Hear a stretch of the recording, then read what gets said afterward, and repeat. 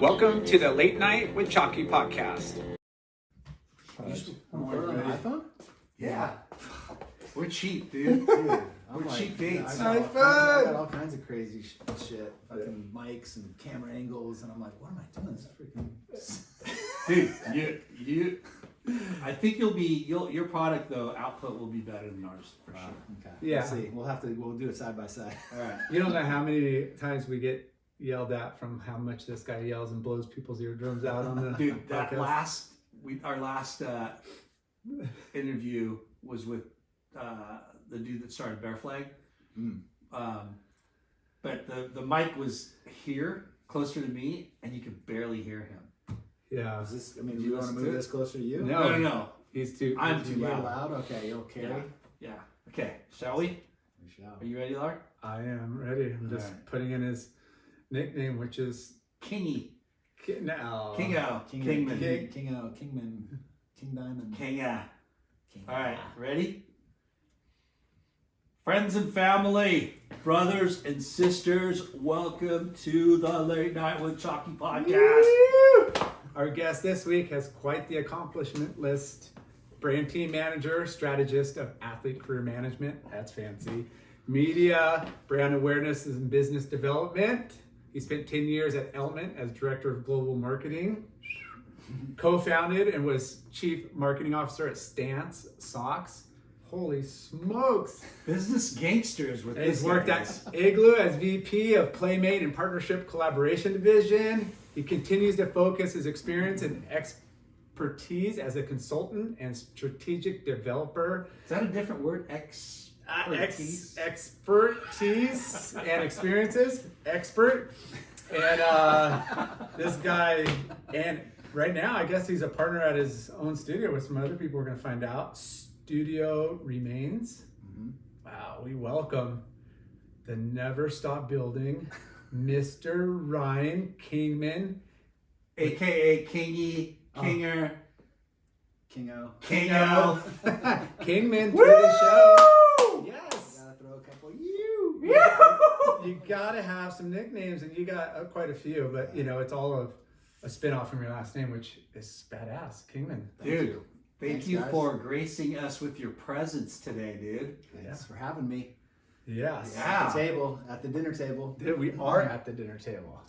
Dinner table conversations. I know that we always kind of start at the beginning of how you found surfing, and you're first and foremost just a skateboarder, right? I guess so. That's what I kind of grew up mostly focused on doing and loved, and everything I have today is because of skateboarding. Yeah. I mean, literally, except for stuff that my parents. But you spent time in Hawaii growing up a little I grew bit. up in Hawaii. My dad was born and raised out there. Shut the front door. Yeah. Yes, yeah.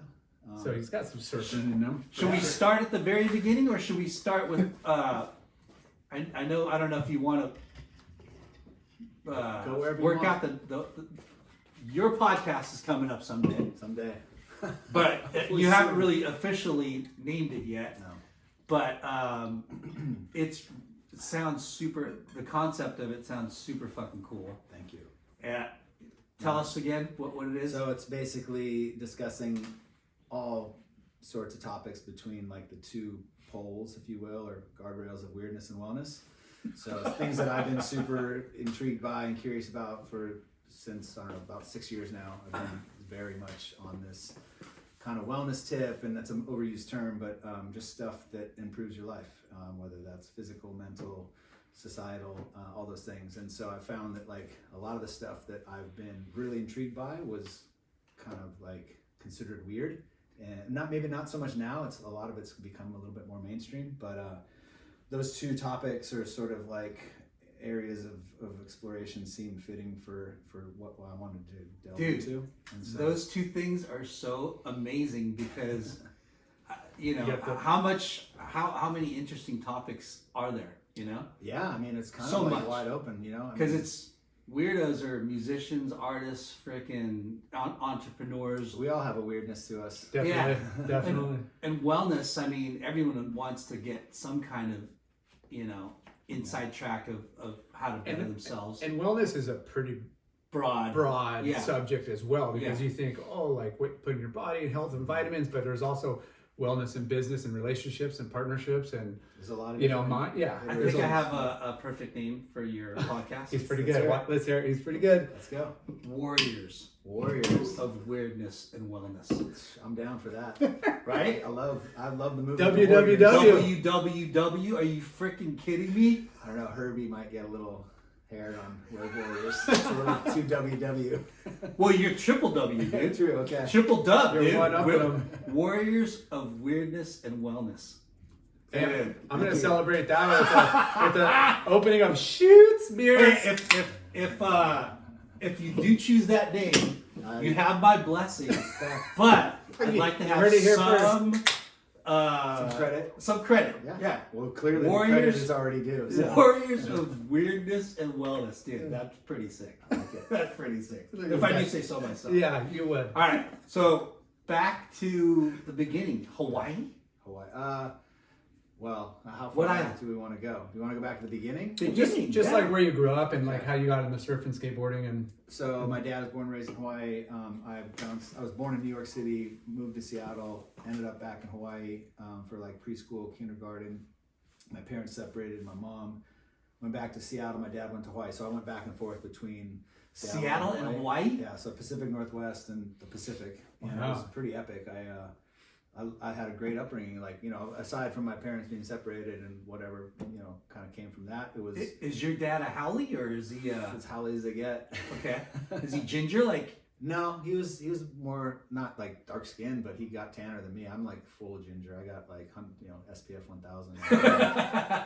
So pretty soon all the freckles will just kind of you'll get darker. as you just get older. one big One- freckle. Yeah. But your dad was born there? Born and raised there? Yeah. Wow. He has Okay. 3 brothers. He went. He was like the quintessential like Oahu Howley, like Punahou Outrigger Canoe Club. Lived in Kaimuki, Kahala. Full surfer? He was, yeah. Yeah. He's got some classic stories, surf stories back in the day. He had a really good friend, Gaylord Wilcox, Gala. He grew up with. He was sort of like, I don't know if this is true or not. Maybe this is my interpretation of it. But you've seen that movie, The Descendants, about like the land in Kauai. George Clooney plays this. Oh yeah. So that was. Yeah. I think that's loosely based around this guy. How weird. But we'd spend a lot of time in Kauai with the Wilcoxes, and I didn't know it. I just thought it was just like my dad's friends, but they were like, Wow. it's pretty like well known in Kauai. Yeah.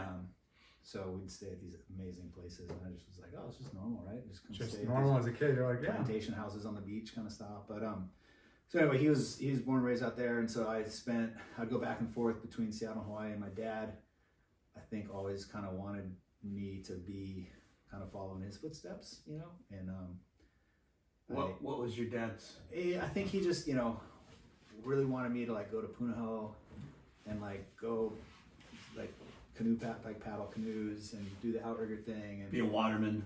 yeah. And I just never really super gravitated to that. I was like, I wanted to skateboard. I love surfing and I love the culture surrounding the beach and the water. And I grew up diving, not scuba diving, but snorkeling and spearfishing. We'd go to the Big Island where he kind of spent a lot of time growing up. And But your dad grew up on Oahu. but they would go to, they had property on the Big Island as well. His father did. Okay. But he grew up with this family, the Kane family, which were this guy Paul Kane and his kids. They were all pure blood Hawaiian, 100%. And I didn't know the significance of that either as a kid, like how special that was. And we would go out and fish. It would do hand line fishing, which was like you literally, there's no pole. It's like you use your hands to pull it in, and you wrap a fish, put a fish on a hook, put it on a rock, wrap it, put like chum on the rock and roll it around, and then you drop it in, and like deep sea fishing with your hands. It was pretty rad. I didn't, it was just like, that's what we did as a kid. And then we would go spearfishing, and I'm learning from these, like the true watermen, like as a kid, I was just like this little Howley kid that kind of spent some time in Seattle and come to Hawaii, and I didn't know how special that was. I reflect back on that now. I look at pictures, I'm like, man. So born in New York City, and then lived on Oahu, and then your parents divorced.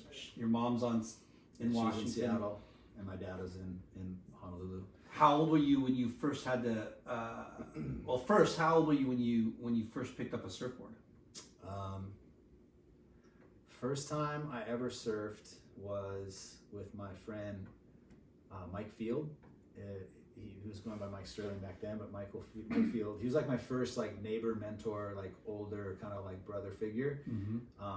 He took me out to. It was in front of, they called it Hilton's. It was out in front of the Kahala Hilton, which I think is just the Kahala Hotel now. And fuck, we had to paddle so far. And I was like, didn't really know how to paddle. And I'm just like paddling forever. And then you just go across the reef and it just drops. And I was like, this is terrifying. And it was like, by my standard, it was huge. By his standard, it was like, you know, probably 3 feet or something. Yeah. And I was just terrified. in this You'd deep never water. surfed before, or? No. I mean, I boogie boarded when I was a kid with my dad, just like by the Waikiki wall, just because I didn't have a surfboard. And then Mike took me out. I was like a little kid. Took me out surfing, and I think I caught a wave. And I was On that day you're talking about? Yeah, but I think it was like not a great wave, and I was terrified. And then I was so tired by the time I got out there from paddling, because I wasn't in paddling shape. And so I got out there and I was like scared. And How old were you? Like 7 or 8 or? No, it's probably more like 11. Okay. 12 maybe. And so we go in and I'm like, oh, that was gnarly. And then he's like, okay, we'll keep going, you know? And so, and he also skateboarded. So we'd go skate this ditch called Holes by my house in Kahala, which is right next to this church school. What was that called? I can't remember, Star of the Sea. So, but anyway, he would take me skating and surfing. And so then he took me to another spot, which is called Kaiko's, which is at the base of Diamond Head. It's like this really weird entry where you got to kind of crawl down these rocks, jump off the rock, time it with the wave to get out. And again, I'm like, fuck, I don't know what I'm doing. And you have a longboard? No, I had kind of a short board again, but I should have had a longboard. Okay. I wasn't a short. I couldn't stand up. Was that on that first day though? Did you have a longboard or a No, shortboard? shortboard. Shortboard. Okay. And you know how hard it is first time you get on a Yeah. shortboard. I mean, I didn't know what I was doing. We talk about it all the time how. And I'm just for the record, I'm not like a great surfer. Yeah. I grew up around it. I never like. I've surfed out in the country a couple times. I almost died one time. Literally almost drowned. I thought I was going to die. Yeah. The gas chambers. It's not like I don't fondly remember that moment. No, but surfing is one of the freaking hardest things to do. If you don't get taught or get pointers or whatever, like there's so much to learn. Well, there's so many easily identifiable factors of like where you're positioned on your board, Yeah. how you paddle, the stroke, how you keep Yeah. like just paddling is one thing. Getting out is another thing. Getting in the right position is another thing. Catching the waves is another thing. Standing up is another thing. Duck Being diving. able to duck dive, like all of them are difficult in their Yeah. own right when you're beginning, and then Yeah. obviously as you get better, it becomes just Yeah, muscle memory. But even sitting dormant, with your legs on the side of the board. there's nothing worse than being like out there and your board shoots out. You're Yeah. like, oh, I'm such a goof. Like Muscle memory and everything. all that stuff, like the where you put your weight and where your chest is when you paddle, like all those things that no one really teaches you. You kind of have to watch and figure it out yourself. And I had a great person, my friend Mike, who's Yeah. helping me, but it's still. How much older was he? He's I think he was 17 or 18, because I think he turned. There was something about the law in Hawaii that they changed the legal drinking age from 18 to 21 when he was like 18. So there was a big to do about that. All Yeah. him and his friends were like, fuck that. But he was always like looking out for me and kind of showing me the ropes, and he was like more of like, I guess like the waterman, if you will. Yeah, And and that's cool. He was a skateboarder too. yeah. I mean, he, like surf style, but to me, he was like a surf god and skate Yeah, god. yeah. that was my freaking, I idolized It's him. neat and cool that somebody that age, that's 18 years old, is showing the ropes to a little kid, because you're a I little was kid. like scrawny, super howly kid, red hair, like not cool, not funny. I was a grom in the neighborhood, and Yeah. he just looked out for me. I don't know, maybe my dad asked him to. I have no idea, but Yeah. and That there's- maybe the parents have like, I don't know. you He might know, have like, been, hey, like here, take care of my kid. He's like, oh, okay. Yeah. But we're still, I mean, I shouldn't say we're still friends. I still like Communicate with him. communicate. I see him. He's a really rad artist. He lives on the Big Island. He's like a waterman now. Mike Field. Mike Field. Okay. Yeah. That's Yeah. really cool. Yeah. So you're living in Hawaii. Mhm. Parents get divorced. Mhm. Your mom moves to Seattle, and then you started having to go there, right? Yeah, and I was kind of like, I had a little bit of an existence in both places, you know, friend groups and school and stuff. Mhm. So this is how it was set up. I would do school years in Seattle with my mom, and then I would go back to Hawaii for the summer, and like sometimes for like a Christmas break or something. So I had my friend group in Hawaii and I had my friend group in Seattle, and oddly enough, I mean, there was lots of different friends I had and stuff, but like I kind of fell in with the same type of people. At both Oh, places. Yeah. Yeah. Huh. How depressed were you, or how bummed were you though when you were like, what? I gotta go to where? The Pacific Northwest? It wasn't that. I was stoked. I loved it because I liked Seattle. I liked that I had the city exposure, and it was like Seattle was like not what it is now. It was kind of grimy.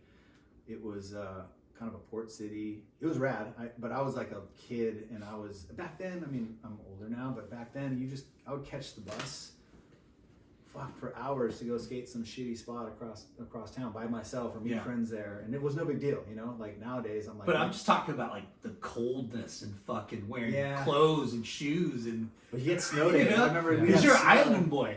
Yeah. Island boy.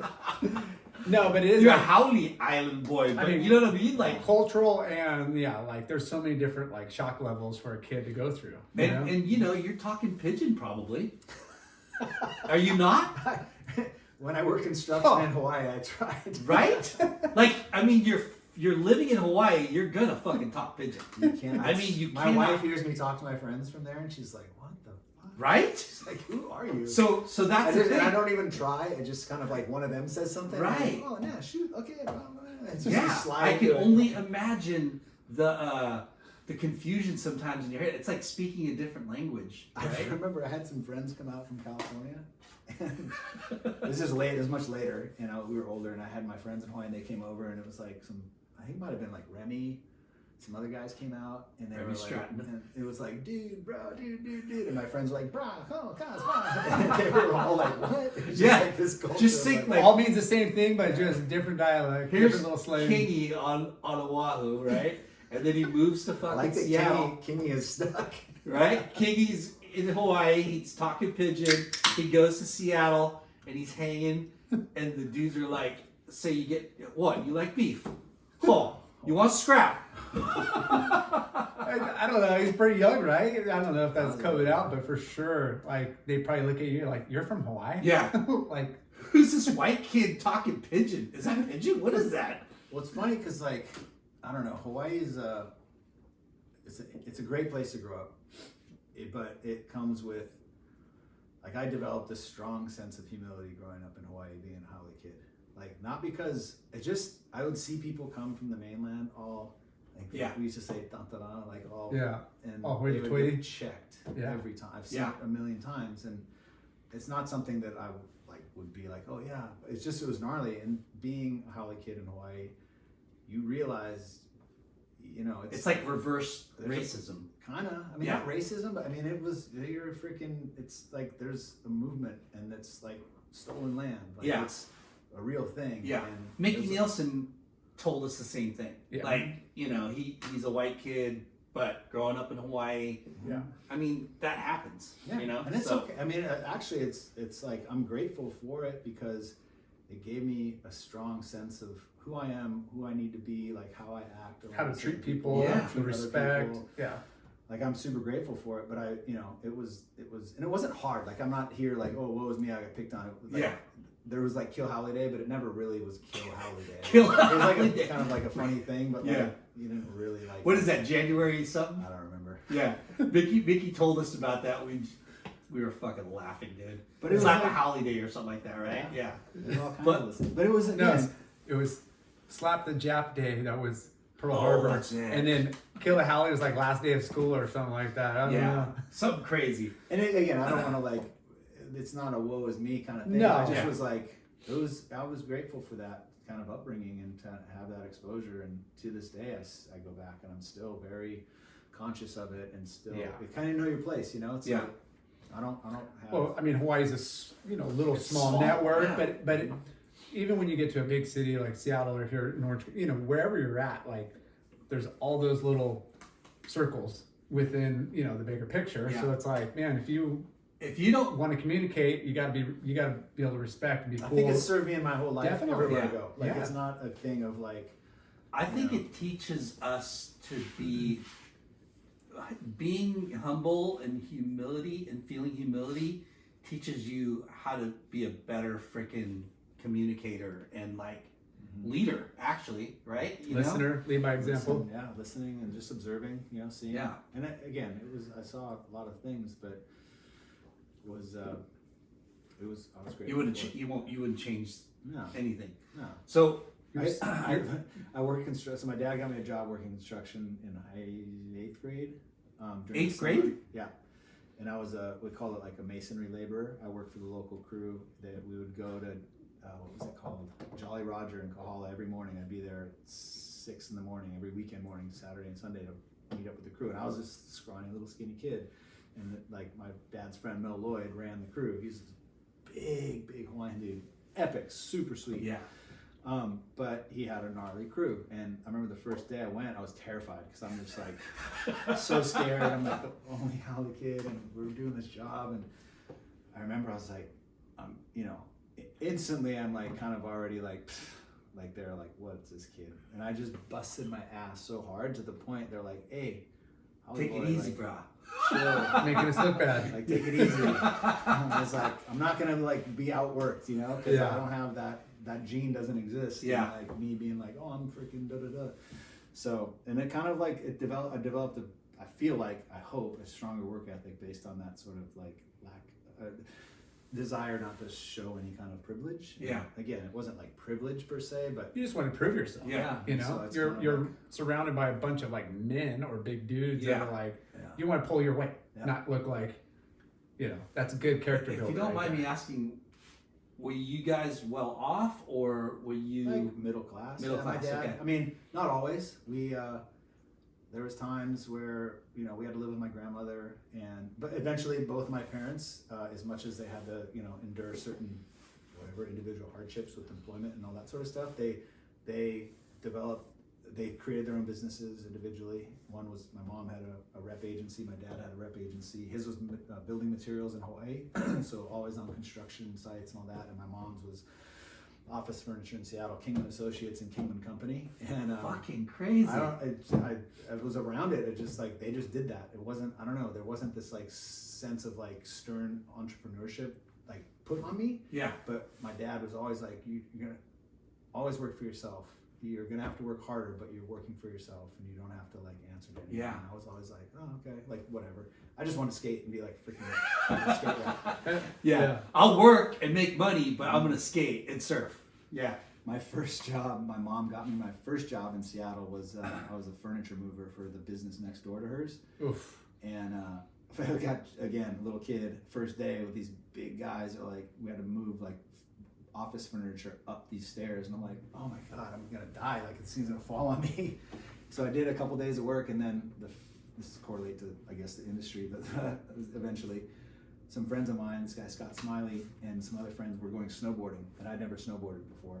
And you're what, teenager? Yeah, and they were like, "Oh, we're gonna go snowboarding," and I was like, "Oh, I want to go," but I didn't want to ask for time off, and so I just left, and I lost my job like within a week because I With the just went- furniture place? Yeah, because I went snowboarding and didn't tell my boss. It was like a good life lesson of like, hey, you gotta like have some responsibility too, you know? Yeah, I just was like a dumb kid, like, oh, I'll just dip out for a couple days, and that was a fucking horrendous experience in and of itself, going snowboarding with these guys that are all good, and Yeah. I'm like this kid from Hawaii that doesn't know how to snowboard, and Yeah. You can skateboard. they but- just bailed on me. They were just like, "Hey, good luck." I was like, "What? How do I fucking do this?" It was at night. I'm like, "It's cold. Fuck, this sucks." Where do I hate it." go? Yeah. Where I do I rented- The go? gear wasn't that great. I had to rent a board. Yeah.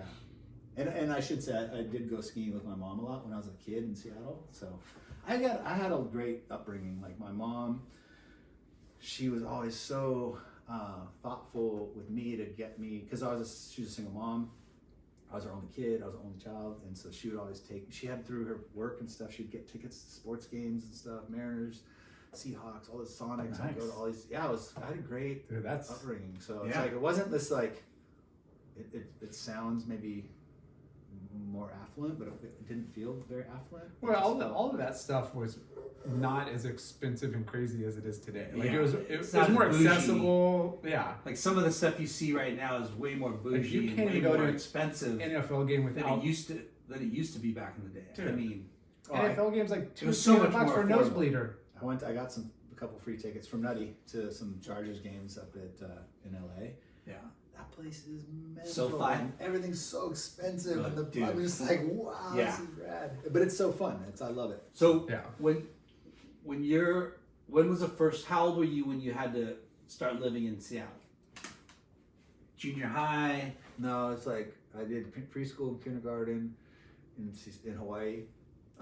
Shout out to Manawili Elementary in Kailua. And then I moved to Seattle. I did first through 8th grade in Seattle, and then I left to go back to Hawaii and repeated 8th grade, and that's where I met a lot. I'm still friends with like mostly everybody I met. Like I got a crew of friends that we're still super tight to this day. Like That's cool. all of them. First to 8th grade in Seattle. Yep. But then I go summers in Hawaii. Yeah. Summers and sometimes at Did Christmas. you trip like going back to it? Did you trip when the first sight of snow?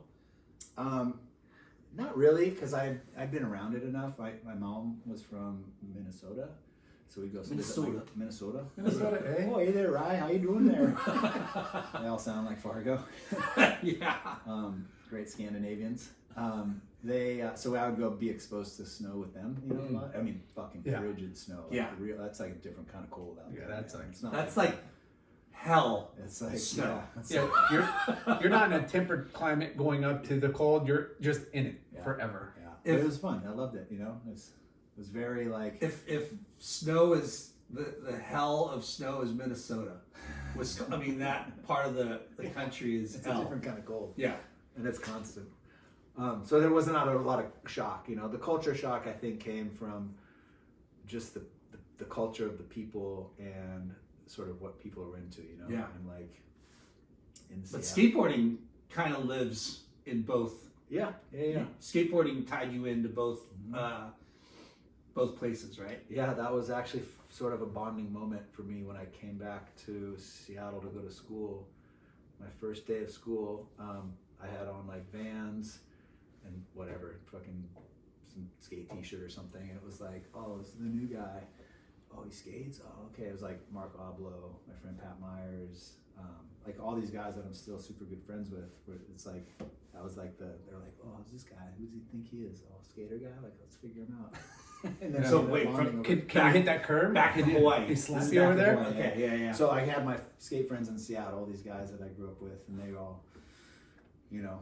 But it was funny because it was like in Hawaii, it was like this almost like a surf skate kind of thing, and then in Seattle, it was like just it was like snowboarding and skateboarding were like the crossovers, if Yeah. you will, and it was like What kind of skateboard did you have? my first skateboard. Yeah.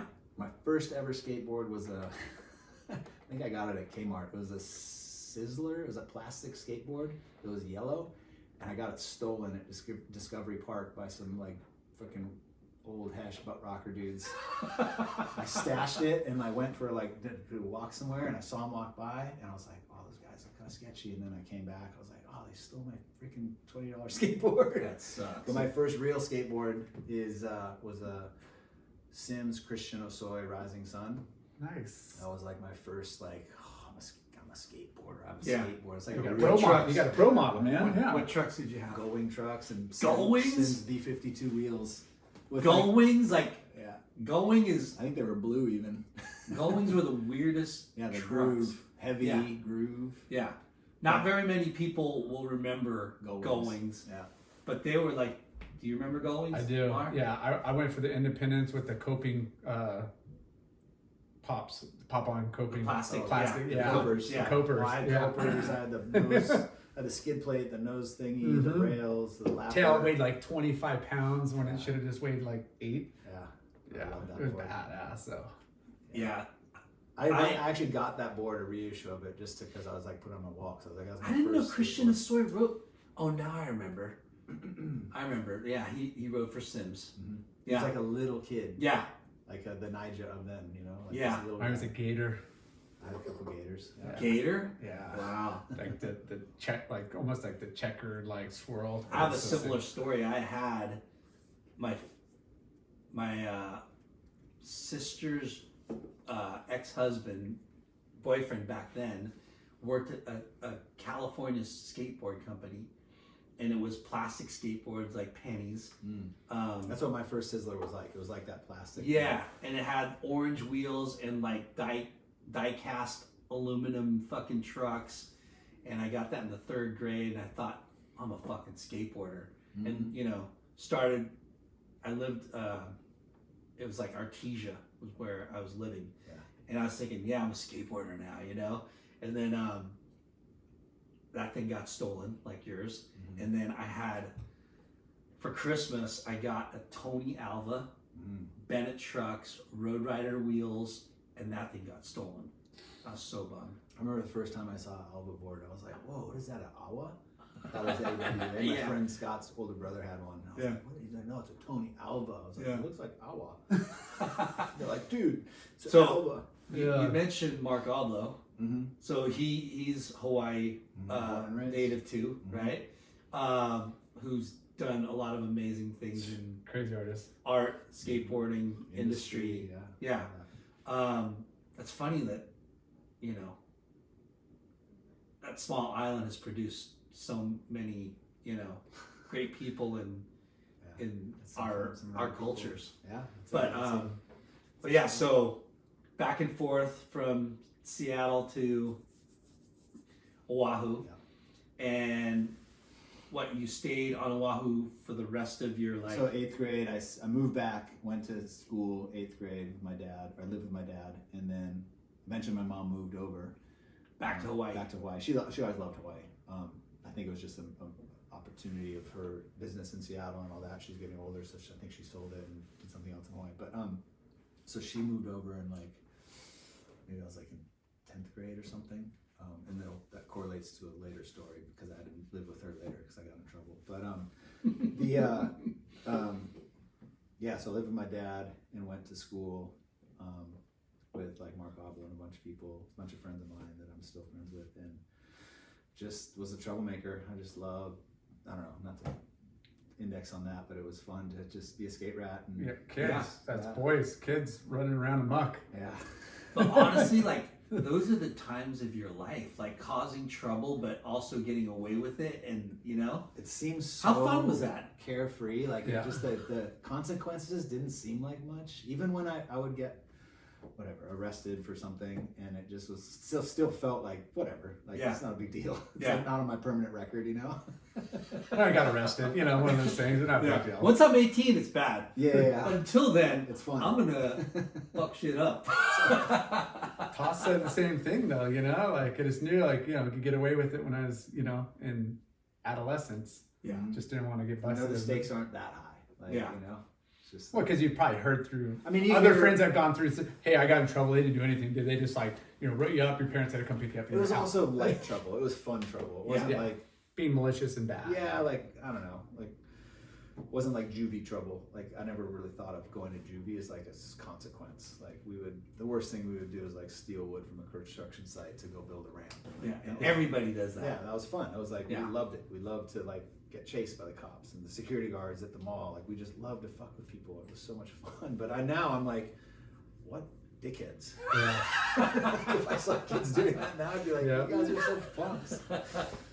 Yeah, I mean, skateboarding at the schools after hours, and the janitors, cleaning, and they, he'd be in a room vacuuming. He can't hear crap. We'd take his cart and just roll it down, and he'd come out freaking out. You punks! That was harmless, but I'm sure he. Were you surfing too off. then, or skateboarding? Not really. I kind of went a few times with Mike, and I went to a surf camp one time, a after school surf camp with my friend Alika Winter. And he kind of followed surfing and became much better at surfing. And then me and him would go once in a while, just kid stuff. But it was skateboarding was my calling. That's what I felt I identified with more. Yeah. Not because anything against surfing. It was fun. I wasn't very good at it. 2, I was so freaking pale skin Holly. I'd have to smother myself with sunscreen.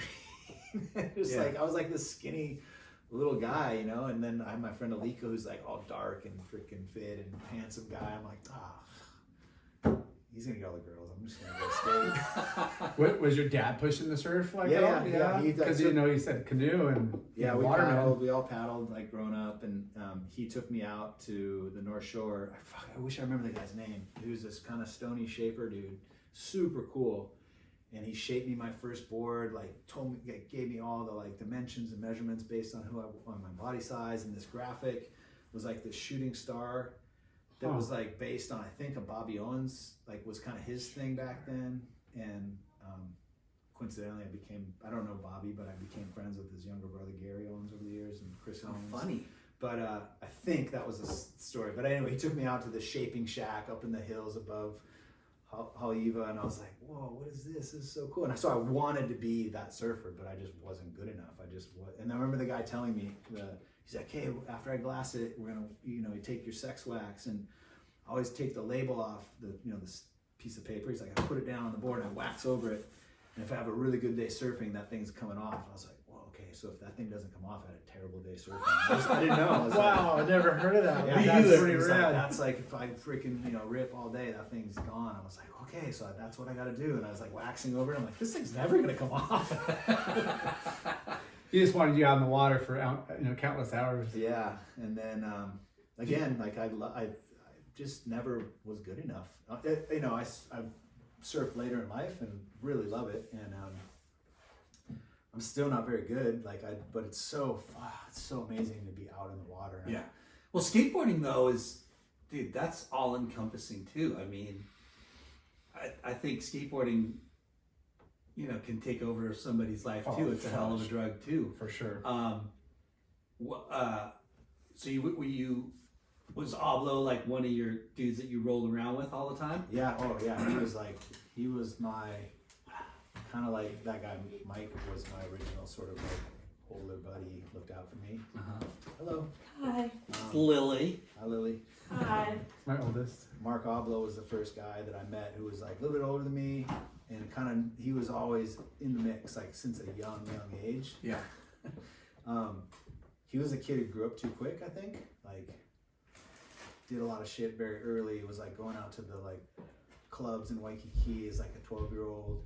Knew a lot of older guys, like before I knew him, and then So he paved the way. he just had a lot of experience that I didn't have. Yeah. And he's like Showed you the ropes. He was into so much rap music and all this stuff, and so he kind of like just showed me all this stuff, and I was like, whoa, music, and this one's funny. So he took me skating one day because I was like the kid at school who like had on the van. So he's like, oh, what's up? You want to go skate? I was like, okay, yeah. I'm like, where are we going? He's like, I want to skate a vert ramp. I was all, okay. Hadn't like terrible vert skater, but he took me to this vert ramp and I was they were all like ripping, and I was just this little kid again, kind of like outside my depth, but like fuck, I want to be in with these guys. Yeah. Whatever. And so Pushed you. but Mark was always like the kind of like put me under his wing, so to speak. And Mark he was like really good at like putting himself out there, like not in a weird way. He just was like a fucking personable guy, and he knew everyone. And I remember the first time I met him, he probably wouldn't even remember this. I had done a garage sale for my dad, selling a bunch of shit, and like my dad gave me some money, and I wanted to go to HIC at Ala Moana with my friend Mike, the older guy who could drive me, and I bought stickers. I bought like HIC stickers, and Mark was behind the counter, just bah, bah, bah, just He was working there. yeah, at HIC as like a little kid. Again, he kind of like had this early, like he did things a lot earlier than most people did. Yeah. Like he had a job at HIC when I was like buying stickers. But we're roughly the same age. Yeah. Sorry to interrupt. Do you think there's kids out there that's like take their like lemonade or garage sale money and go to the store and buy stickers anymore? Nowadays? Yeah. No way, right? No. People don't really sell stickers No, anymore. it's know. a thing now. It's coming Is back. it coming back? Good. But it's like I feel like they're so limited, like the good ones, Yeah. and they're harder to get. So I think they're more like they become elevated again. Yeah, it used to be just like you just freaking. But I mean, we worked in the shop. It was like an entire countertop case, and you Yeah. had to clean it and organize it, and you're always. It was a department practically. It was. A sticker I department. think I probably paid like $5 for a big HIC sticker, Yeah. and I was like, "Whoa, sick!" Yeah. Yeah. I was like, "Whoa, where am I gonna put this thing?" Like, Dude, it was it was yeah, it was So crazy. Igloo was the Sticker dude. forward, like early adopter He was the guy who always like pushed me to try a trick or pushed me to like experiment with, you know, some kind of music or like, hey, that girl, like ask her out. I was like, I'm not asking her. I was like, no, go say this to her. And I'd be Wow. like, okay, So go. you guys were like really good friends. Oh, brothers. Yeah. Yeah, like That's kids. funny. And then he What had a an older small brother. fucking world. I He had know. an older brother named Scott. It was Mablo and Sablo, like Malibu and Salba. and Mark was always into photography from a very young age. Like he was always like, he still shoots photos, but Was he's always been to like kind of like steezy, cool guy. yeah. So I was saying he's kind of like the guy who gets shit done or meets the right people. So he was sponsored as a young kid by different board companies and shoe companies and Jimmy Z, and like he'd get these boxes of Jimmy's and I'd be like, whoa, my God, they sent you all that? And he's like, he'd give me the shit he wouldn't want, you know, like the bumblebee color stuff or whatever. I'd be like, sick. Here, bro. Yeah.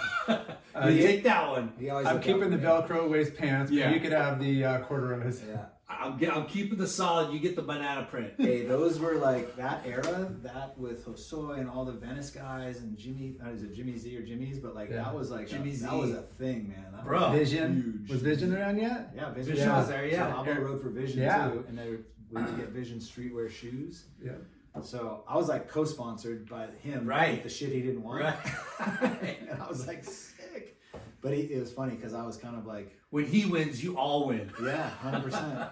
And Well, he's that's- still that way. It's still radical like that. And That's so awesome. but it's funny because I would do some dumb shit, you know, like get in trouble with my dad or at school, and he'd be like, "Hey, if you like stay out of trouble, I'll give you a pair Ablo. of a pair of shoes, you know, or don't Ablo drink." was your voice of reason. Uh-huh.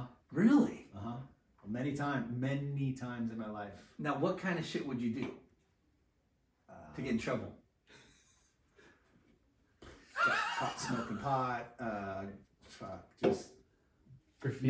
no, I never was into graffiti. I thought I was. I saw like breaking one time, and I like Yeah. went under they had these canals and. But that was like a typical like Yeah, I teenage wrote shit like kid. Kingman. Kid like, shit. what an Yeah. idiot. Like I'll never get in don't have trouble the for that. don't have the talent, but I mean that was kind of a shit kid move, like you know, for the most part. Like I'm gonna go tag something. I mean, You just have this like, I gotta break something. But yeah, just dumb shit. You know, mouthing off at school, getting in detention or something, or like. But Ablo was the guy that was like, dude, you gotta. Yeah, because also again he had done so much younger, and He already knew. he was already past it. Like Yeah. you know whatever it was. Yeah. Exposure to certain things. He was like, oh, I've seen that. That's no good. And he had a lot of older friends that were like in real trouble, like gnarly trouble. Yeah. And I was always scared of those guys. Fuck, they were gnarly. And they're still, if they're alive, in trouble. Yeah. But he was always like, hey, don't go down that path kind of thing. And again, it wasn't like I wasn't down that path. I was Yeah. like a kid shit. I was just doing dumb, silly things. But he probably was stoked hanging out with you. He's like, dude, don't blow it, you know. yeah, yeah, you're my buddy. But he would have, so when we were younger, so a lot of like skateboarding pros would come to Hawaii. And They'd all They'd stay all with stay him with or him. go through. Yeah. like, you know, at his house, it's like Tommy Guerrero, Christian Osoy, Steve Cabell, like all these like guys that are like, Yeah. legends now were just like sleeping on the floor at his house. His mom's cooking breakfast, and I would always try to go over there and be like, spend the night too. But I was always in trouble, so I could never. I was always grounded by my dad, so I could never go. And I was like, God, Dad, it's like Hosoy's over there. Yeah. It's like, I don't care. You freaking grades Talking- suck. I'm like, Talking "Oh." back, being the coop. Yeah, like you freaking blew it, son. You could have been out there with the boys, and no, you just were a dickhead at school and got in trouble. So How funny and cool is that you were like that part of you were Aldo's friend, and he was like the gateway for skateboarding in Hawaii. Yeah. And everyone kind of filtered through. He was the go-to guy in Hawaii. and he was Pretty young. I mean, there's a lot of guys over there. There's my friend Billy, or our friend Billy Deans. There's just so many guys that were there. Stacy Gibo was like one of my early, like I looked up this guy Stacy Gibo. He was gnarly, just like taking the hardest slams, and he's like into punk rock and he just lived by his way, and I always thought that was so cool. And that's when skateboarding was changing from vert to more street. It was kind of like, yeah, it's kind of a little bit of both. I Yeah. mean, vert was not as accessible. We had our friend Grant Fukuda had a vert ramp, you know, in Kailua. Oh, and my dad worked in construction or building materials. He would get masonite donated to the ramp, and they just put some of the brand, like it's called Canfor, it's like Canadian Masonite stickers on it. So they were like, "Oh, Kingman's cool. His dad got." I mean, it was again my dad probably looking out for me, like, Yeah. take care of this kid. I don't know, but he would get Masonite for the vert ramp. So I was like, "Oh, you're okay, man. You can hang out." Yeah. Was it a lot of like launch ramps, any pools, we and did just launch little? ramps, we had jump ramp. I was like jump ramp era was big for like us back then. Yeah. I mean, it's so dumb. You just jump in the air and land on flat ground. It's so dumb, but that's Soy made his fucking like yeah. Put a name. his rise to fame was jump ramps. It seems like, right? And Tommy Guerrero, right? Like There was a very much of that Venice era of like the late '80s, where on the boardwalk they had ramps to walls and. all But that you could stuff. put him. We would transport those like all over. Like, let's go take it over to this spot. You know, somebody put it on We a would skate steal deck wood, and steal wood from construction sites and build jump ramps because we couldn't get enough wood to build like a proper. vert and you had ramp. to Yeah. store that in somebody's yard or house. You know, little jump ramp. We would just put it on somebody's deck and then we'd skate it around. your skill level probably elevated much faster and quicker because of your friendship with Aldo. Because I wish it had elevated faster and better. It did. But yeah, I mean, being around all those kind of people, you just pushed you. Yeah, maybe you don't really have I mean, I wasn't that as good as those guys, but like you definitely like that's your bar is like these guys that are Yeah. and you're like, oh, well, that's normal, okay. But even though it Yeah, wasn't normal. because you're getting the who's who at the time of talent and like notoriety and fame. Like, I mean, those guys were the guys at that time. I didn't even realize that, and now I mean I realized it then just being around it, like how rad that These was. guys But are just the rippers. skateboarding wasn't that big. I mean, it was big, I guess. You know, there's eras of like it's big and then it drops off, and it's big and it drops off, and like it wasn't that cool to be a skateboarder back then. Were those guys getting shots in the mags? Like, Yeah, there was the so mags and so stuff. they were kind of like Yeah. the shit still. Oh, dude, Soy and Guerrero, like, But like Soy was they were like- young. He was like the guy, you know, going to Brazil with all his friends. He would come later in Hawaii when he was a little bit older, and he would bring like a crew every time. I mean, like A posse. 10, 12 people. Yeah. Girls, guys, Block, Aaron Murray, freaking Scott Oster, all these guys would come out, and I remember we had this ramp in Pololo Valley ramp. It was like a little mini ramp with a turn-in spine ramp, and he would show up in two big town cars. He always had to have town cars. And they'd rock up, and it was like they'd So all get rad. out and just like spliffs and just like woo, woo, woo, what's up, bro? You're just like, oh shit. And I'd try and dress like him. He'd like do all this fucking flare shit. I was like, Yeah. that's cool. King of Flair for sure. Yeah, and then he would like I didn't go all the time, but once in a while he'd take like everyone out to dinner, and I would be like at the table, just this little kid, you know, like, my God, he's gonna pay for all this. And then sure enough, like the card goes out, everyone just bails. I'm like, oh, he just bought me dinner. Like, whoa. I was like blown away.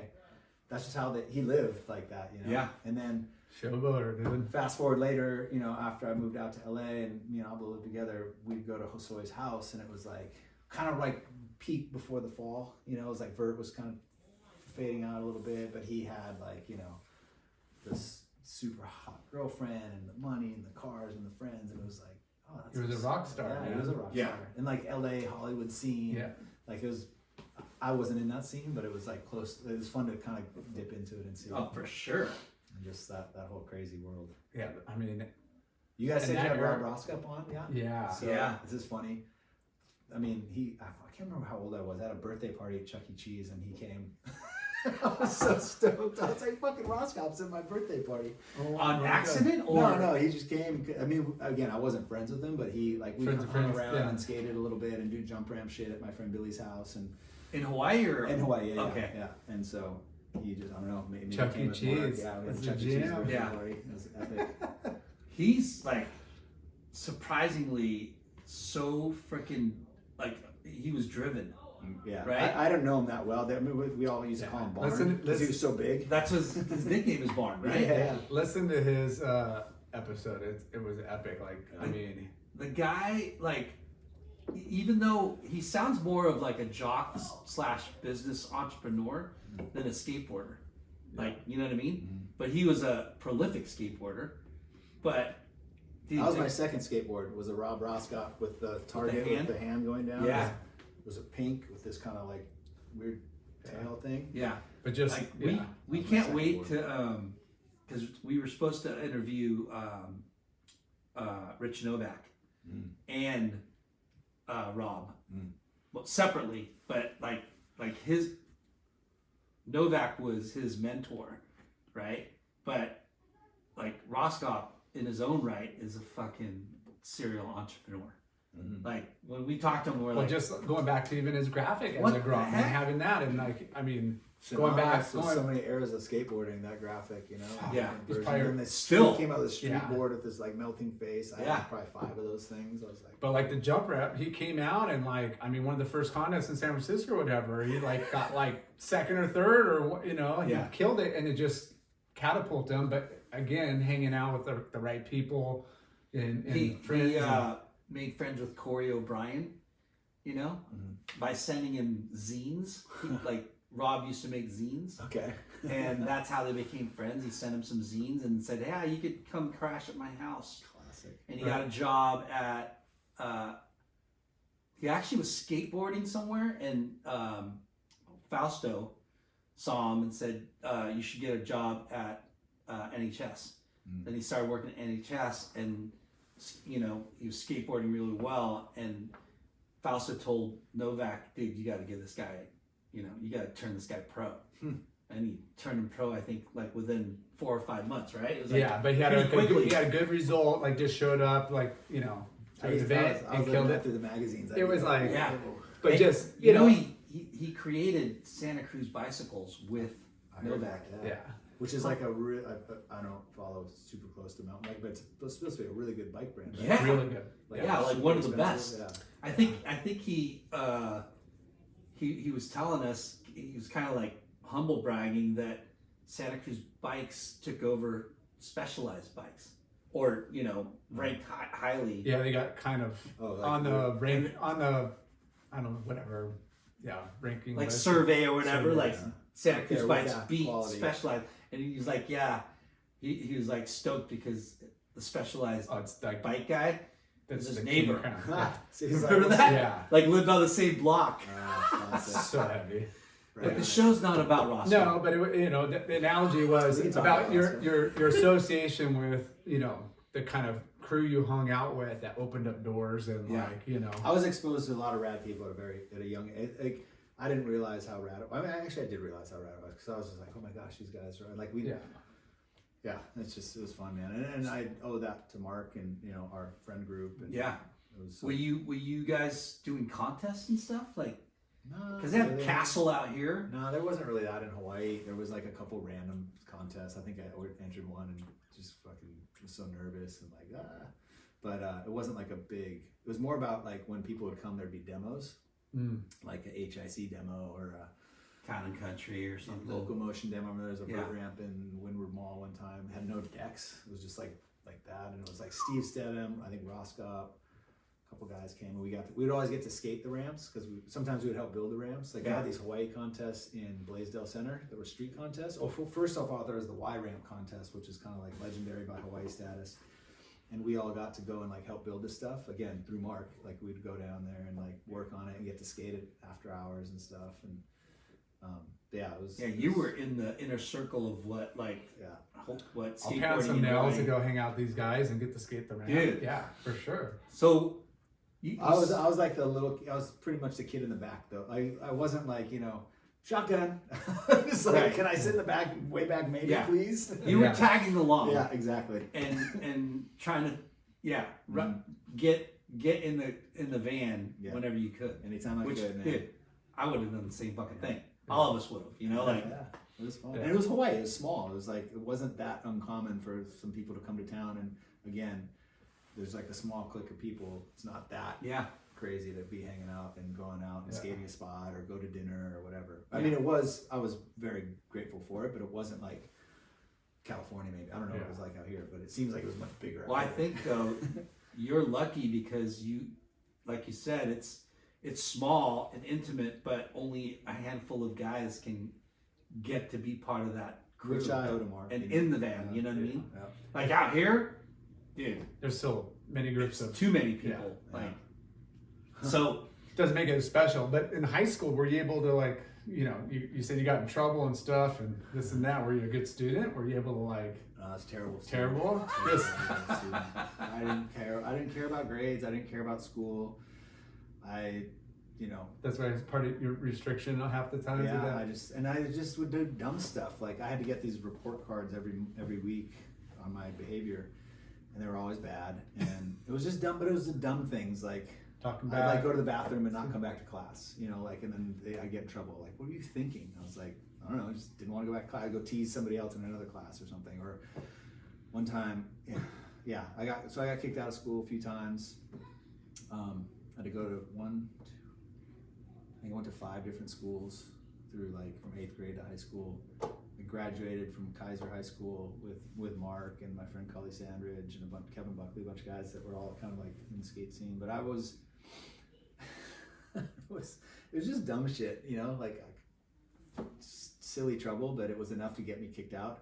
And I think I graduated from Kaiser, I'd have to look, but I think it was like just like a 1.5 or just enough to like scoot on out and not have to repeat 12th grade. A D-. But it was like really cool. I had to take one test. It was a psychology test. I remember Mr. Chu, he was a sweet guy, and he would give everyone the test results in advance, and like you could study it basically. Yeah. I probably shouldn't say this, but it's silly now. But I recorded it all into a Walkman, like a cassette tape. So I would take because I also had to get 100% to graduate. I had to get 100% On that test. And he gave it to me like, "Okay, go study this and learn it and get 100%." Yeah. I was like, "Okay." I didn't study it. I just recorded it onto a cassette tape on a Walkman and pulled like a earbud up my sleeve and just was like sitting in class by myself, mind you. And then he came up to me one time. This almost doesn't sound real, but he came up to me one time and he's like, "Let me see your hand." And I had like a jacket on. I was like, "What?" And it slid down in. He's like, "Oh, I heard people are recording and doing the, cheating." I was like, "Not me." And then I had to like, kind of pass a little time and scoot it back out and rewind and like kind of play where I was. And I got 100%. So somebody showed you that. Yeah. It was like a thing. We all kind of did it, but that test in particular. How come your hand's not leaving your? Yeah, like I was like, "Hey, how's it, Mr. Chu?" And he probably knew. He probably was like, felt sorry for me because he knew if I didn't get 100%, I didn't graduate and I'd be back there the next year, or I just would never. I don't want this guy back next year. I'm gonna pass him regardless. Senior year, I just was like I just didn't go much. Like I wasn't getting in trouble because you're older and like the stakes are a little higher in like senior year of like you're not gonna go fuck with like people. It's like you just come do your thing and maybe mix some classes here and there and whatnot. So during that time, you worked construction, mason during the weekends and in the summers, all like every day. Did you ever work at retail shops, surf, skate? Yeah. No, I worked at Tower Records. Tower Records. It's that a Blockbuster. Tower Records was it was like a scene, like the people, the culture, everyone that worked there. That was a cool place to work. It was, and you had everything from like rockers to like local surfer girls to like trippy club people. Like it's like that movie Empire Records. Like all these trippy people come together. Yeah. And then the security guards, I was always super down with. There were these big guys, 2 of them, and they would take acid and sit up. There's like a corner in the cassette room with the 2-way glass, and they would sit there and just trip out and catch people stealing. And check this out. Heck? This is hilarious. Right next door, Tower Records isn't there anymore. It was across the street from All in One on the corner. And right next door to Tower Records was a Korean Hostess bar. And you guys familiar with those? Yep. Yeah. So, I would go over there and eat lunch and drink beer. And the ladies in high school?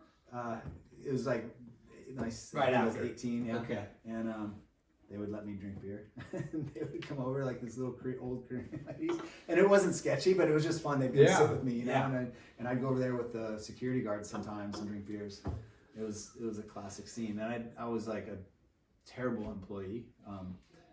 But it was a lot of fun, and it was so many people came. I mean, the record store was like the advent of it was booming CDs, and they used to come in those tall boxes, and so everyone was always coming through and be like, "Oh, what's up? What's up?" Everyone was always there. It was super fun. I'm trying to imagine like the people and the Actually, that was hustle. right after high school. I went to Tower Records, so I was still 18, but I wasn't doing it during high school. The hustle and bustle of Ala Moana, right? Like it's across the street from Ala Moana Mall. Yep. And I'm sure that corner was fucking super busy, tourists, locals, whatever, and Tower Records. Like, Piqui, I think was the street. Well, if you're trying to collect a paycheck, which you are at that age, you know, trying to do the least amount of work, Yeah. right? It seems like an interesting job that you're not really having to like dishwash or hustle or bustle. Yeah. You know, you're kind of like, too. I've been to dishwasher. well, but you know what I mean? You got to go through a few of those jobs. Even Yeah. retail's like, you know, you got to be on, you know, there's a lot of downtime, but it's busy and I think it's good exposure. I think you got to have a lot of different kinds of jobs. Like I did. I had every odd job, valet. I used to wash rental cars when they'd come in. I was a dishwasher. I'd work construction. Used to go and scrape in hotels. They'd have this acoustic ceiling. It's like Ugh. popcorn. yeah. Yeah. You have to go scrape it off. Yeah. I did. that's so good many, character builder right so there. many different jobs. You get exposed to different types of people, like good people, lame people. Yeah. You know, dealing with customers is always a good exposure. Oh, Like, definitely. You know, like Yeah. nice people, terrible people, understanding how a tip works and those sort of things. Like, or just being a good. Like, I think it sort of like Yeah. crystallizes your character in a good way. I hope. And going back to like what I was saying, like Hawaii is so fucking different. You know what I mean? Like it's different, but it sounds similar. But the culture and the tourism, like it's a weird place to grow up. Yeah, you got a lot It's of a bitchy local, place but to then grow you up, mix but- on like crazy tourists on top of the like not underground, but the local scene, you know, and then you got the tourist scene. But I'm just looking at Tower Records and just feel like, you know, people walk in, you're like, they're going to go to the Depeche Mode section. They're going over to the, you know, reggae section. They're you know, like how they dress on the way they like. And I can just imagine like I'd give just checking out everybody. What were you guys into? What kind of music were you into? a lot of like punk rock and like heavy metal. It was kind of like the advent of like rap, you know, Eric B. and Rakim, a lot of that kind of era of stuff. This is a funny thing with Oblo, like, and his like group of people, and I think a lot of it stemmed from like people coming from the mainland, but there was a lot of exposure to different types of music. Mm-hmm. So I was like, my crew in Seattle was very like hardcore, like punk rock, you know, metal, like just kind of like that's it. And I remember when I was younger, I was in Hawaii and I went to that Tower Records as a customer as a kid, and I bought Madonna's first tape, like the cassette of Madonna. Like a virgin. And I was like, oh, that's cool. And I was listening to it, and I was kind of like, and I went back to Seattle. My friends all made fun of me. They're like, oh, you're like, what a kook. I was like, oh. Yeah, fast forward, like later on in Hawaii, all my friends would listen to all these diverse types of music, you know, like De La Soul and Sade and like and I was like exposed to lots of different, it was very open, I guess. Yeah. It wasn't so like Judgmental, judgmental. And so, but I love Hawaiian music. I just grew up around it. I go to concerts at Waikiki Shell. I still to this day love like old C&K. Yeah. I love it. Cecilia I have a Cecilia fond- and Capono, right? Yeah, Capena. Yeah. All those. I don't know. Just I like lots of diverse types of music. But if I had to say like what I was into, it was like punk rock, rap, like kind of shit that was like edgy. Definitely. Because like going back to it, you know, Oh, reggae too was fun. Island and fucking Pacific Northwest, it's so different, and like all the trend of clothes, the trend of music, like Kind of like I remember when I moved out here, it was kind of like LA versus SF. SF was dark, harder, heavier, colder. LA was a little more like open, you know, different types of music, different types of clothes. I don't know. It was just like my perception of it. I was like, oh shit, it's just a little gnarlier up here. yeah. And it's just, I think it's still a little bit like that. Not gnarlier. I mean, LA's gnarly, but like just the culture. We grew up going. I mean, we were fortunate to have a lot of concerts. You know, here, whether you're going up to the Palladium in LA or the Irvine Amphitheater, you know. But we went to almost every concert. Anybody that's coming through town, like we were like, let's just go get tickets and. But You know, it wasn't just I'm going to go to punk or rap. You know, we would just go to concerts just because something there's to do. shit to do and people to see. It's so funny because like, you know, when you think about skateboarders or even surfers, like there's subcultures within the subculture, right? Like you know, the skateboarders of Hawaii and the skateboarders of Seattle, they're fucking oil and water, right? It's totally different. Like, there's some similarities, but like you're describing, it's like, you know, heavy metal, Slayer, fucking Pantera. I loved DRI when I was a kid. Yeah. Pablo used to always tease me about it because fucking DRI, and I was like, the Seattle. I was like, I came back with like my lingo from Seattle. Like he always, still to this day, makes fun of me for it. But like my buddies out there, we'd always say like, we had this like stupid word, like baggett was one of the things I would always say. Yeah. And I was always like, baggett, fucking sass, blah blah blah, and he'd always be like teasing me about it. And Yeah. then, yeah, it was just, but then the Hawaii had their lingo too, you know? And I'd Yeah. go back to Seattle, I'd say some of that shit, they're like, what? It was just like these funny like, contrasts of cultures. But it's just kid shit, like, I don't know. So, what, 18 working at Tower Rec, like what's Yeah, where, like- like where do you Where do you go from there? yeah, where do you go? Like you're just trying to live the dream, or Yeah, I kind of, like, a lot of my friends after high school, like, not a lot, like, some of my friends were smart and went to, like, college, like in the mainland, which we can get to that story a little bit too, because it does correlate. But in Hawaii, it was kind of like, if you know, a lot of my friends just went to Kapiolani Community College, like that was it. I just went because they were like going to school to do something. It was like you get a job and you go to KCC. So I signed up for a few classes and went to KCC and just didn't care. I just was like doing it because that's what I thought I was supposed to do. I was like, I'd further my education, I guess. So and it was like, now I look back on it, I'm like, God, it was so killer. KCC is such a dope campus right at the base of Diamond Head. It was beautiful. It was like a good, cheap education had I taken advantage of it, but I just was just like, I'll just go through Community the motions, college. you know, just like whatever, go and buy my books. And you know, I barely went because there was always something more fun to do. I was terrible at homework. I never did homework. So I kind of just went through the motions. you did all your homework, you loved homework. Yeah, homework is what you need to focus on every night when you get home. He's shaking his head. He's like, ah. Dude, sorry. for those of you who are listening, Duke just walked by as King. Yeah, you don't listen to your parents. You don't do homework. You just fucking... No, it's this perfect timing. He's talking about college and yeah. Yeah, he was out there just like, nah. Oh, that's Anyway. funny. So yeah, I just kind of went through the motions and just had some jobs. At one point, I had a girlfriend. I worked for her dad at the zoo. The Zoo? Honolulu Zoo was actually a pretty dope job. I would go and fix all the signs. He was like a graphic artist. And it was old school. Like we would screen them, and like I would develop these screens in this little dark room and stuff. And it was just another unique little subculture of people that work at the zoo. It's a trip, man. Yeah. Wow. And like a couple of times animals got out, like a cheetah got out one time. Ooh. But I would go and I would pet the white rhino they had. He was super chill. The elephants. I would go in the morning and the hippos were there, and they come up. There's like a split, and there's like the glass is this thick, and they would come up and blow through like the split. And it was just cool. It was a fun place to work. And I'd drive around a golf cart and fix signs all day. And then I was also valet parking cars. That's what a lot of us did. Valet. Kind of as you get a little older, it's like you either landscape, valet, or bartend. Yes. And like those are the three like career paths if you don't have a career path necessarily, or work in a restaurant, you know. Right. Yeah. Which is its own subculture too, you know. Like I remember one time I was like, oh, I'm gonna be they had this card. It was like a liquor serving card or whatever, and I heard if you got the card, you would get into bars and clubs free, or if you show the bartender, they'll like give you free drinks. So I went and got my card, and it didn't do shit. Nobody cared. I forget what it was called though. There is if you're in the restaurant industry, Everyone looks out for each other. You know? You get a card and you get deals like Yeah. it's like an industry deal. Mhm. Yeah. Like I go with my bartender friends Yeah, to you're- other you're- bars, you're and they're like paying- styling each other. And then I'd see when they come in, he's just like, "Oh, in the house, whatever." It's just like Yeah. a very like kind of take care of each other. And Hawaii's very much like that in general. Like, For Yeah. sure. Like, Kamaina. yeah, Yeah. yep. Kamaina. I mean, it is everywhere almost, but yeah, it's still kind of.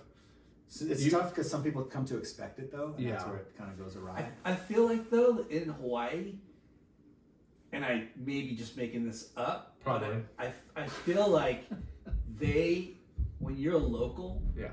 and you come in, because tourism pays for a lot of the stuff, I think locals like kind of hook people up, their friends way harder. I definitely could have, Right? for sure. It's I a think very so. service-oriented Yeah. industry as well. I mean, Yeah. the vast majority I mean, of the jobs are. that's part of the Yeah. part It's of the all- perks, but people are looking out for each other. Yeah. You know. Like I feel like in Hawaii, like, you know, our friends are like, fucking here. Comp meals and comp this and comp that, which is beautiful. It's a nice thing. All these tourists I can pay, afford pay for for it. everything. We got a few Yeah, rounds I can in the house. afford for you guys. So you see Igloo making his way into the industry. Is that what, like, what was your What was my in? aspirations? Like, I had no aspirations. I had literally zero aspirations. Okay. I was like, my aspiration was to go out and go drink with my friends at night and like hang out, and that was about it. Go, like, so kind of like us. work enough. Yeah, it hasn't changed much. Work enough to get by, and like as long as I could pay my rent. And so valet parking was, and construction was always easy because I always cash. So I always had cash, like enough, you know, for gas, to pay rent, to buy beer, to buy food. Like, and I lived with some friends in Hawaii, and we all kind of had similar aspirations, which were not very much. But there was always this sort of like, it's funny, there was this sort of like, almost like a little, and I don't mean this in a demeaning way, but it was like a little bit of a herd mentality. Like somebody gets a good job doing something like valet, and we're all like, oh shit, let's all go valet. Yeah. And like we all get the job at the same valet spot. And literally that's what we did. We all worked for Rainbow Valet at Gold's Gym across the street from FemNew upstairs. And like that was what we did all a good day, spot. every day. What's Finland? Never heard of it. I just, somebody told me this, I don't know. They're really busy. But it I've was heard like- it felt old. yeah, not so new. Yeah. Yeah. But I mean that's kind of that age where you're just kind of rolling with the punches and you hear of a better opportunity, and again networking, just like we were talking with the restaurant deal. Yeah, I didn't Like even see you it as networking though. It just kind of, I mean, I probably was. I just didn't know what that was. You're just like, oh, Yeah. that's cool. Like, let's go do this. Yeah. Like, I had a couple friends that I lived with that were one was a dive instructor, one was a dive captain. So I got certified to go diving. So I go diving with them all the time because tourists would drop out of the charter. So I was like scuba diving on a regular basis for nothing, just because my friends would take me and I would just go out with them, and there was a spot, and just it was fucking epic. I was like, Yeah. this is what people pay to Hundreds. save their whole year to come out here and do, and I'm just Right. doing it for free, like no big deal. Yeah. Like, all The hungover. Kama rate, bro. That's what I'm talking about. It was for reals. were you guys with the Waikiki scene? I mean, were you guys like? There was a moment where we were like, yeah, I mean, going out and going to clubs and stuff, and Waikiki was kind of like, Pick up on chicks on the Boys. beach or not really that. That wasn't like the Beach Boys kind of Yeah. shit. It was more like we never really went to I mean, I've gone to Waikiki Beach a lot when I was a kid, but there's other places to hang. but we never. It's like Sandy Beach was Yeah. like the spot where we would always go. We all had our own little spots where we would, go jump in the water and stuff. But like Sandy's was like a big. I think also Hawaii Kai. A lot of my friends lived out there, and like the ditches for skating was out there, and skimboarding. I remember was a big thing at Sandy's early on. They would have skimboarding contests and stuff. Yeah. But yeah, so not really. Waikiki was like the nighttime scene. That's where we would go at night, Yeah. which is never good. Like it's not. It's just not. It's like any. It's like It gets anywhere. dark. Yeah, it gets dark real quick. Yeah. And yeah, it's you learn a lot seeing all that shit go down. Yeah. So, what was your first job in the industry? And how did you So okay, so I gotta back up a little bit to Mark Oblo again. So he left Hawaii to go move with his parents and his brother to LA, and he was gonna go to college at Santa Monica College, and he kind of had some ins with Vision skateboards, and he was friends with a guy named, I think it was Kelly Rose, no, Everett Rosecrans. It was like the Vans marketing guy back then, if there was such a thing. I don't know. He just was always out with Vans, and then he had a son who was a pro skateboarder for Vision. So somehow Oblo got hooked up with Vision. I ended up, the Oblos invited me to come live with them, so I moved. Did you ever get sponsored? I mean, I was like sponsored by Mark. By Mark, yeah. Okay. But I think I was like, I'd get packages from people, but I Yeah. was never like an ads guy.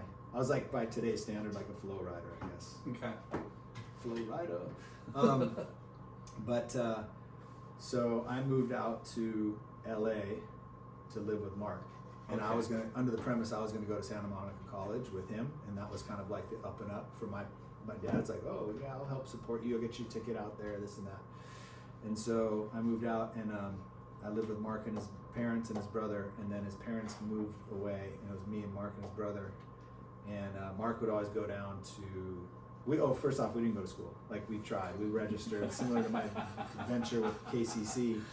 I carried through my motivation to Santa Monica College, which was another really good school. I mean, I guess it's not like a state college, but it was like a good college if you were so you motivated. enrolled but never went. I went a couple times and I hung out at a couple classes. I liked some of the classes, like Eastern philosophy was cool, but like a lot of it was just like I'm not a class guy. In hindsight, I really wish I was. I think I missed out on a lot of good opportunities.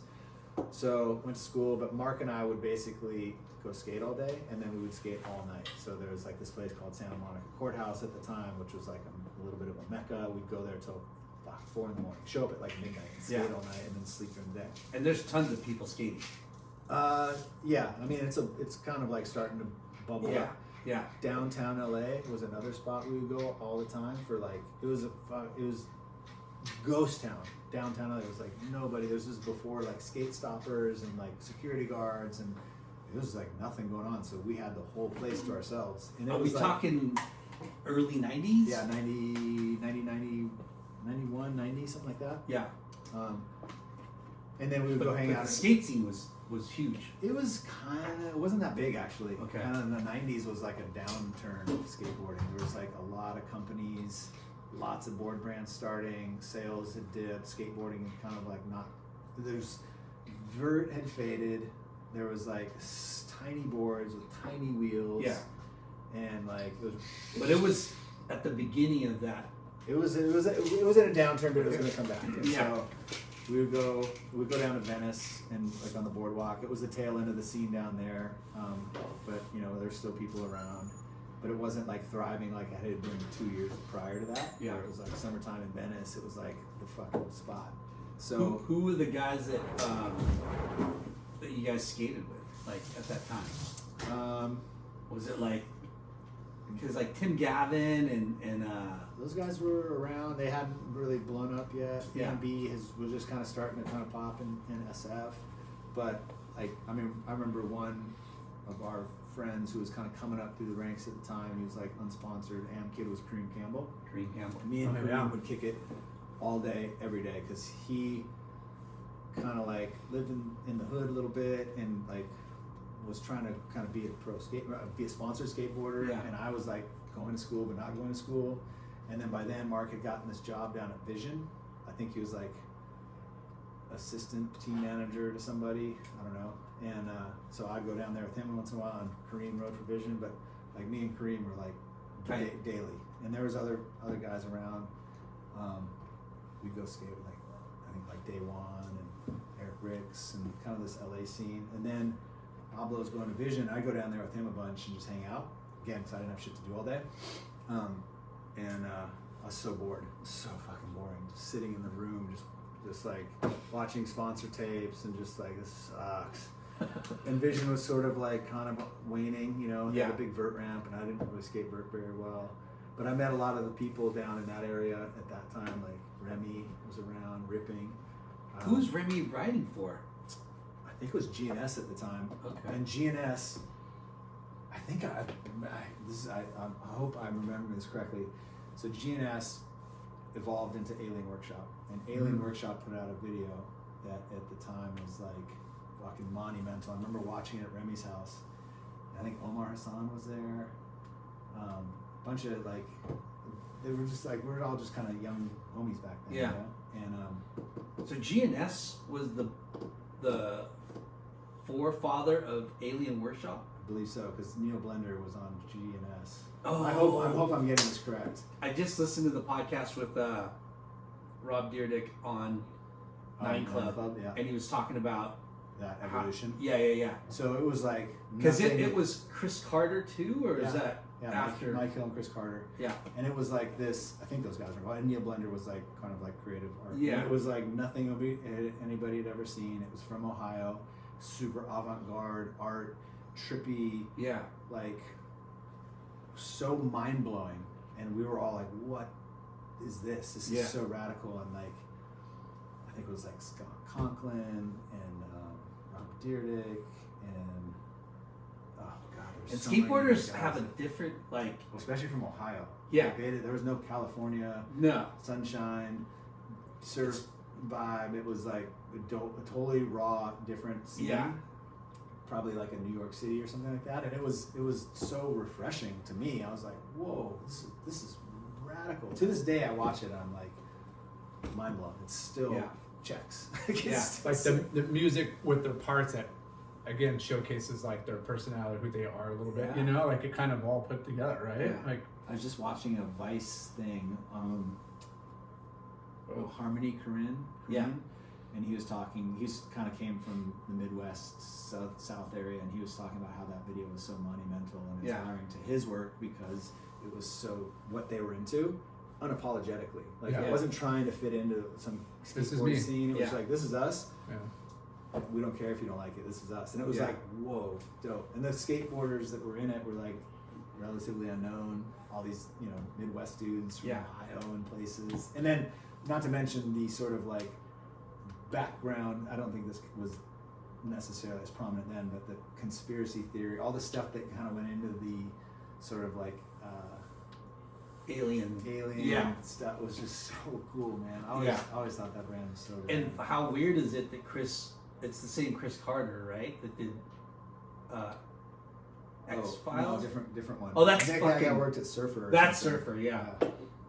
And they just Never did their mind. thing. They were in Ohio. They didn't care. They like Yeah. almost like were like, nah, we don't want to be kind of in the industry. Yeah. I mean, again, I was just a young guy kind of coming up back then. But back to your question. Worked Sorry, for them. we keep going on this tangents. My Yeah. first job good. in skateboarding was Igloo got a job. So we moved down to Costa Mesa from LA because he was always going down there, and kind of that's where like we felt like this what we wanted to do was. He got a place down there. I moved down with him. We lived in Costa Mesa off Ogle Street in the back house upstairs from Omar Hassan and his brother Jason, and his grandpa Leo was our landlord. Sweetest dude. Like he'd always be like, "Hey, Tiger, what's going on?" And he wore gloves. Because he had bad arthritis. And he'd always dress like warm. And he was the sweetest. And he had to kick us out eventually. And I felt so bad, but we deserved it.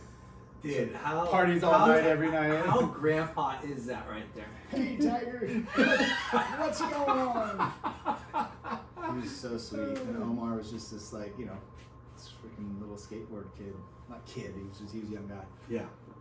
But so then there's this company called Acme Skateboards was starting, and I think Pablo was talking to them. I don't remember all the details, but was got a job there, doing something, and I remember Jim Gray had a bunch of slick bottom boards that were like skateboards with a plastic layer on the bottom, and they came with a paper on them, and you'd have to peel it back. And so I went with Mark, and I just did that one day. It was peeling slick bottom boards, and I did it really, I guess my work ethic, I was like fucking just powering through. I'm like, I'm gonna fucking do this. And Jim eventually offered me a job in the warehouse at Acme.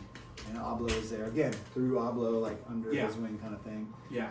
And back then it was like Remy was riding for Acme, Omar, Kylie Nagimoto, and then also there was a sister brand called Channel One that Marty Jimenez was doing, Jinx, that he was doing, which was kind of more my vibe. I liked it. It was kind of had this like Mexican Chicano kind of vibe, and they had their team, Jamie Hart, Jimmy Origi.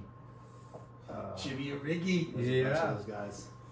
He ended up, he was my roommate later in life. Was he a good skateboarder? Yeah. Wow. He had this ramp called the Hellbow. Based on all the old school photos I see him post. He had a ramp called the Hellbow, which I never went to. It was before my time, but everyone, it was like the HB ramp. Yeah. And then it turned later into a vert ramp.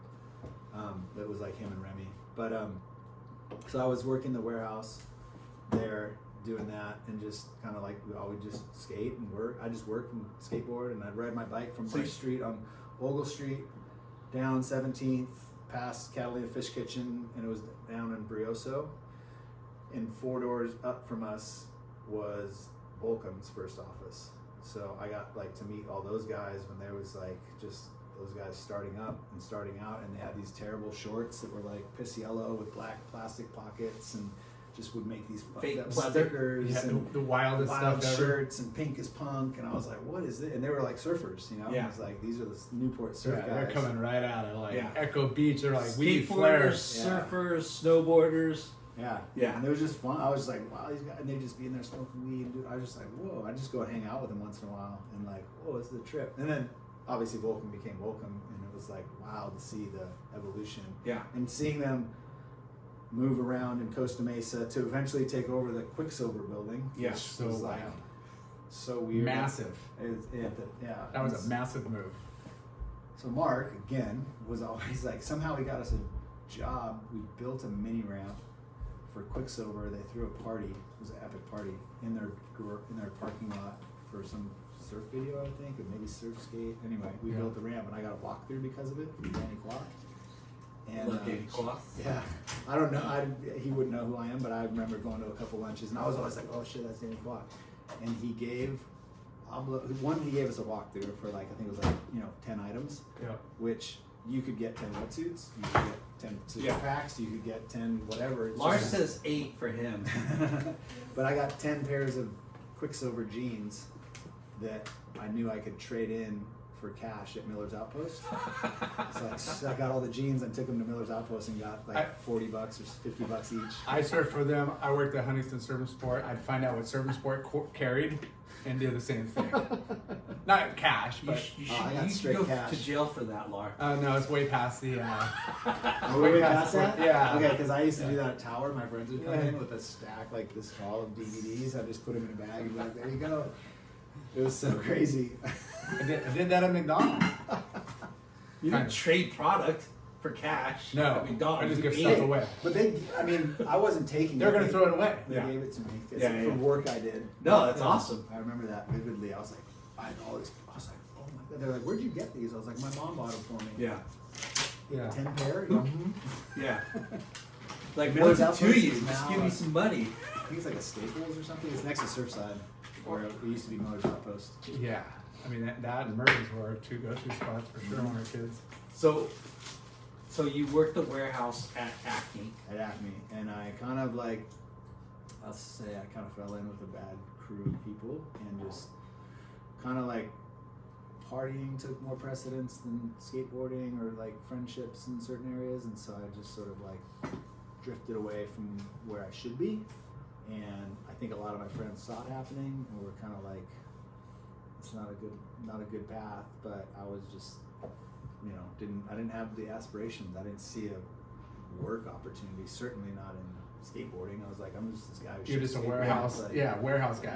I get my check, I go cash it, and I get some food and pay my rent and buy. I mean, I was living off like a case of Simon, Yeah. That's what we had. And Smuckers That's a Hawaii. had the Hawaii teaches you, put some eggs in it, boom, you got a meal. Like high class. Little I had sriracha.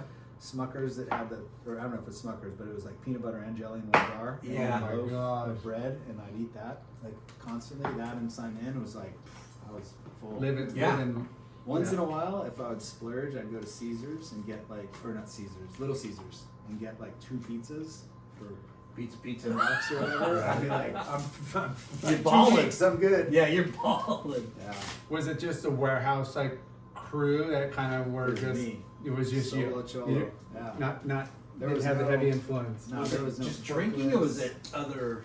There's other things, but like, yeah, mostly just drinking. I just was like, kind of just didn't have any goals and aspirations. I didn't know what that was. And it's not due to lack of like influence from friends or parents, but I just, again, I think I just kind of fell in with the wrong crew and just didn't, kind of like, that was like, And you're working in the skate scene, which is like what you love, and that's what you want to do, which is wild, right? Like, Yeah. but I didn't see it. I was just like, oh, it's just a job.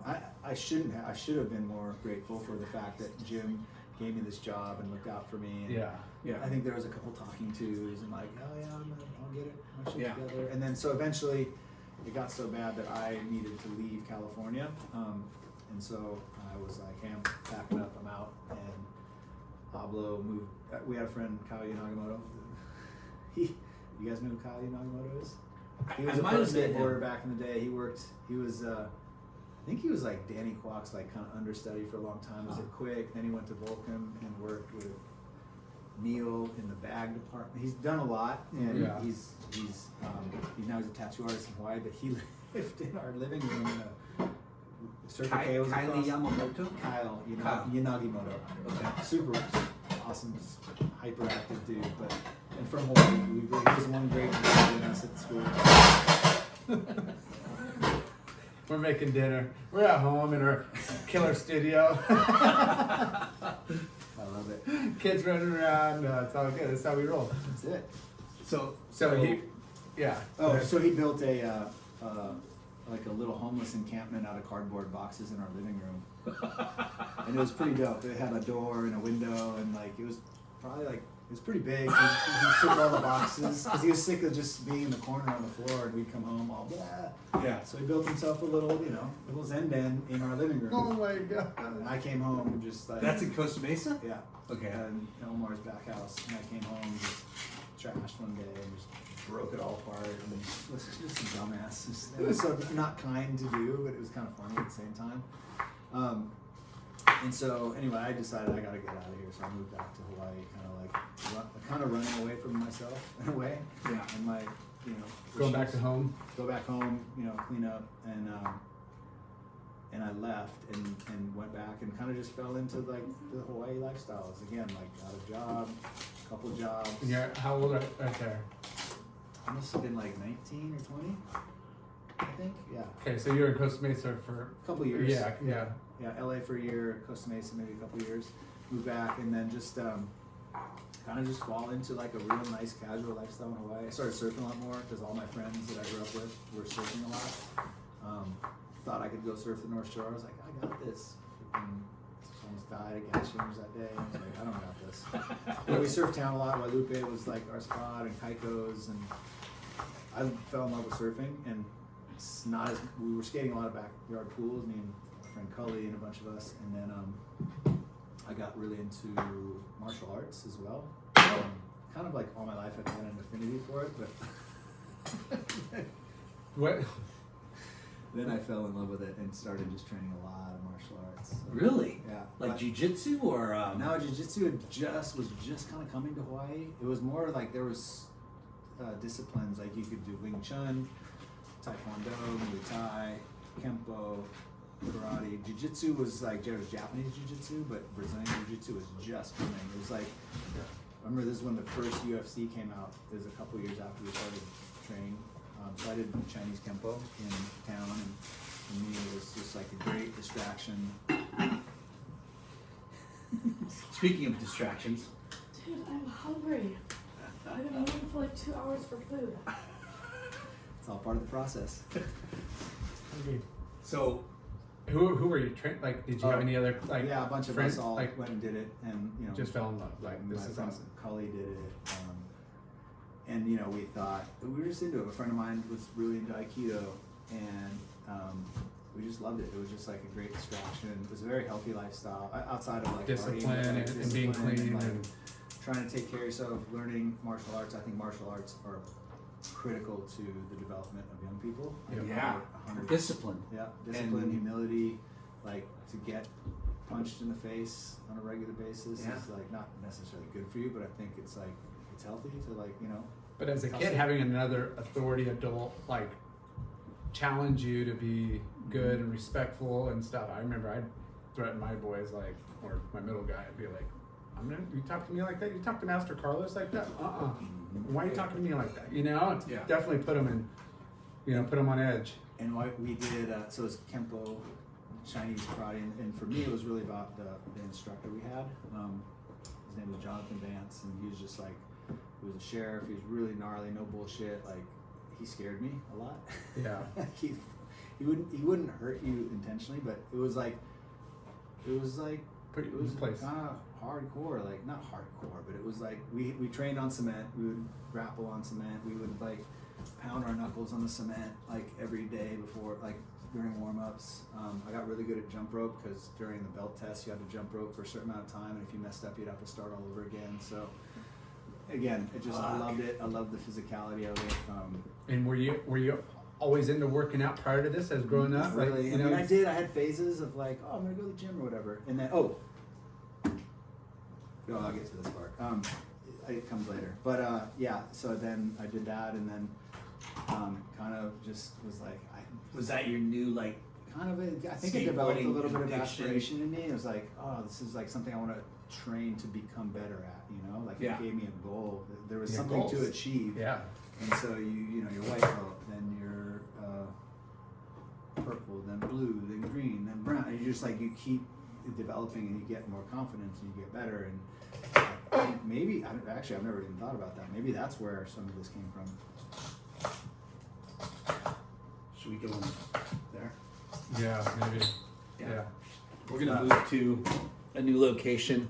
Yeah. It's just Yeah, no, loud. Sorry. dude. Dude, bro. It's You dinner guys time. can put the heaters on and go outside. Do you know how cold it is out there? That's how you never get cold, dude. So, what belt did you achieve? Round belt, and then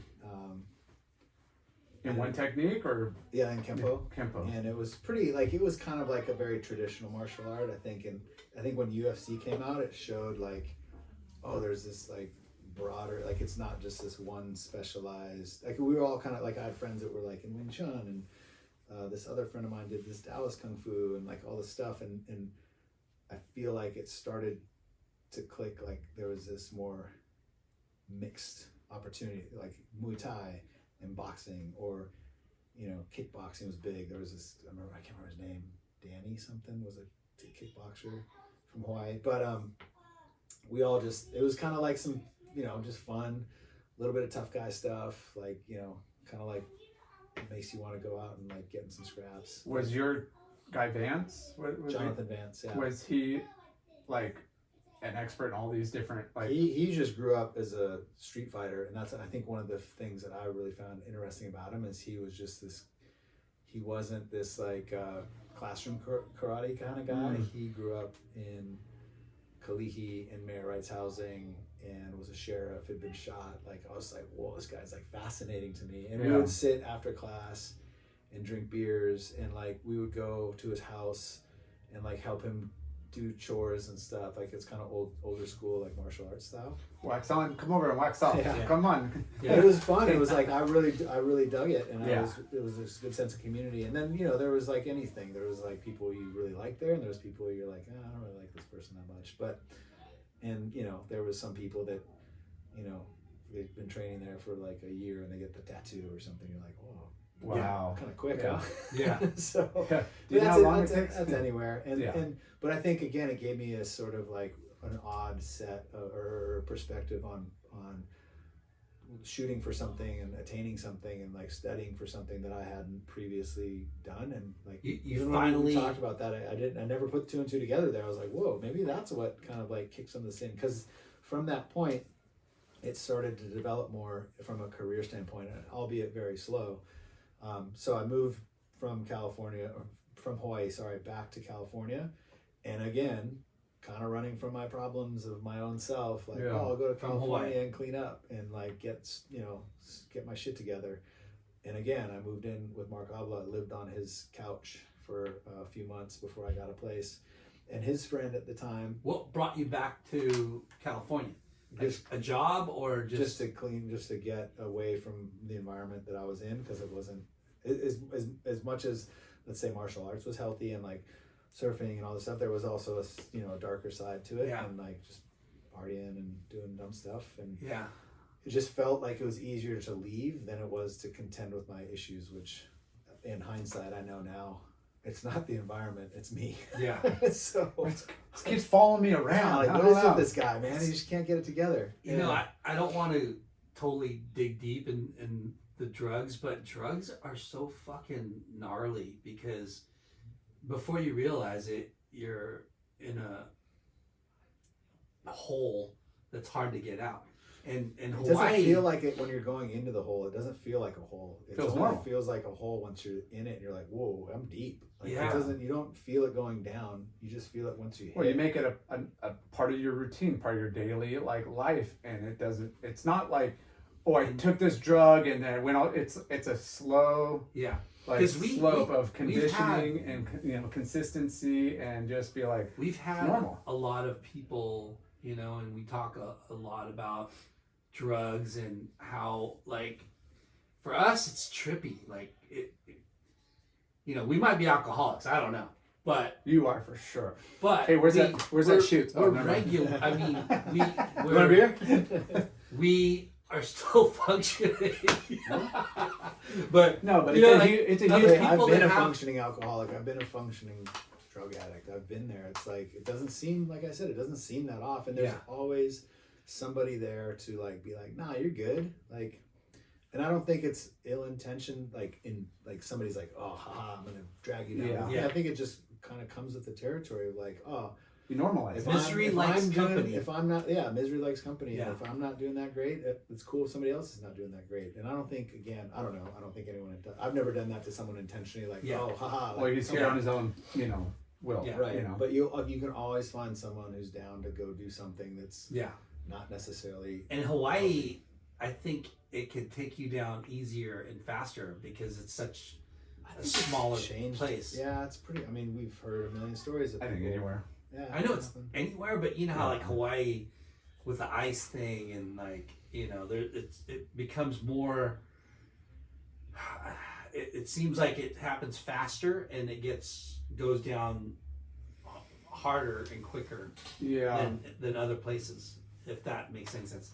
Well, For my like it's hard drugs, Mm-hmm. and like you said, yeah, Hawaii got hit hard with like the ice and stuff, and most people around here would be like, yeah, we're social coke addicts, or I do coke, or not that that's any better, but it's I didn't know too many people that I hung with that were like Late heroin night or just did, but I said- knew a lot of people that did like traditional. late night party just said drugs. social coke addict in the same sentence.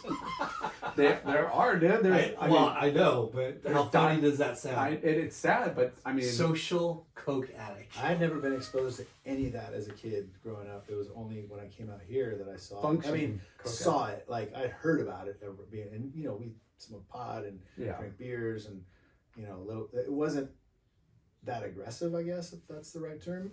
But I think it took me out here. But once you're exposed to it, you're exposed to it. Yeah. And like then the filter's off, and you're just like, oh, you see it. You're like, it's just you kind of. It's like you have a different set of optics on when you go to the bar. You're like, oh. You Yeah. see things differently a little bit, and not in a good way, And I think it also helps you later when you maybe take a different path. You're like, hey, I see what's going on. I don't want to be a part of it. And I see it in other people. I can quickly identify what's going on if someone's. But it's just wild, like how big business, like I mean, whether it's alcohol or cocaine, all the drugs are. There's a lot of people doing it. Drugs are bad. Drugs are bad, but it's like I wish I could just have a beer. I mean, I could. If I could sit here and drink with you guys, it'd be fine. But it's like inevitably it'll just deteriorate into something negative happening. Maybe a month from now, maybe 6 months from now. But like inevitably, for me, it will. And it's taken me a long time to Figure learn that, that. And yeah. I've had ups and downs, and I'm not. nobody's perfect. and I'm pretty like if me talking about it helps somebody else figure it out, then fucking game on. Like, Yeah. go try. but that's you've had to gone through those like trials and tribulations and hard times to kind of like figure. And I don't have it figured out. Like I'm still like I know what my triggers are or what things that I shouldn't do, and I've come to terms with it. It's taken a long time, and I've been great, I've been bad, and Yeah. it's just part So- of the life journey, I guess. So back Almost couch. Aldo's back to couch. So Aldo's yeah, couch. okay. So he was roommates at that time in Costa Mesa with a guy named Wakayo Nagamoto, the guy I was talking about, who worked at Volcom at the time. Pablo, what was he doing then? He was working for World Industries up in LA, but living in Costa Mesa. And then his roommate, this guy Johnny Schilleroff, Oh, was shit. doing a brand called Element as part of Giant Skateboard Distribution. Yep.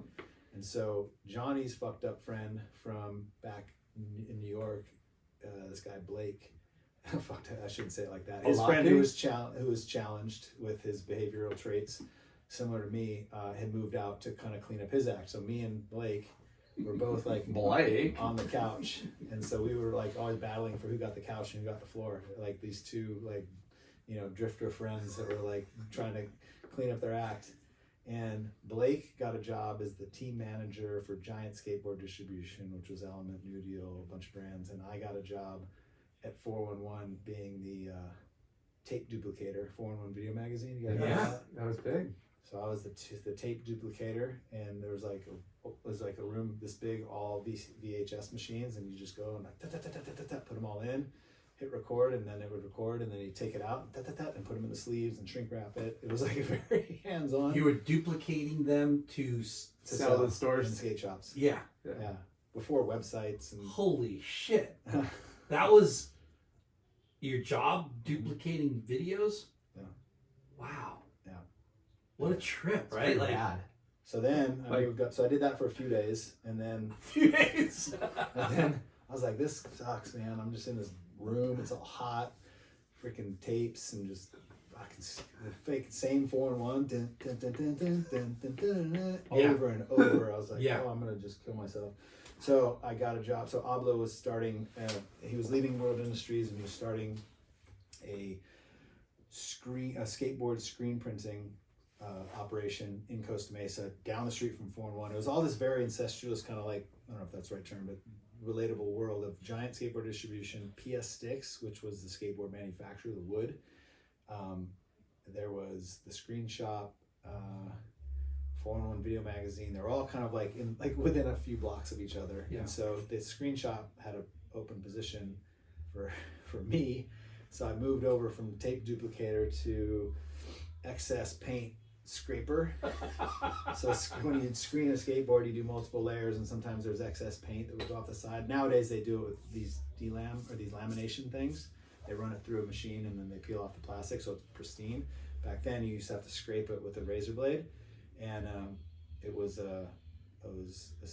had like screening setups everywhere, like I don't know, 30 of them, where they're just pumping out screens on skateboards or on these big racks. And then I was with so it was a lot of Mexican dudes that worked there. All came down from LA from working at the LA shop that they had previously left, and all their wives would come to work with them and scrape the paint with me. Wow. So it was me with all the Mexican ladies like that didn't barely speak any English, and I didn't speak any Spanish. We're sitting there scraping skateboards, and they Craziest jobs. a couple of them knew how to run the shrink wrap machine, because you'd shrink wrap the skateboards. It was like this tube of plastic, you slide it in, it was like a sleeve, like open like that, and you stick the skateboard in, you press a wire thing, it would burn it, close it, and then you stick it into the machine, and it would go through and come out shrink wrapped.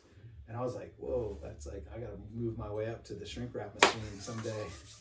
So Going from white belt to yellow belt here. yeah, man, I'm gonna freaking move up, get a stripe. So I'm scraping, and I wasn't super aspirational in this case, but I was like, oh, there's progress to be made here. I don't want to do this for 10 years.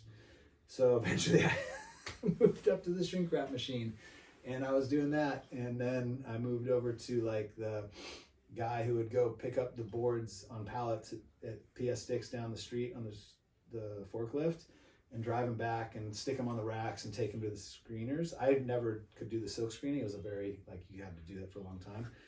I didn't know how to do it, but I kind of became this sort of like inventory management guy for PS Sticks and for the Screen Shop. Again, just it needed to be done, so I did it. Not this like, oh, this is going to be my career in screening. And then I did that for a little while. Always kind of like a little bit bummed at myself for like Underachieving? how did you end up here? Like you could be in this. I mean, I'm in the skateboard industry, so to speak, but Yeah, pretty not much. the glorious part of it. I don't know what else is like lower than scraping excess ink on skateboards. I don't know. Maybe that. I don't know. Yeah. To me, that was like pretty. And you the have entry level. Igloo that you've been friends with, that you look up to. That's And he's running it. He's getting the bigger things. customers. He's doing Yeah. this, and then he's like, friends with Danny Kwok and doing stuff with Quicksilver. And then he's ended up starting a shoe company called Vita, and he hired with me Dill. with Dill. He hired me to work at Vita. So I left the Screen Shop after a year maybe, and went over to Vita, and I didn't know shit about shoes. I just knew shoes was like a big thing, you know. It's like DC and DVS and these like, you know, stalwarts of shoes back then in the industry were like, you know, and we were kind of like this fledgling shoe company, and he had, you know, his contacts with pro skateboarders, and at the same time I was in the scene with everybody. I had given up on drinking. Everyone went to, back up. So I was living with Jimmy Origi at this time, and I moved off of Ablo's couch into a house in Huntington Beach with Jimmy Origi, and we had a 3-bedroom place. And one of the rooms, Jimmy had all these weights, so we set up a weight room. So it was Jimmy's room, my room, and a weight room, and we just. So he was a workout guy. I guess I don't know. He didn't strike me as one, but he had these weights that he had at his mom's house. So he brought him in, and we started working out. And then again, I was like into martial arts. So I was like, I gotta find something to train. You know, I want to get into something. So I found this guy, Bill Holland. Sifu Bill Holland was teaching Jeet Kune Do in Huntington. So I was like, I'm gonna go check it out. So I went. And I was like, oh, this is sick. Jeet Kune Do, which is invented by Bruce Lee. Sort of a hybrid of kung fu and different different martial arts. There's some grappling, but a lot of Wing Chun, kung fu oriented stuff in Jeet Kune Do. So I got really into that, and at the same place, right afterwards, they had a ring that you could spar in. Right after Jeet Kune Do class, they had jiu-jitsu, and so I would just train for an hour or an hour and a half of JKD, and then just start training jiu-jitsu straight after with a different instructor, different school. But I was like, oh, this is fucking killer. I'm training so much, 4 days a week, every night I would go and just destroy myself. For a couple hours a night. Yeah. And then Jimmy was like, what are you doing? I'm like, oh, you got to come check it out. So then both of us started doing the same thing. We started training JKD and jiu-jitsu. And we were such idiots. We would just go home and like push each other around. And anyone who came over, we would just fuck with them and like try and tie them up. And like, we're just like dumb, not bullies, but just like, we were just bullies. We were just like, and lift weights, and it was super fun. Let's test our technique out on some That's idiots. so funny. That is so funny. And so we got super into it. Let's get them a 12er. And you're still skateboarding a lot. Yeah. So I'd go, like, we had this mini ramp called the Giant Ramp at Giant Skateboard Distribution. That was like my second home. I was there after work every day before going to train martial arts.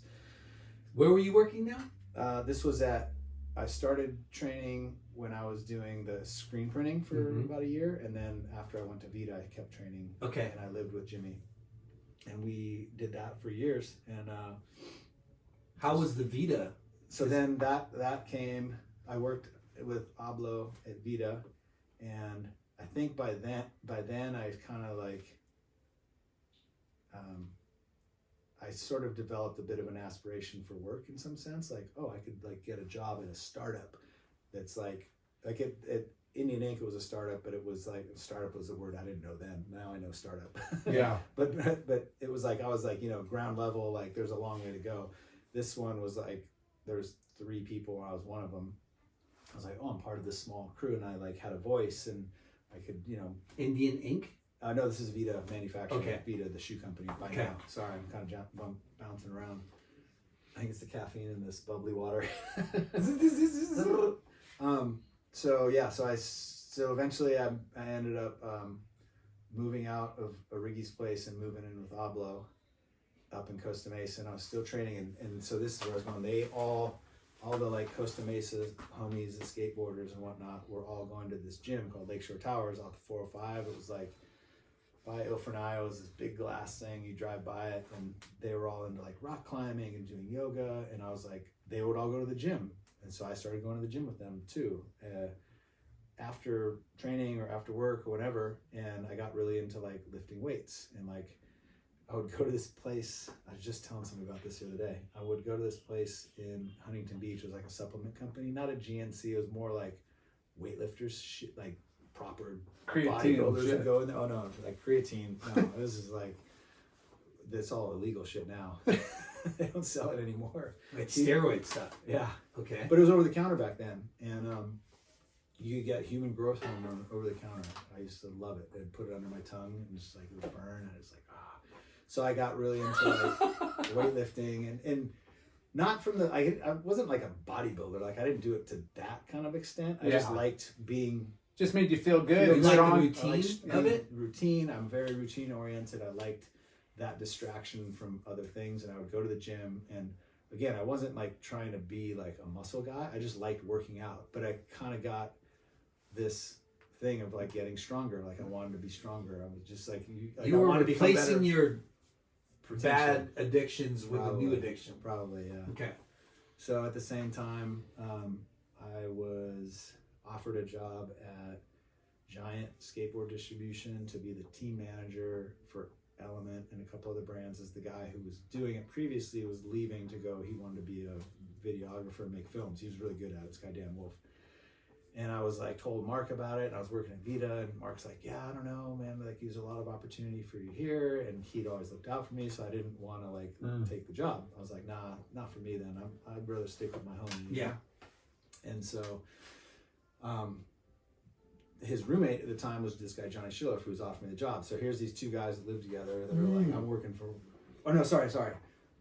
They were roommates. They were friends, and I lived with Mark. But now. they're two different opportunities. But there's two friends of mine, like both of you guys offered me Yeah. a job. I'm like, hey, I can't do it. I'm like, I will stick Yeah. with you. You got me the first job. Yeah. But at the same time, I was like, I was doing sales at Vita, and I wasn't good at it. I didn't know what I was doing. Being a team manager seemed like fun. Like you get to go on tours and travel the world and send people free shit. And I was like, always like team manager seemed like something aspirational. And so through a long you at Vita, your role was sales. Yeah. A sales rep. Sales in-house. In-house sales. Okay. But trying to sell shoes that a brand that not many people had heard of yet internationally. I'm trying to pick up the phone and literally call an Austrian distributor. They're like, who? I'll send you a catalog, lick the Tough envelope sales. and send it. Yeah. It wasn't like, the web wasn't a big thing. And so I was struggling, and I was like, man, I just don't know if this is the right fit for me. Johnny was a very great salesperson. It kind of like get me to like see the vision for it. And I really liked him, but I really liked Mark as my best friend. And I just kind of was like in this torn between two lovers. Yeah, I'm like, whoa, man, those my boyfriends.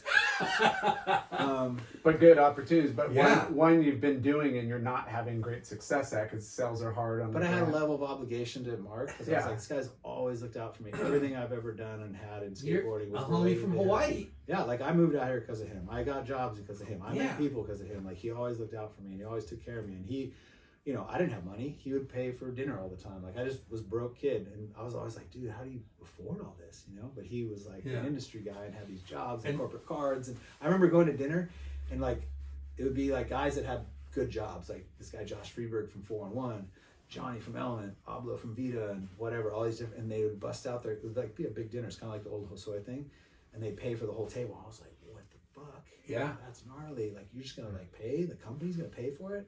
And Igloo, I remember specifically one time we were at Ilfrenial, and he was like, don't worry, one day you'll have a card and you'll be able to pay for it. And I was like, what? No fucking way. Which is another appealing aspect of being a team manager and having a corporate card and like, you've was been so- around it, yeah. but yet you're not really Well, understanding. it's like you never really wanted to be in the business. Like never really. I didn't even know it was a business. Really. Yeah, Like, you were oblivious to. You were impressed by it. it was a but job. Oblivious To the opportunity. to the opportunity. You were doing menial Totally. jobs that you were like, I guess I'm going to do this. I guess I'm going to do this. It was a job, not a career. And Yeah. I didn't know the difference between the two. I didn't know what a career was. I didn't go to school. I didn't, I've been around people that have been successful, but I was like, they just got lucky, or they knew somebody or whatever. I just didn't have that correlation. It's so funny because like, I think, there's certain mindsets that you kind of get stuck in, right? Like you get put in a class in your mind because the people that you hang out with are the same way, like you following the herd of valet parkers, you following the herd of whatever else, not just you, but people, right? Like this is what we do. We like get stuck in this, like, okay, this is my place in this environment.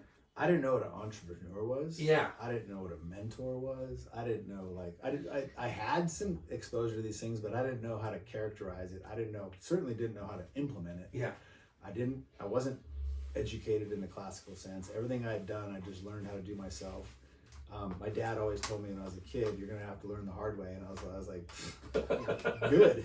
Yeah. That's watch me, you know, like that kind of a dick attitude. Yeah. But I did. I had to learn the hard way, and I've learned all these things just doing it. What's crazy is, you know, what you describing all this, and It's so crazy we're talking about this. I can't believe anyone's gonna have any care in the world about No, this. it's for sure. interesting. I mean, because It's super radical because here you are, oblivious to all those things, right? And then now you're into martial arts, and now you're into working out. Like slowly, you're becoming aspirational.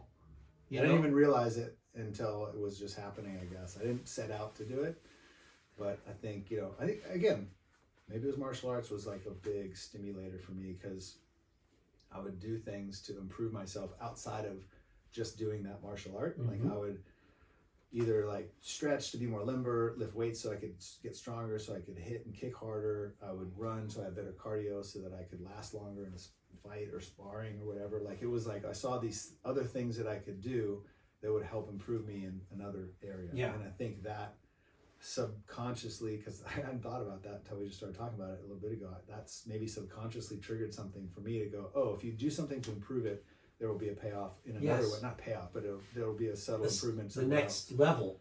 Yeah. What, you know, the next level, the next belt gets you to the, you know. there's a lot of things that you got to go through that don't like you mentioned. It doesn't seem like they're important. Yeah. A lot of remedial, a lot of like things, but it's hey, it's you're building somewhat of a life resume of like, hey, I've been in this industry, I've done this, I've done the remedial, which a lot of people who have gone to college or had other connections, just got implemented in a position up here where you've had that like struggle, like trial and error. I'm not going to do that. You're at the bottom, like you're working your way up in a different way. But you percolated very long at that, like, you know what I'm saying? Like, I was 20, I don't know, 25, 26 at this point. Yeah. Which I have friends in Hawaii that like when I eventually went and worked with Stance and had some success, they were like, who would have thought? I would have bet every dollar I had that you would never amount to what you are now.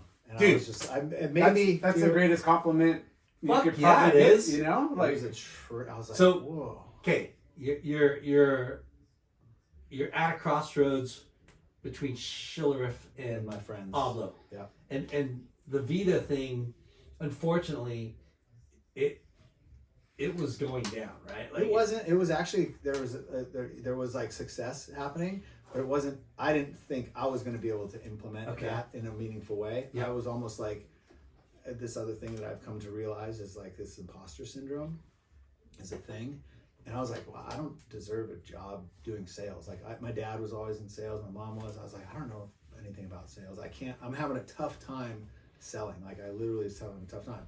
Versus contrast that against like working with a team rider and having a conversation and getting them excited about something, or like working on, I don't know what marketing was, but like working on an ad or something. Like that just kind of came more naturally to me, and it wasn't, I don't know why, I don't know how, it just did, and I felt this draw towards that, and it was like really hard for me because I was like, I'm almost like, dude, don't do that because this is your buddy, and this is like, like not the right way to go. But I kind of had to like listen to my heart a little bit, and it was really hard, and it was like a really tough time for Mark and I at that time. We're like not seeing eye to eye, and I was like really bummed because I had kind of turned my back on him.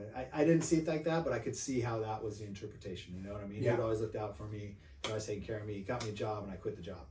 Like, I'm good, man, I'm out of here. And that sucks. And it's like, but it was a lesson that I had to learn. It was something I had to go through. It helped me in a lot of ways in life. You probably felt like you let him down, but at the same time you got to carve your own path and not use him as a crutch, That's what I didn't realize it at the time, but I also was like, man, I've been under his wing for so long, and I'm so grateful for that. But at the same time, I was like, man, I got to do my own shit too. Like I got to kind of like step out on my own. and take advantage of all the things that, not take advantage, but capitalize on all the things that he gave me and provided for me. Almost in like, I owe it to him to be successful in another way. Yeah, Sort of probably how I gave looked you at it. probably gave you a lot of drive. So Even more so because you can't let him down. You already left him, and it's already kind of a you wanna impress prove yourself and be successful on your own and make him proud doing it. Yeah, Definitely. So you go to Element, I go to Giant Skateboard Distribution. Giant Skateboard. And Was that Tony Frode or is that after? that's later. That's way later. Okay. Yeah, that was like after Element got acquired by Billabong. Got it. It's a whole other fucking story. So I went to Giant as this team manager who I didn't know anything about. Now was Giant like a distribution company? So it was Formula One Video Magazine, Element Skateboards, Destructo Trucks, Destroyer Trucks later, Black Label Skateboards, New Deal Skateboards, Dang. a few other, I think, Speed Metal Bearings. There was a bunch of companies there that they kind of, back then it was like about distributions. There was like Girl Chocolate, Alien Habitat, NHS, Deluxe, like these big distribution houses. And it's kind of gone back to that a little bit now. But so Dan was on his way out. He was going to go make skate videos and films, which he's incredibly good at. And I remember I had to book a trip to a contest in Canada called Science City Jam. Yeah. And it was like, I was there, I was like, okay, Johnny, what do I do? And he's like, well, you know, you got this trip coming up, there's a contest, you got to get all the team riders, hotels and flights, and you got to go up there with them and get it all sorted, get them. I was like, what, huh? What? Book a flight? Like, I'd never booked a flight in my life, ever. And Hotels, planes, trains, and automobiles right there. in Canada, and I'm like, and so I kind of freaked out. I was like, oh my god, I think What I get myself into? I think I'm not going to be good at this. Oh. We call it travel agent. Yeah. Oh, we didn't have that. It was like You were the travel agent. Yeah. So I told Johnny, I was like, dude, I think I'm like outside my depth here, and he was really cool. He's like, hey man, don't worry, like you'll figure it out. But let's get Dan on the phone and let's do this. And I called Dan. I'm like, I might have been whimpering, like, dude, what do I How do I do this? And he's like, don't worry about it. Like, made a couple calls, everything is booked. He's like, this is what you do. Da da da da. Kind of taught me, and I was like, God, that was so easy for him. Yeah. I can't wait till it's that easy for me. Yeah. And later in life, it was like so easy. It just became like to like describe and put it in perspective to listeners, right? You're basically a handler, right? And you're a travel agent, and you're a financial manager, right? You're an event coordinator, right? A lawyer, Yes. Because you have to, each team rider, you go into Canada, it's just Canada, but you need a passport, you need all that. So you gotta like arrange everything, hotel, and book the hotel, book the flight. Oh, what's his, I need the rental car. Make sure that you coordinate everyone arriving at the similarly same time. Yeah.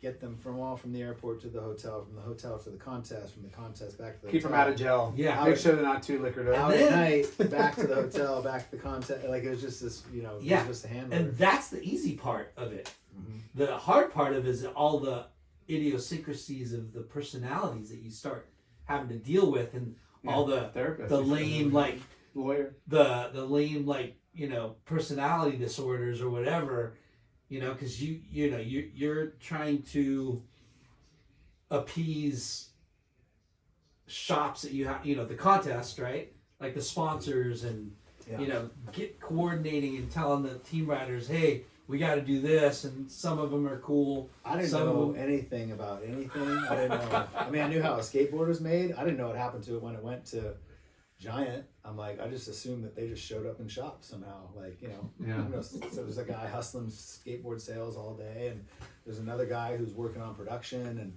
he's doing T-shirts and boards and stickers and banners and da da da da. Yeah. I'm like, well, that guy's I guess an easy way to state it is sort of like that first day surfing, the first day you do anything, being the first class of whatever you do, and just go, like the first time you try and lift a weight, you're so weak, and you're just like, oh, I feel like such an idiot, I'm so weak, I don't know what I'm doing. Or you're a white belt, first class, you're like, I have no rhythm, I don't know what I'm doing. The first time you get on a surfboard, you're like flopping around. It's like the same thing, but it was just the job version of that. And I was like, trying to paddle. I'm like, I don't know what's You're watching going another on. guy over there just throw a freaking Yeah. This guy's over here like a black belt, like taking flights and hotels, and okay, he's got it. It's easy. He did that in 5 minutes. Yeah, I'm like, oh man, I've been there 4 times. Yeah, you want to stay at this hotel? Hey, there's a couple good restaurants over here. Like all of that starts coming with experience. It was just like, it was like watching like Nemo in the Matrix, like, I was like, whoa. And then you got to learn the business side of things, right? How to save a budget? Yeah. Don't spend too much. Putting it all, expense report and spreadsheets and all that shit. How to keep receipts? Yeah. This is the first time You're like, that I ever realized like there's progression in compensation as well. Because like I just showed up and did the job. Like whatever you're gonna pay me, I'll do the job. That's it. I didn't really think of like increasing your breadth of work, your compensation, like job title, like those things were new to me too. I was like, oh, and I saw it start to happen around me with like, oh, so-and-so's, I think it maybe started with team riders, I don't know, but so-and-so's not stoked on what they're getting paid, or this person, we're going to hire this person, we need to hire them at this dollar amount because they're coming over and they used to make this. I was like kind of like quietly observing all this stuff, and it made me realize like, oh, there's potential forward progression from a career standpoint. Like, and I started to be like, oh, how do I make more money? Like, this is cool. How do I get more of this? Wait, you get all these requests for other people to make more money? Yeah. How do I put that into my new house? How funny. There's a life lesson of like, oh, I can't go just ask for, you have to like earn it. You have to do the work first. You have to like show your worth. Why you deserve it, and And what it are you kind of doing? went back to that silly day in the construction site the first day. I was like, fuck, I'm just gonna bust my ass and put my head down and not ask for nothing until somebody tells me fucking, you either get this or slow down because you're working too hard. And that was my mentality as a team manager when I started. I was like, fuck it, I'm gonna be the best I can at this. I'm gonna want to be a fucking black belt someday. And I just went into it and just learned. Element is the hard way.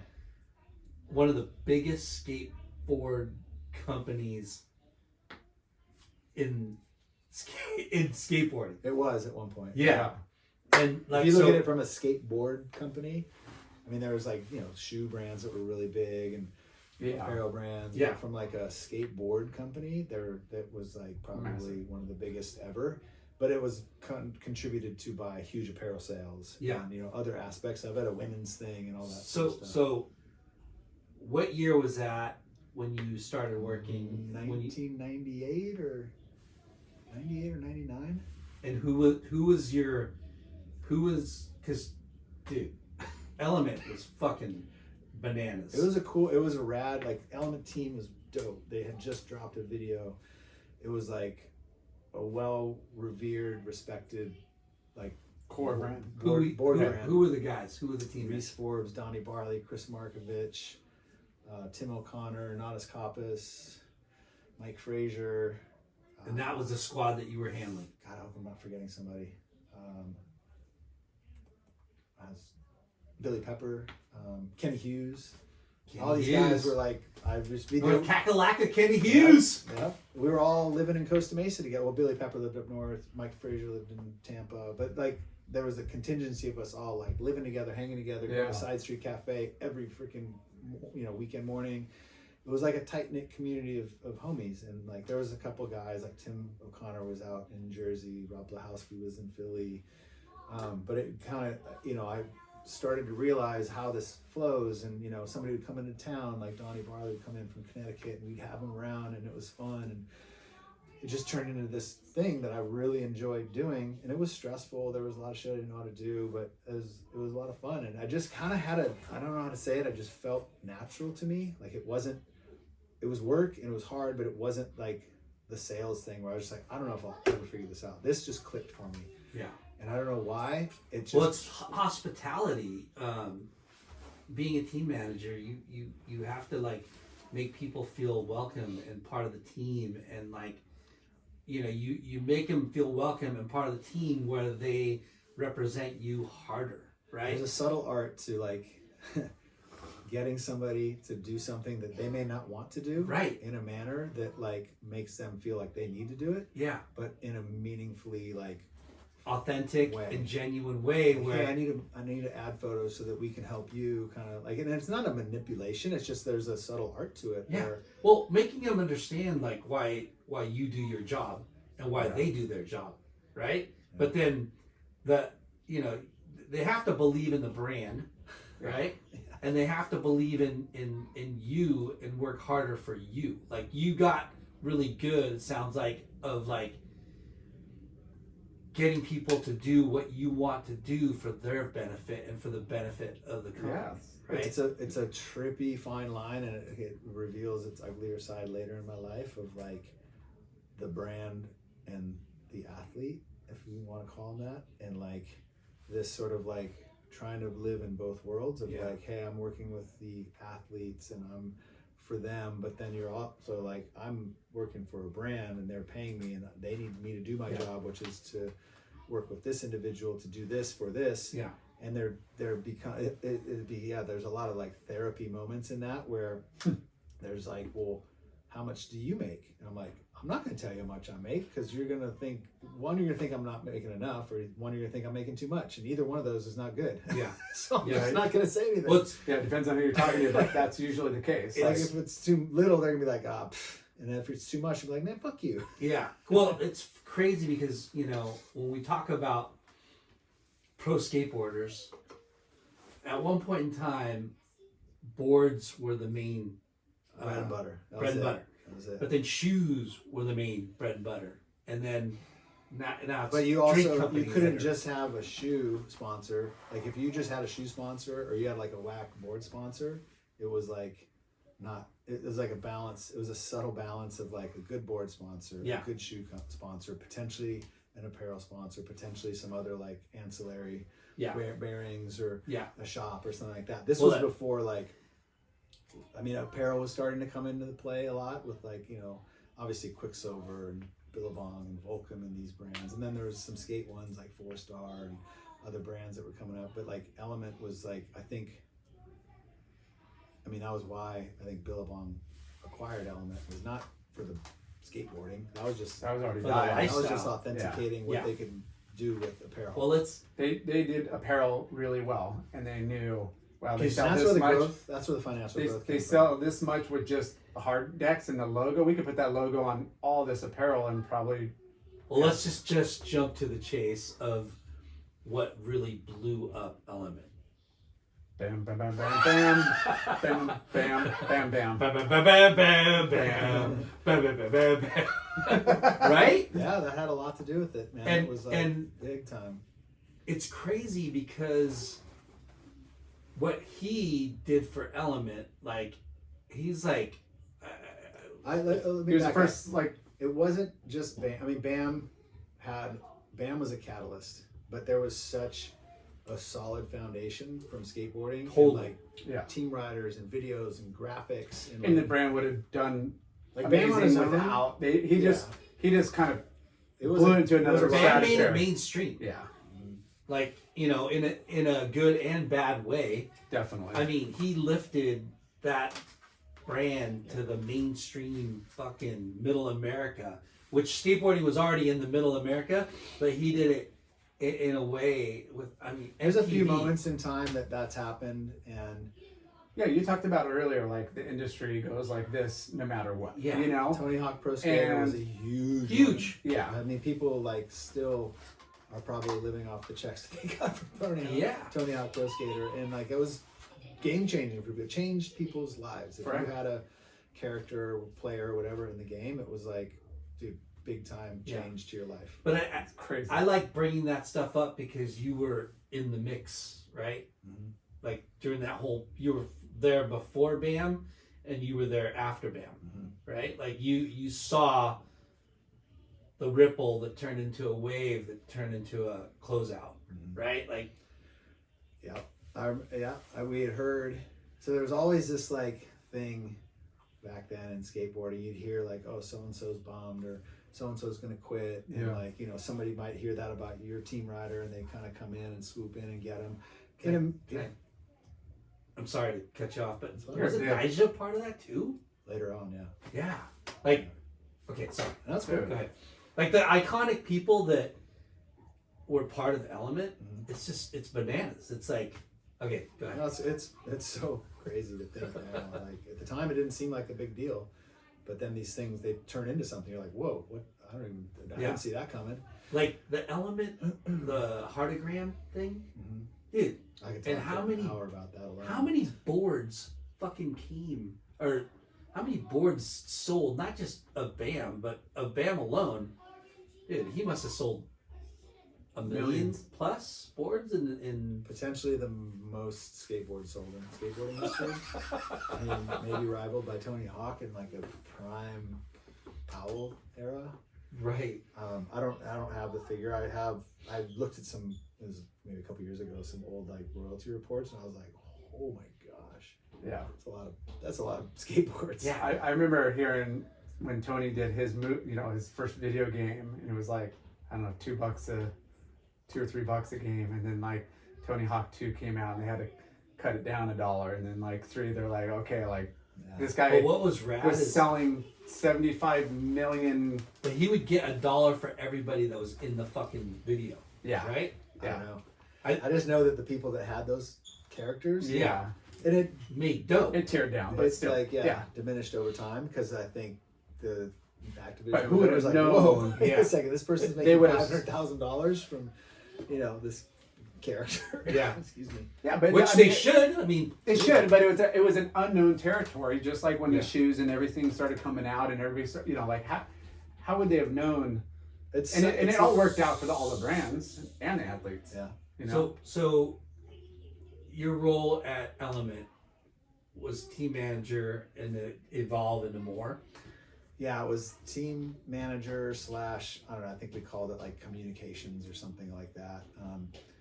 And we, Johnny Schillereff he was a great friend of mine, and he was a mentor and taught me a lot about marketing, creativity, brand building. As was Mark. Mark, same thing. Like over the years, I just quietly watch how he did things and how he treated people. Yeah. And he just, I was a quiet observer and always kind of like making mental notes. But Johnny's and my relationship really blossomed, and it was. I really felt like I was part of this, like really part of the rocket ship or whatever. Like this vehicle that's going to take us to the next level. I contributed. He made me feel like I contributed, as did everyone at Giant, as did the team. Like I felt like I was on the team, obviously not as like a quote unquote athlete, but like you're part of the crew, like I lived in both sides of the company side and the team side in a comfortable existence, albeit challenging at times.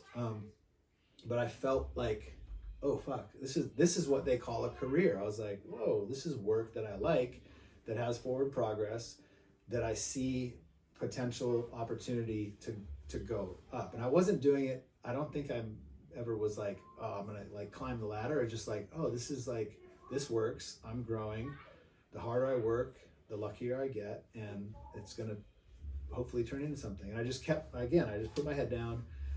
I tried to take as many entrepreneurial cues and lessons from people and friends, whether it was like a John Lucero or a team rider, and tried to help in a way that I could learn from as well. Because I think when you teach, you learn a lot as well. Yeah. And not like I was some grand teacher. I didn't have it figured out, but I tried. No, but you had that role. You were in that position where It's- you're doing all this stuff, but you're not certified like a therapist or an Sometimes accountant. I felt like I should be. I was like, but gosh. you're like Lyndon said earlier, like you gotta make the brand marketing is cool, and making sure you got the cool athletes that's super important, but there's a lot of back end stuff that goes along with it, like the accounting, and then ad layouts, making sure everybody's getting their piece of the pie. It's just like anything, I guess. It's like crazy. your optics start to open and you see more, and the further you go in, you're like, oh, this person does this, and there's a finance department, and there's like I was talking about, like a production department, and a sales department. Someone's got to design it. Someone's got to. I started ship to learn it. those things. I'd sit with Johnny. He's like laying out graphics. I was like, what? How do you do this? Like, what? This is crazy. just grab and pull and layering. Oh, check this out. Oh, you want me to change the color? Okay. Being part of that process of like, hey, which do you like? I'm like, I have that one. He's like, oh, we'll go with that one. I'm like, oh, dope. Okay, cool. Yeah. It's like those sort of things. It's so interesting how you know, you weren't like maturing career wise. I didn't see it as that. I just kind of just happened a little bit naturally. Like, Yeah, I but it set out didn't to do happen it until like you were in my late 20s. yeah, late 20s, and it happened in a organic way where you just wanted to be a team manager, you know, and team manager, I mean, let's be honest, like it's a glorified when you think if you look at sales versus team manager, the sales part, that's the guy that makes all the money, right? And there's more upward movement, quicker upward movement than a team manager, right? But that wasn't your thing. Like, this is your thing. You know, you want to fucking run a team and be homies and, you know, like... And travel and have now slap fit your down the credit card personality. at dinners. Yeah, that fit your personality. Oddly enough, Tell us the first credit card where you slap down, you have your crew, and you're Canada, like, Sam City Jam. I think it was in Canada. I was like, Amex, like, I got this. It's not black, it's green, but hey. and honestly, it fucked me up to this day. Like, I have a hard time, like, saying, want to split the check. Like, I have a hard time not just paying for everybody. Like, Yeah. I honestly, it became so routine Yeah. that I was, like, the guy who put the card down. To this day, it happened this weekend. Went to dinner with two friends, and I was like, gosh, the bill came, and I'm, like, looking at it. I'm like, hey, should I just pay for the whole thing? They're like, no, let's split. I'm like, oh, okay. But I was like, if they had said, yeah, that cool, I'd be like, okay, cool, like I got it, like, and not like I got it, but I'm just like, I'm conditioned for doing it for so many years and it's fun. It's like, dude, you have kind of unlimited funds. Yeah, and I abuse the shit when out you know of it. you don't have to pay for it As you should. out of your own pocket. You fucking feel great. Here's a funny story. Back to like the old Volcom when I was like the kid building the ramp at the Quicksilver thing. So I think it was Danny Quap gave Igloo a quick credit card. He's like, hey, go get the lumber, put it on the card, just give me the receipt. And we were like, whoa. I was like, yeah, let's go. Like, go get lumber. Like, I wasn't like, we're gonna go fucking. And Matto Patterson was with us, and he's like, you got the quick card? And I was like, yeah. He's like, let me see it. And he fucking took it and went to like Tower Records and bought a bunch of shit. And because Matto had worked for Quicksilver and Luke, Danny, and those guys. Yeah. And he was like, fucking took it and went on a spending spree. And we were just like, Ablo's like, dude, what the fuck do I do? Yeah. And I'm like, I don't know, man. That sounds kind of awesome. It literally took it and never gave it back. I think Ablo had to go back and be like, hey, man, I'll take the card. And, you know, I don't know Danny, but he's probably like, whatever. Like, okay. Yeah. Don't let it happen again. Yeah. And then he's gone through that a few times. Matto for sure. Yeah. Like taking advantage. Okay. And I don't mean that in like a derogatory. No, of course not. I thought it was hilarious. I was like, it was one of those aha moments for me. I was like, you can take someone's credit card and not go to jail? Like, whoa. And I think he might have gone to jail for it later. He probably did for something else. But anyway, it was a moment where I was like, whoa, this is crazy. And then in hindsight, to think back, like, I feel like there was these glory eras of the action sports or motorsports industry where it was like, dude, you could spend as much as you want. And I don't know how big Quicksilver was at the time. I would guesstimate to say... Big. But back then, like 40 million. Maybe more. In 90s? 91? Over? Okay. Yeah. It wasn't mega. Like now these brands are like in the billions. Yeah. Like, it's peak Billabong, Quicksilver. And they're not now, but like at the moment. Yeah. But you contrast that against then and you're like, well, dude, that is so big. In your time span with Element, how big did Element get? North of 200 million, probably. Yeah. For a skateboard brand. But again, that was fueled by mostly probably apparel and international distribution. Yeah. There's a lot. It's just like, I mean, it's everything. But how crazy footwear, is that? clothes. A wooden toy, right? Yeah. That just... To this day, I trip out that I'm sitting here talking about it with you guys. Like, I'm still just awestruck that we feel the same way. I owe everything to skateboarding. Like, literally, figuratively, it's like so crazy. I mean, surfing's the same thing. It's like, we talk about, like, we ride waves. Have you ever thought that concept? Like Yeah. you glide on the water on a thing, and it's just our livelihoods.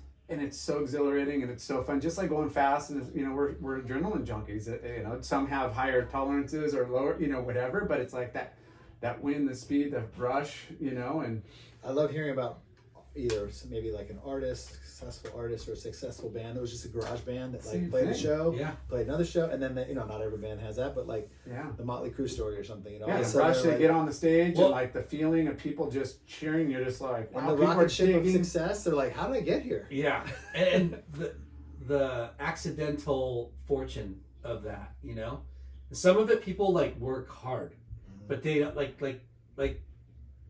you work hard, but you didn't really realize what you were working hard for. And there's a lot of luck.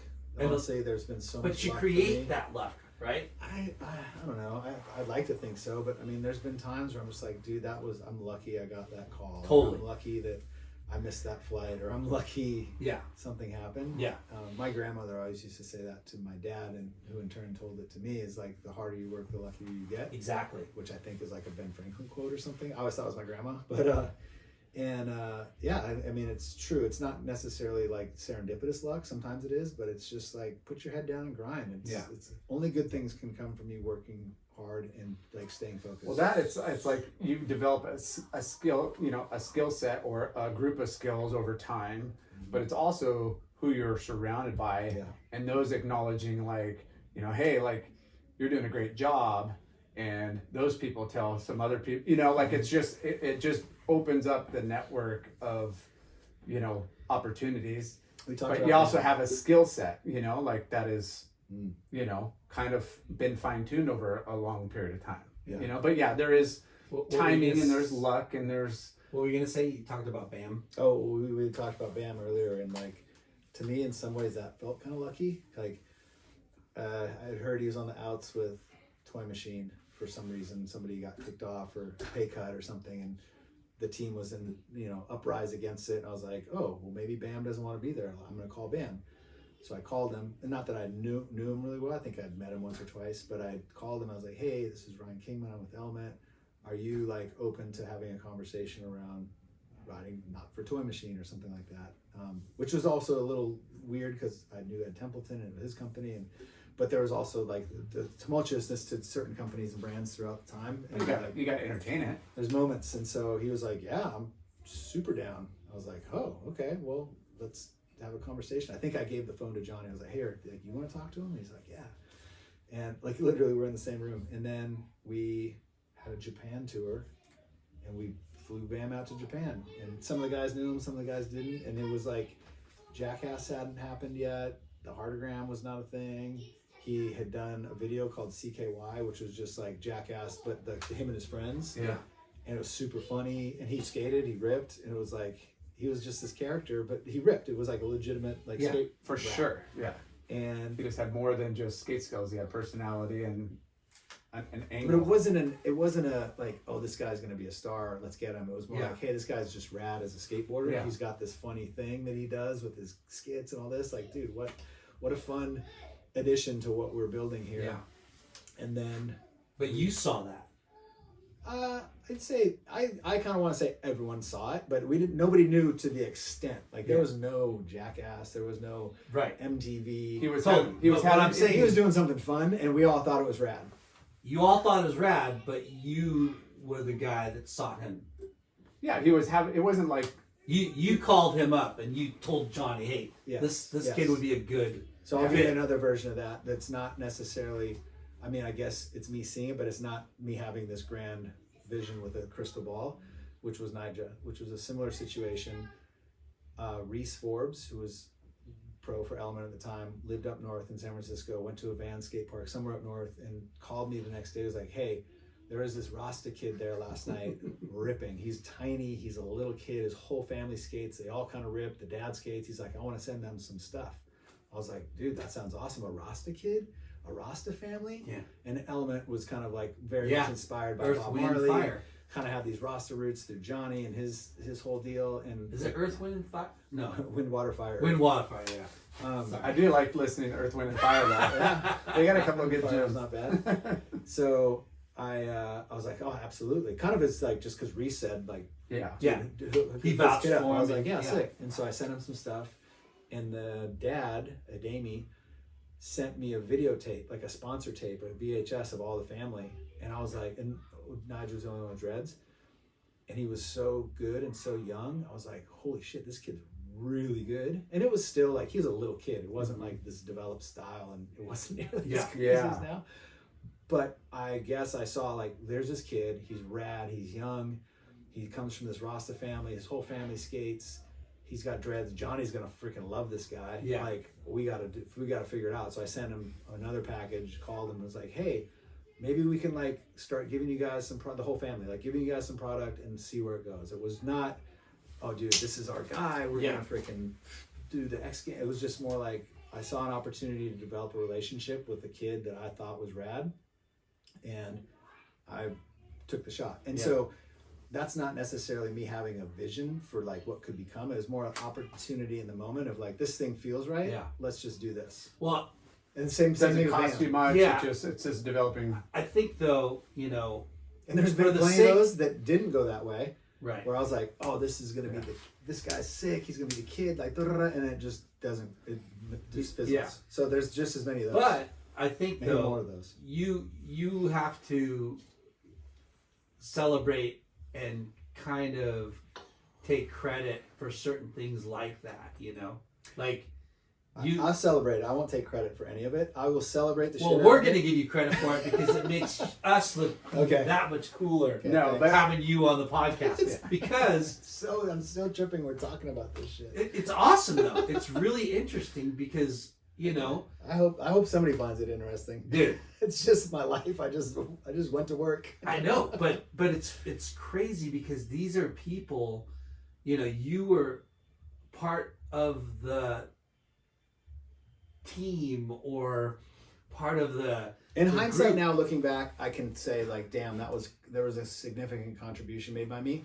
At the time, though, it didn't feel like that. It just felt like going to work Totally. and just doing the thing. Yeah. You know? It's like Well- a guy who freaking writes code at Facebook, and all of a sudden there's this app that's ripping, and they're like, damn, I had something to do with that. Cool. Yeah. Like, but he didn't go like, I'm going to take over the world in social media. You know, I don't know Yeah. if that's a poor correlation or No. You're part of a bigger picture, but you're at the helm of marketing and And I making those decisions. Like you could have Yeah. just said, "Nah, I don't know. I don't know. Maybe we'll send a kick." You know, it just happened. But Yeah. you Well, were there was as Think- many of like I don't want to over-index on this, but there was as many like failures as there was successes of things that I tried that didn't work, or we tried, and things that I thought were going to be a sure shot, and I was like, no. Give us one. What was a sure shot that fell through?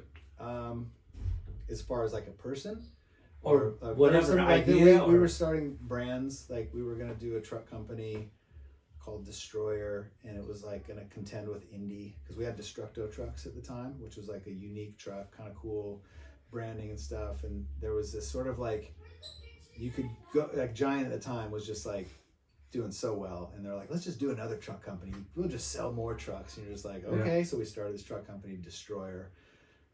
They picked the logo was like a circle with a cross through it, which at the time we didn't know, but it was like a white power logo, and we were like, what? We found out later. Yeah.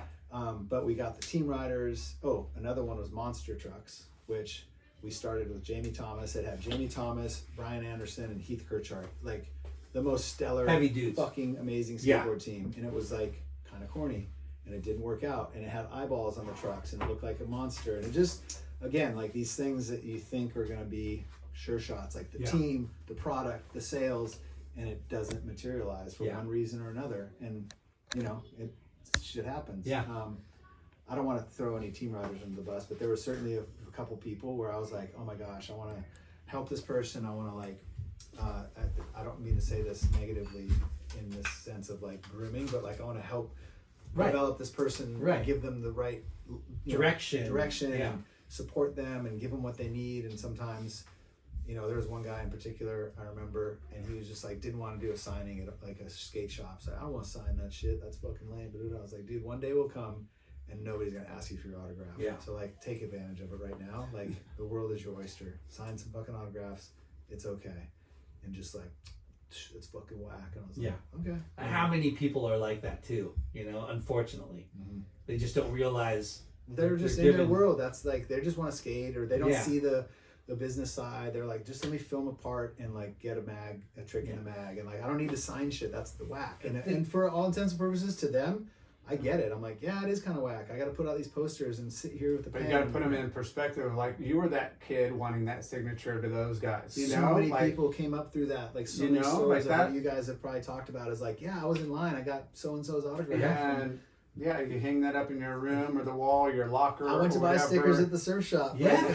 And Well, going back to failures, right? Like, show me the most successful businessman without any failures. There is Failures are inevitable. they're inevitable, and it's those just are how the you things that learn you from learn from, and you know, you hopefully, you know, you learn from your mistakes, and that's how you have more wins, I've right? had so many failures. I continue to have failures. Yeah, as we all. you never miss the shot you don't take, So, right? That's what great. What is that on The Office? It's like, you miss 100% of the shots you don't take, Wayne Gretzky, and then like Michael Scott crosses it out and puts his signature underneath it. yeah, it's like that. It's like the lottery. Like, somebody always wins. Yeah, You can't win if you don't play. yeah. But you're there 10 years, 12 11 years? and a half 11? years. Yeah. From like, I think I was there for 2 years of like part of Giant, and then we went through the Billabong acquisition, which was like a whole freaking whirlwind in and of itself. And Johnny, Was that scary on keeping jobs, or were they keeping the team not intact? jobs is scary of like perception, Like, like a surf skateboard, like core board brand skateboarding. Like, there was Did a Quick lot by of, DC by then? no, No. I don't think yet. I Not think yet. we were one of the first that was like a skateboard board. Like, Yeah. Again, there's a clear delineation or definition of like board versus shoe versus clothing versus other things. Like, Yeah. boards were like the holy grail that were like, that's not for sale. And so we went through the acquisition. There was other suitors at the time as well that I heard about. I wasn't at the meetings and stuff like that. I had to go and do a lot of the like legwork Yeah. Diligence to stuff. prep it, like contracts and like a lot of that, like locking things in, which was like a full sprint to get that stuff done. But it was all in anticipation of this thing that was coming that I couldn't talk about. And yeah, it was wild. And Talk about learning experience, right? yeah, I just all of a sudden I think that was the first time I heard EBITDA. And I was like, what? EBITDA. EBITDA Jones? Who's that?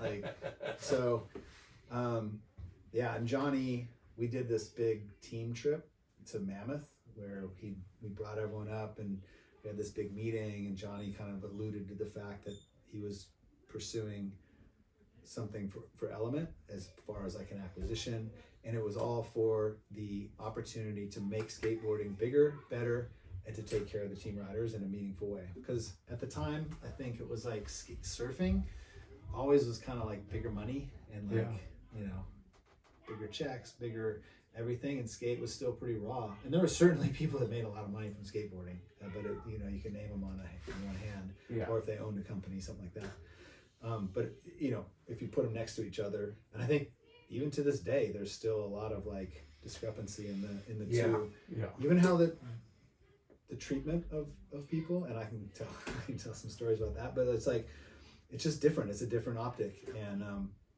I actually now in hindsight kind of appreciate that, because it's kind of more raw, and it's more like, well, fuck it then. We'll prove ourselves. Like, we're not going to ask for anything until we prove it and earn it. And I don't mean that in like an aggressive way. It's just more like, well, I kind of do, but like, yeah, it's like, all right, let's get to work.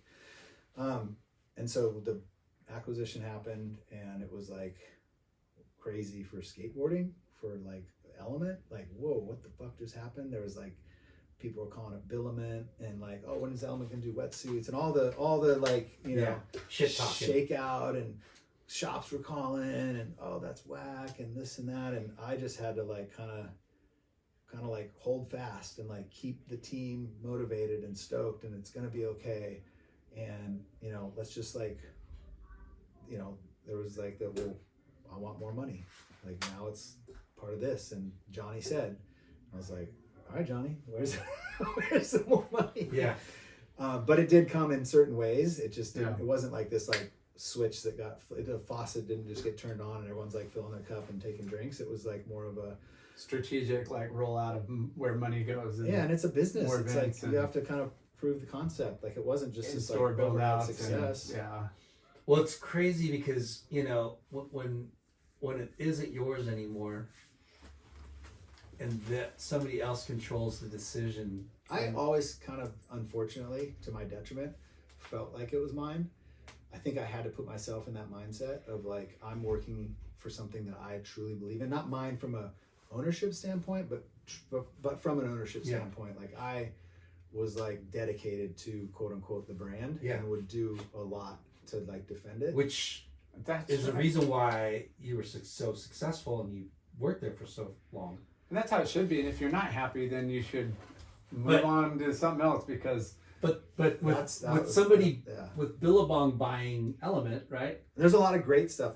We just kind of talked about some of the negative stuff. Like, Yeah. there was a lot of Well, amazing. We things. didn't really talk about too much negative stuff. Like I'm sure. I guess I was talking about the the feedback from industry outsiders, and like yeah. people talking shit and like The skate money industry. stuff and Yeah. they're going to complain about everything. I think there was a lot of like positives that came like from resources and like opportunity and developing apparel and like these things that were sort of like, oh, we can do that. And like for me, I had no exposure to a lot of that stuff. Like I didn't know what a board was. I didn't know what equity was. I didn't have any contracts for me. I didn't, I was so like in awe of Paul Nade and just like, here's this crazy gnarly South African who speaks so wisely and listen, bro, I'm telling you, Kingman, this and that. And I was like, whoa, it's like E.F. Hutton, you're like, what's he gonna say? Yeah. I was so like into it and I wanted to learn from someone like that because he was so intelligent and he was a different beast than like Johnny or Steve Douglas, who should get mentioned as well from the Element side. He was pivotal in the acquisition, and as was Paul Schmidt. They all had ownership in Element and Giant.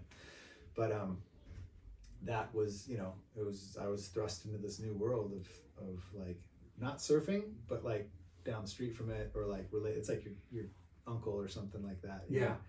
And I'd known like But the business side of what you're talking about is so gnarly. Like, who would have thought our industry endemically had these fucking business gangsters like Paul Nadi, and the Stephen Douglas and like all these. Novaks and all Yeah. these people that Like- are just like shrewd, gnarly businessmen that Yeah. built something from nothing. And to hear their backstories is always so intriguing to It's me. bitchin'. And like, And that's why we love all these stories because nothing just gets handed to somebody. Yeah. Like you could have money, you could have the time, you could have the name, but you still got to grind it out over years and years and years. And like you said, You failures and wins and failures and wins, and you learn from each one of those. And those guys, they're not where they're at because of just they only won.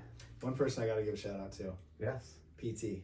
Peter Oh, I the mate. love PT. The mate. The mate. We PT, had him. world champ. Yeah. He kind of like took me under his wing a little bit in the early days because we were working, talking to Tosh Townend, who ended up riding for Element at the time.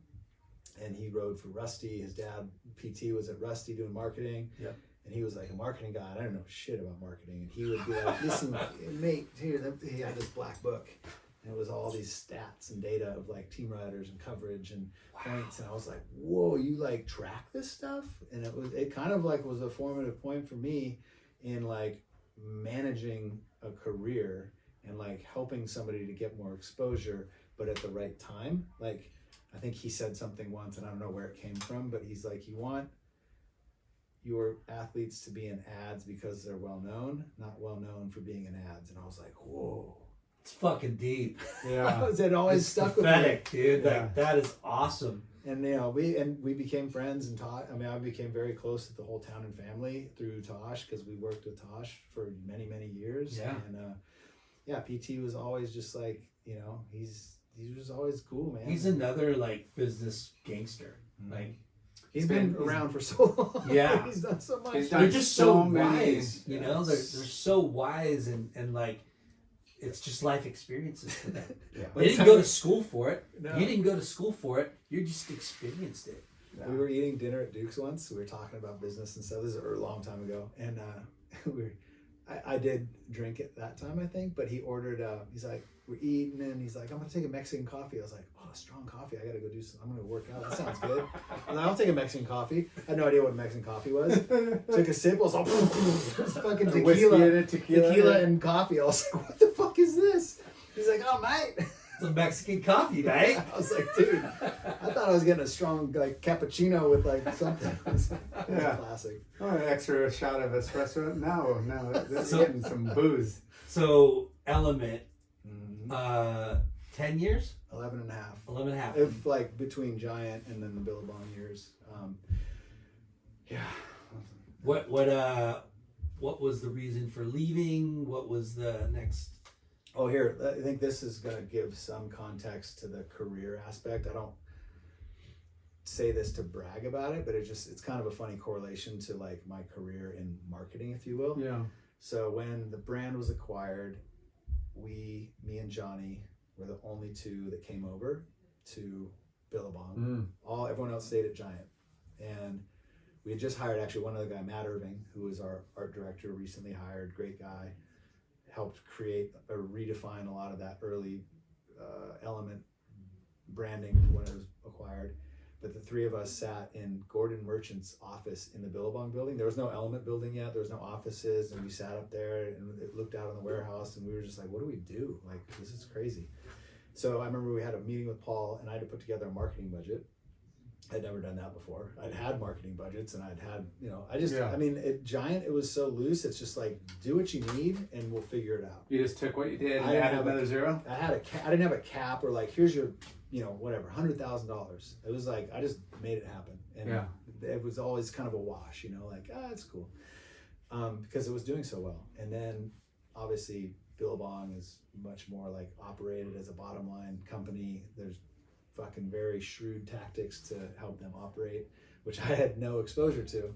And we had to do I still have the budget somewhere. It's like, it's a spreadsheet I printed and Paul scribbled all this stuff all over it. And, no brew. Too much brew. In store. Not You're enough going to yet. need more for in-store Kingman. And I was like, oh, okay, what's in store? They were like, what? Johnny was like, they need to give you a title. And I was like, a title? They're like, yeah, what's your this is a corporate structure now. You need to fit into the freaking machine. And I was like, okay.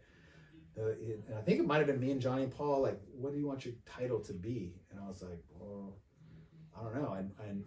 I do what Enoch does, kind of. Yeah. What's his title? They're like, he's the marketing director. I was like, that's what I'll be. I'll be the marketing director. They're like, okay, cool. Moving on. You're like, holy shit. I'm the marketing director. What is marketing?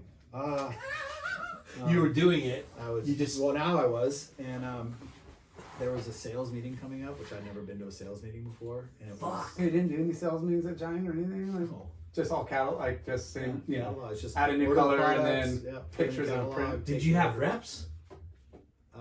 All in-house. Okay. Yeah, there's just sales dudes in-house that sit there and call shops. Yeah. There's no road reps. Yeah. There's boards. Yeah. And like some t-shirts. So, and a lot of accessories. Yeah. Like skateboard accessories. Yeah. So now I'm doing this thing and they're like, oh, we have a sales meeting coming up. I'm like, oh God, what is that? Like, I'm nervous. And they're like, and you have to give a marketing presentation. I'm like, what? And I think I might have called Enoch or somebody. And I was lucky enough to hire this girl, Liz Lurie, at the time. And she was like, yeah, like I've heard about those things. And I didn't know what PowerPoint was. And I had a computer and I had PowerPoint on it. So I opened it. I was like, whoa, you can like slide it in and crumble it and like flip it and like Put music logos. to Like, it. Wow. And this is Star Wars intro. We're out. It's like computers are amazing. Yeah. And Hey, Michael Scott. PowerPoint. PowerPoint. that was essentially my mentality. But I figured it out and I went to a shop. My friend had a shop in Costa Mesa called Network 17, and I did a window with posters and took pictures of it. And I was like, this is what our in-store is going to look like. And I made like a team list and pictures and all. And I presented it in front of like reps and employees and all these people. I was like, full like Will Ferrell blackout moment. Like, what did I say? And I guess it was okay because I didn't get fired. And that was the first of like a million sales meeting presentations henceforth, which was again like a white belt moment where I was like, I don't know what I'm doing. But then, bro. Later on in life, you're like, oh, I got a sales meeting in an hour. Okay, let me work on some slides real quick. Yeah, that's so funny because I had a similar kind of experience with Podium. Like, I mean, I worked at Heinz Surface Port for like 12 years, and my computer was a cash register, you know, and then like hardly did emails and any of that. And then when I worked at Podium, I had to work emails, and then I had to learn Word, and I had to learn Excel. I mean, it was a crash course of like all the Microsoft tools that you needed to do in business. And then, you know, I got asked to do my first, you know, Sales meeting presentation. yeah, and literally, dude, you know what I started off as? What? I'm like, send porn.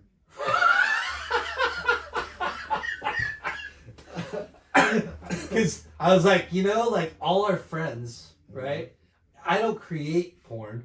I just distribute it. I just consume it.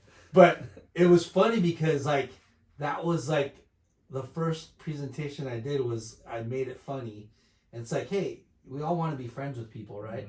And if it's appropriate to a buyer and he's not gonna be, it's a guy, send porn. I would have been too nervous. Break "I'm the gonna get ice. Let's just say he kept his job. Yeah. A rowdy bunch. Luckily, yeah. Yeah, Podium. But yeah, it's so crazy. So you were there for 11 and a half years. Yeah, and then it was like ups and downs. There was always like this corporate environment, and like things are going great, and then there's a downturn, and you got to cut the budget, and like you turn in your budget, and it's like you think you're good, and so you start buying ads and spending, and then like, oh wait, we got to cut out 15%. You're like, what? Like I thought I was good. No, cut it out, and then cut it out again, and you're like this never-ending like sharpening of a budget. Yeah.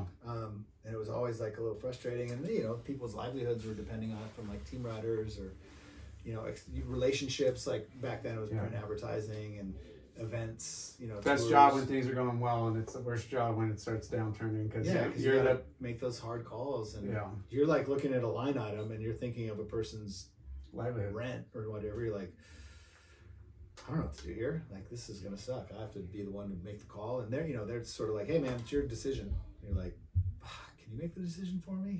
But at the same time, I tried to lean in and learn from those experiences, even when it was like, I remember I had the first time I had to like kick off a team rider. It was so unnerving for me, but I like was like, this is a formative moment. I have to learn from this, and I kind of like always leaned into those moments, not because I liked it, but because I was going to learn from it, and because I wanted to like improve how I did it, so I didn't make it worse the next time, or you know, it's like it's gradual improvement.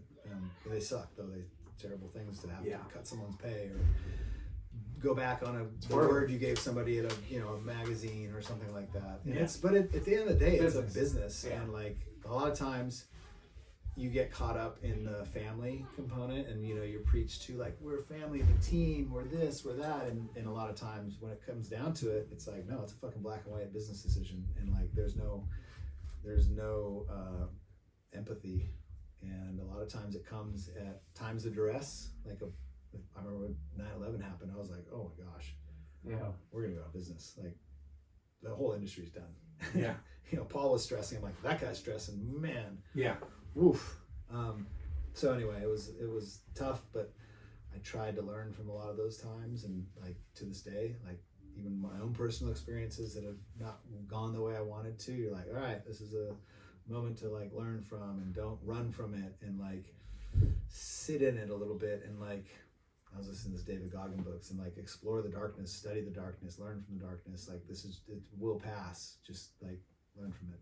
Sorry to get all philosophical on you guys. No, it's great. We love to hear all the, because I mean, it's all fun and games until it isn't, you know. But you can't have all the good without bad. You know, like that's life. Yeah. You know, like there's you get a good run, and then you hit a fucking rock out of nowhere, and you're Slam. you slam super hard. You break some bones. Reset. Yeah. What was your exit before the? When did you guys get bought at Element? 2001. It was like right in line. It was like July, and then it was like, I think it was July 1st, 2001, and then 9/11 happened, September 11th, 2001, and it was like we had just moved into our office. We were getting like new desks and like, oh wow, it's like freaking a conference room. Whoa, you know, all that kind of stuff. But when you left Element, it was like 2011-ish, like 2009, 9? 10, something like that. Yeah, and it had its ups and downs, and there was like lots of like, I felt like I wanted to do things that were good for skateboarding that were then good for Element, and I didn't always subscribe to a lot of the like what I considered things that were probably whack and things that I didn't see. I was protective of skateboarding because I knew at the end of the day that's what this brand was about, and you can't stray too far, or else that fire starts to dim and it starts to get cool, and you got to keep that fire. And it was really hard at some points to do that when you're like, you know, pushing shit you just don't believe in, just like whack clothes or certain things. And like another one that was really tough for me was head to toe sponsorship. Like, yeah, that's what they pushed. Oh yeah, everything. Gotta like, get them on the sunglasses, starts get the them on the boards, shoes, and then it's clothes, then it's, you know, wheels. Element made shoes for a little bit, And right? then it was shoes, and the shoes were horrible. Yeah, they were Bless their horrible. hearts, the guys who tried to design them and stuff. But it was just like, and then, you know, in my heart, I'm like, I know this isn't right. Like, this isn't right for the team rider. They're sacrificing a potential shoe ad, a wheel ad, a truck ad, all these other things, plus those relationships of those individuals that are trying to help their career.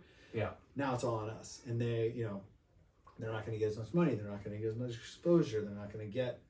I can't do all that for them, me being the Element brand or whatnot. Yeah. And so but that's the corporate mandate, is like, you got to go build a shoe brand under this logo, and you're just like, that doesn't feel right. I don't stay in your know. lane. And How so- hard is it?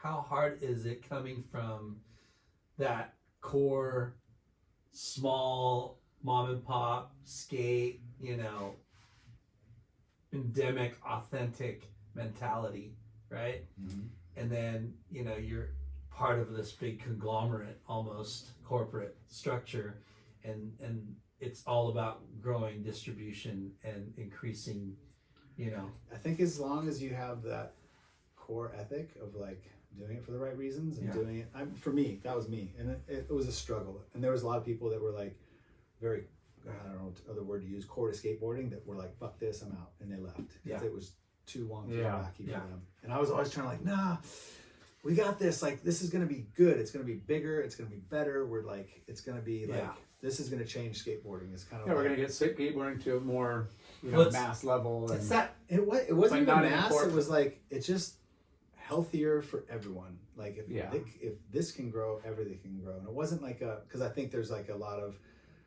blowback from like an Olympics like that right now in skateboarding. Some people love it and some people hate it. Some people are sort of indifferent. But like it was, I also was trying to learn. I was like, okay, this is now I have a career. I'm trying to learn. I want to learn from these experiences. I want to work with MTV and Zoomies and BAM and like Element and put on this thing that's going to be like, I've never worked in entertainment before. Not that I'm working in it, but I'm touching it, and you're like, well, this is a different world. But I wanted to learn from that kind of stuff. Yeah. As hard as it was and as weird as it was, but like that was a learning experience for me. And so again, trying to kind of like figure it out as we go, and just a lot of learnings, a lot of failures, a lot of successes too. That's the thing that really. Are we at time? Are you guys sick of hearing me? For me, no, dude, this is interesting stuff.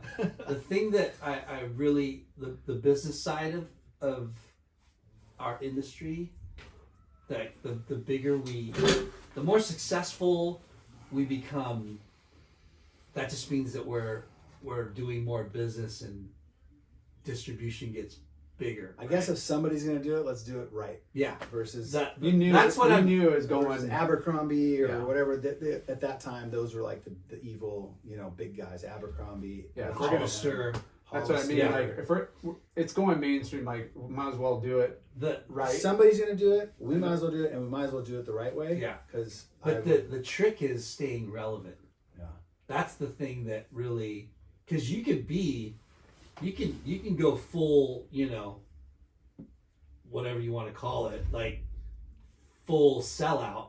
But if you still are able to create attention with a segment or a product or whatever that keeps you relevant, because that's what I think, like the brands that are like Nike or Vans or like whatever, they still know how to create some specialty for specialty, right? Well, they just have the money to, it's a different world now. They have money. money. It was like They have money to do it. But you know what I mean? Like, and they hire it's the that, right like, people to do it. that pyramid thing where, the top of the pyramid is for the influencers and early adopters and whatever, and then that there's a segment for that, right? And then it trickles down to your big box.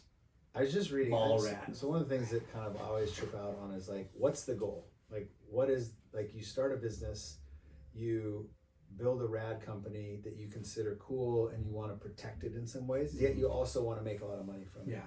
So who's your master? Like, is this to make a lot of money, or is it to make really good money and keep it Cool. rad? Legacy. Cool? Like, I'll say That's every company's demise on what Philosophy. what the founders or founder or whoever the group, what their ambitions are, and then unfortunately you sell to somebody else, or other investors come in, and now you got other people dictating the vision. I just read this the other day on a website or blog. It was about the Hurley business, and I'm not trying to like throw shade at anybody, but it was like, I want to say it was like a $900 million, $800 million business now, versus before it was like in the hundreds. Yeah.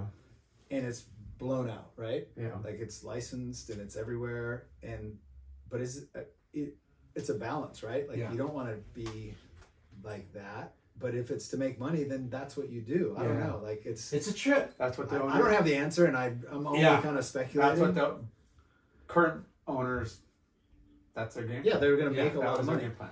But That's a that trick. could have been the case before Yeah. when it was Nike, right? Yeah. But they wanted to do it strategically with maintaining a core ethos, which is great. But I'm just like, and again, maybe somebody's going to listen to this and be like, "Fuck that guy," but like, I don't know what's the goal here. Yeah. Like I Well, think Nike was using Hurley to make Nike cool. Surf. And then right. they So pulled it's out like a and- strategy for 6.0 or something like that. For There's- sure. It was definitely Chess more moves. more chess moves than just buying a brand and blowing it out for money. Like, Right. Yeah. And it's just something that I think people got to consider too. Is like, a lot of people start brands. A lot of people want to do it because they want to have the freedom of their vision or their beliefs and put it to market and make money. But then what? It's just like, it's a trip. And it's again, not enough money. I need more. I don't have the answer. I don't have to make those decisions, thankfully. But I've been around it, and I've been encountered with that at Stance, where I was like, what are we doing? Like, what's the goal here? Yeah. So how did that come about? You leave Hurley with another opportunity for Hurley. I mean, sorry, Hurley. Now you got me on Hurley because What, we are you talked drunk? about it for 20 minutes. Sorry. Element. God, we should probably cut that out. Yeah, you left Element. Cut out the whole Hurley thing in general. Hurley. It's gonna be like too. No, it's a good. Speculative for I mean, there's people. been companies that have been bought and sold, and it's an interesting part of our industry. So Element. But when do you Sorry for the bounce? tangent there, When do you guys. bounce from there? In 2009, 2009. 2010, I had kind of come to term. It's funny how this works for me. I don't know what it is, if it's the universe, but I kind of made a decision in my head. I was always that guy that's like, I'll never leave. Like, and I realize now in hindsight, and I saw this with somebody else recently that was working in a brand, and they were really frustrated, and they're like, gosh, nobody listens. And it's just, I'm like, dude, it's not yours. It's not your brand. Like, you're working very hard, but you're almost holding on too tight. Like, you continue to work hard, but it's not yours. It's like, you can't make those decisions. And I think at a point I kind of had that realization where I was like, it's not mine. I feel like it is, and I feel like we're a family, and I feel like I've done all this hard work, but like, at the end of the day, if a real bad time comes, I'm clipped. Like, if I don't think that would be the case. I think I don't know, who knows, but I just had this sort of epiphany of like, I think I could leave. Like I would be okay with it, which was very foreign to me because I was so dedicated to it and I put in so much work and blood, sweat, and tears, and it was just like really hard for me to come to that conclusion. But I did one day, and then I think honestly, like the next day or something, or a couple of days later, I got a phone call about stance, and it was just like, whoa, what? Like that's serendipitous, lucky, like we talked about earlier. Like I don't know, seemed lucky to me. But again, that whole call sort of stemmed from my what do you call it, career in skateboarding. Like it was based on that. Like that's what the opportunity stemmed from, was skateboarding. So I'm again always grateful for what I've been able to achieve or get from skateboarding. But yeah, that call came in, and it was Mike Carter, who was at Skulky from Electric. Is he been on this podcast? Not yet. Carts? Bruce was. Okay. Bruce, So yeah. Carter called me and was like, hey, I'm working with this brand. They're starting this new brand, and they want to talk to you. I recommended you as a potential candidate for this role. And I was like, oh wow, like that's crazy. I didn't say that, told him that I had that thought, but I was like kind of flattered, like, wow, sick. Like, what are we talking about here? Like, let's talk. And he's like, because he was at Skull Candy at that time. And he's like, well, some of the people that I know, I'm investing in it, and some other people are investing in it. It's going to be a sock brand. And I was like, huh? Sock brand? Like, whoa, that's wild. And I was kind of like, not bummed, but I was like, oh, I thought it was going to be something different. Yeah. I was like, oh. Sock, new category, Socks. not like that big wow category. It wasn't like a sexy proposition. I was like, yeah. if it was like, I don't know, a sunglass company or clothing or I don't know, whatever it might have been, I was like, huh. I was like, okay, cool. Like, he's like, do you want me to connect you guys? I was like, yeah, for sure. And I've always been an advocate of talking to people and hearing what else other opportunities are out there, even for people that I've worked with or have worked on a team that I've been a part of or before me. I've always said like, hey, if you get an opportunity, at least listen. Always take a meeting. Always listen. Like, dude, if you leave because it's a better opportunity, awesome. Then you deserve it.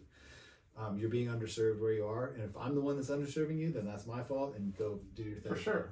So I was like, okay, I'll take the call. And I talked to John Wilson on the phone, and I'd never met John Wilson. I didn't know John Wilson. I don't know how tall John Wilson was, but we met. We talked for like 45 minutes. Like, this guy's cool, and I liked his vision for this, and he's such a salesperson. He's so good at it. And so he totally sold me out. He's like, hey, we want to meet you in person. Why don't you come down? We're in San Clemente. I was like, oh, San Clemente, that's like close to where I live. Wow. So no more driving to Irvine if I get this job. But I still wasn't totally sold on it. Although by then I'd kind of in my head formulated like some excitement around, oh, but socks, like, wow, white space, that could be really cool. What's it going to be like? It could be really corny, but man, if done right with the right people, it could be really fun and cool. So, God, I talk a lot. I'm sorry, guys. Sorry No, for I the love people it. that are listening. Well, I mean, Stance this is awesome. is relatively a new brand in the grand scheme of everything, and it's a out before that it was maybe a Nixon sunglasses. There was categories that You were on a roll, dude. Okay. Yeah. Keep it going. So I went and met with John and was in awe of how tall he was and handsome, John. But we met at Skull Candy. They had just moved in, or they were moving into an office in San Clemente, which was this dope old bank. And Skull Candy was opening a West Coast office. And I wasn't that enthralled with Skull Candy. I was like, oh, it's cool headphones, whatever. It wasn't really like registered that highly on my radar. I wasn't like a headphone guy. And it was cool, but it was like, it's this Utah brand. But we met with John and Jeff Curl, who I'd never met before either. And we went to lunch, and they kind of, John pulled out the presentation and was kind of walking me through the deck. And I was like, oh, cool. And Jeff was sort of quiet. And he struck me as very confident. Jeff did. It's just sort of like, he was the chairman of the board of Skull Candy. He had, had these, liquidity exits over his career. I was like, oh, this guy's like kind of a baller. And he's like running the Skull, not running it, but he was like the chairman of the board. And he built this office in the West Coast, I think selfishly because he wanted to move out of Utah and be in San Clemente. So I was like, that's kind of cool. And so I met with them at lunch, and I was like, yeah, I like it. This is rad. Like, where do we go from here? And they're like, basically, they're like, hey, why don't you put some ideas down of what you think you could do with the brand, and we'll talk. We're talking to a few other people. I was like, oh, okay, cool. So I kind of I think I said something kind of slightly cocky of like, oh dude, I got this. Like kind of not like I got the job, but like I'm confident I can put together a cool plan for you guys. And so I went back to Element, and one of the designers helped me with some slides and infographics because I'm not a designer. And I came back and met, and it was in the basement of this building. It was an old bank because all upstairs was being renovated. And it was me, Jeff, a guy named Aaron Hennings, who came from Billabong, and then a guy, Taylor Shoup, who's young and very assertive. I love Taylor. He always is asserting himself. And so the 4 or 5 of us all met, and I kind of went through my program. And I remember Jeff was kind of like, yeah, you got this, dude. I'm going to go do something else. And I was like, oh, okay, well, it's fucking whatever. He left before you could present. Yeah. Okay. I think he just was like sort of indifferent, like, whatever, you guys can, this is the right guy, this is the right guy. I was kind of like, okay, cool. So I put the presentation together and we went through it, and I think, John was like, oh, cool. And it was really just kind of basic, just an overview of where I thought the brand could be, some of the people that I would have like approached to be a part of it. And it was really just all about sock and individuality and expression and stuff. And so fast forward, a few days later, a week later or something, and J-Dub hits me and is like, hey man, we really liked what you do and we'd like to offer you the position. And I was like, oh, sick. Okay. I love it. And I wasn't like so hung up on it. Like I was like, oh, I gotta get this job. I was like, I had a good job. I was, not stoked at Element, but I wasn't like desperate. Destitute. I gotta get out of this place. It's killing me. So then that happened, and I was like, oh, whoa, sick. I haven't talked to anybody about a job in a long time. I've certainly not left in 11 and a half years. And this is more career stuff. Like, this is how this feels. I was like, whoa. And so I ended up having to tell Johnny, and, he was bummed, but also very supportive. And he'd been through stuff like this, like acquisitions and startups. And he's like, hey, this is what you need to do. And gave me all these notes and kind of some outlandish shit, like acquisition bonuses. And I was like, dude, I can't ask for that stuff. Like I didn't know, about equity and shares, and a little bit from Billabong, but not much. And so then then he's like, yeah, you got to go tell Paul. And I was like, you got to go tell Dad. Yeah, basically, like, good luck. And I was like, oh. So I skated down. It was like, we're in the same business complex, and I skated down Waterworks way.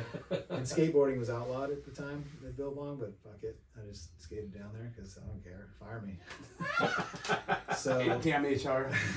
It was liability. So I sat with Paul, and he broke it all down for me in a very, mature, think of your future.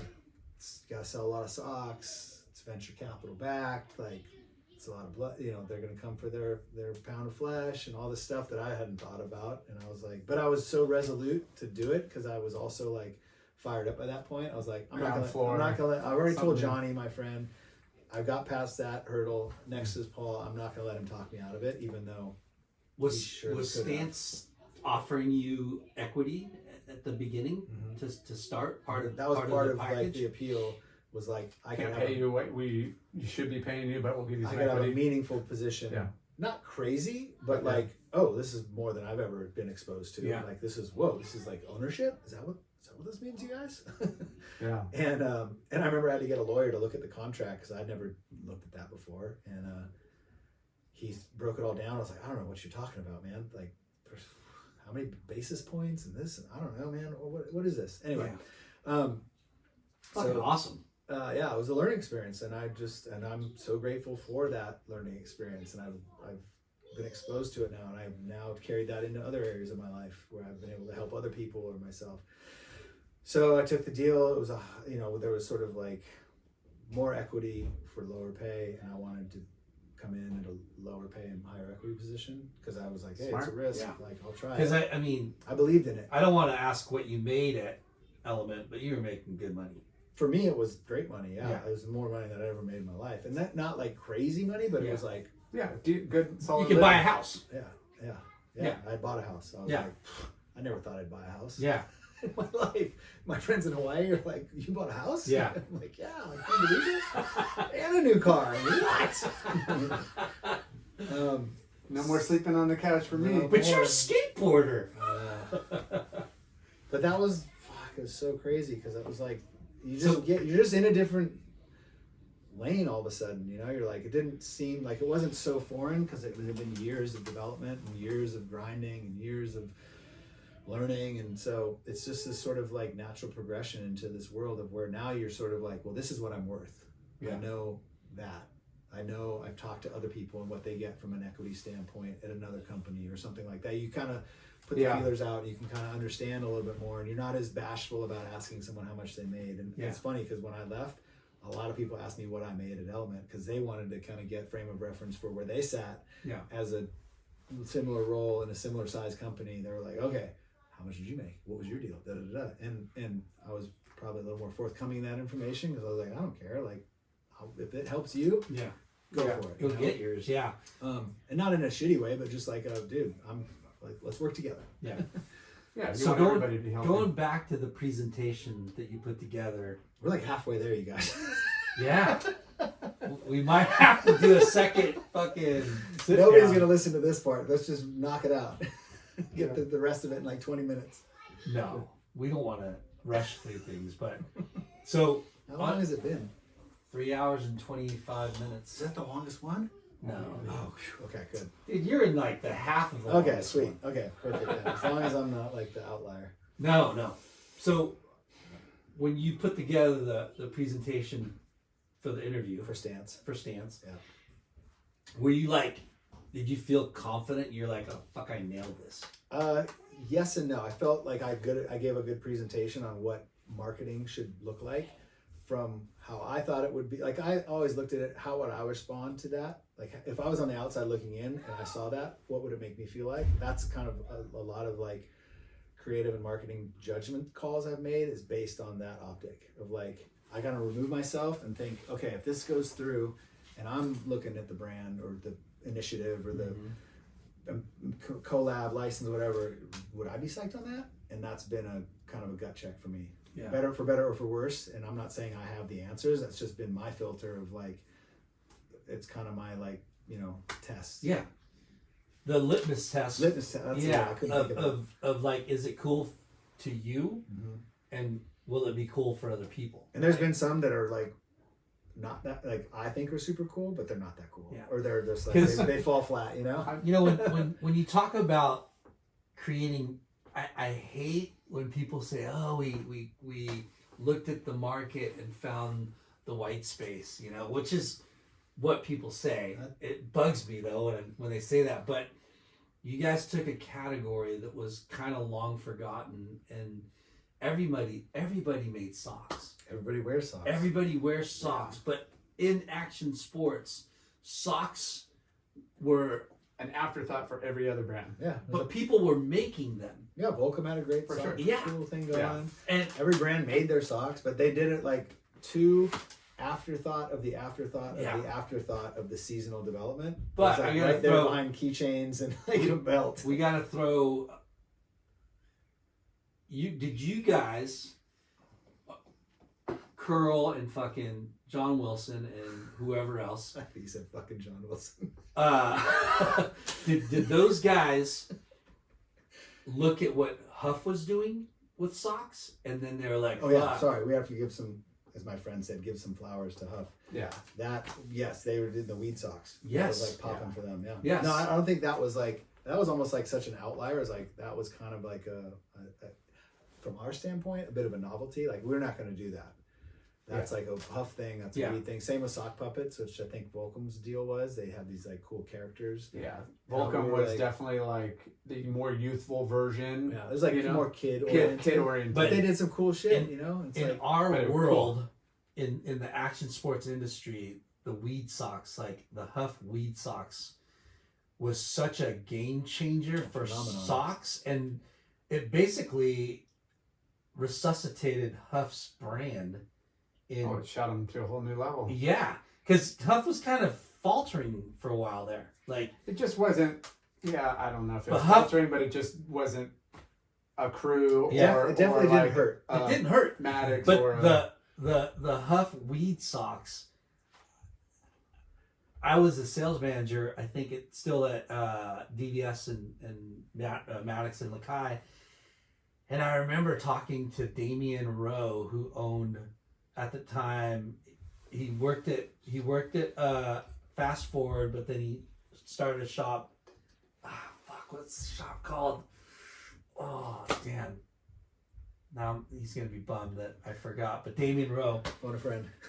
I called him and I'm like, so what's been selling for you? Blah blah blah blah blah. And he's like, dude, have you heard of have people been selling weed socks? And I'm like, yeah. I go, I've been hearing that. Like, and Active was like, killing. Oh, it. Active had a great sock program too. I forgot about that. Yeah, It was kind of Active was in like but their private label, it's treacherous waters with their stores being closed down. It was like kind of a wonky time for them, but their sock program was pretty fire. But but Damien, what's the shop called? So he goes, yeah. He goes, we've pretty much sold a container full of fucking weed socks. And I'm like, what? Wow. And then soon after, Stance came out and, did their thing. But I remember Industrial Ride Shop, which is like the Active of Arizona. yeah. And at one point, it was like they were number 5 brand in the entire store. for socks. Yeah. I mean, because of socks. Yeah. Like it just, and then like that kind of trailed off, and then Stance kind of came in and like solidified, and maybe even got up to like number 2 or 3 at one. Yeah. But for a couple of years. But I remember massive amounts of socks. I remember when Stance came out and they were going, like, I remember Duke was kind of one of the first spokespeople for it, right? Duke was a huge advocate for Stance. Yeah. He was on the advisory board. I believe he invested. He was pivotal to the success of Stance. And he still, to this day, still has one of the biggest sections right next to the register of Stance. And he's been like such a... Duke from where? Surfside Sports, bro. Duke! Surfside. I was there today, as a matter of fact. I love Duke. He's the boys. gonna hate me for bringing this up, but fuck it. So a long time ago, I went to use the bathroom, right? And it was like there's nobody there, right? It was like early morning, and I went to go take a pee, and I turn on the light. I look in the toilet, and there's the biggest fucking shit that. It was the size of my arm, and it was hanging out of the fucking toilet. And I run outside. I'm like, Duke. I go, who the fuck took this shit? Come take a look.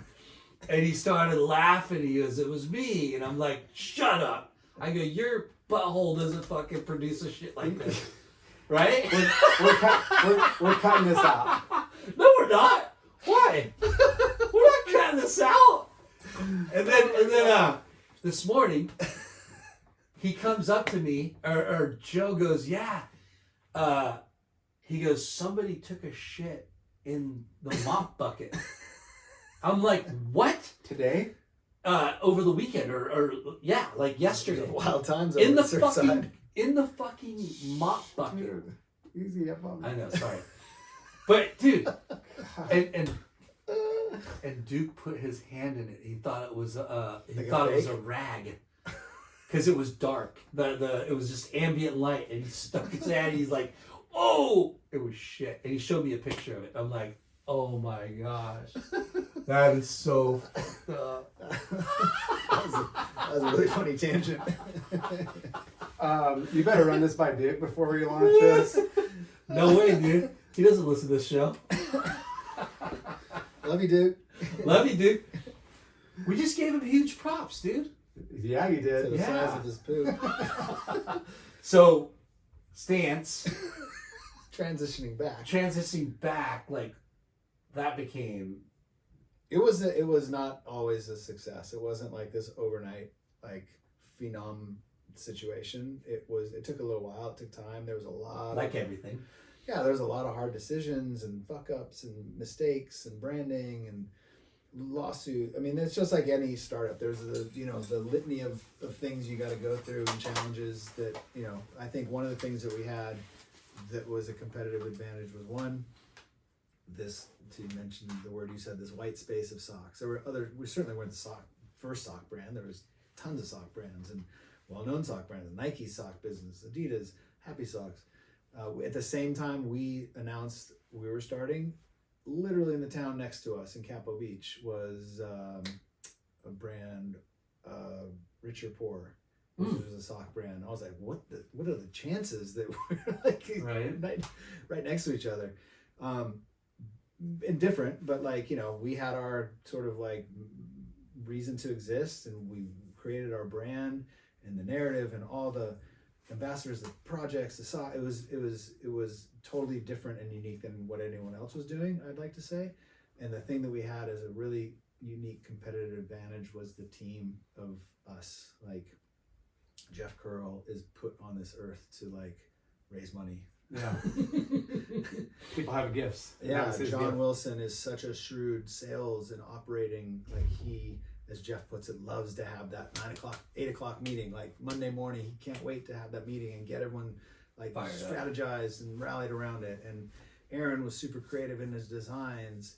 Taylor Shoup spoke fluent Mandarin and had all this like sourcing capabilities in China already. Like if you heard him talk on the phone in Chinese, you'd think he was a Chinese person. Like he's just that. An American white guy? Yeah, white guy, grew up in San Clemente, was Mormon, went to his mission in Taiwan, became fluent Mandarin, and had a knack for manufacturing.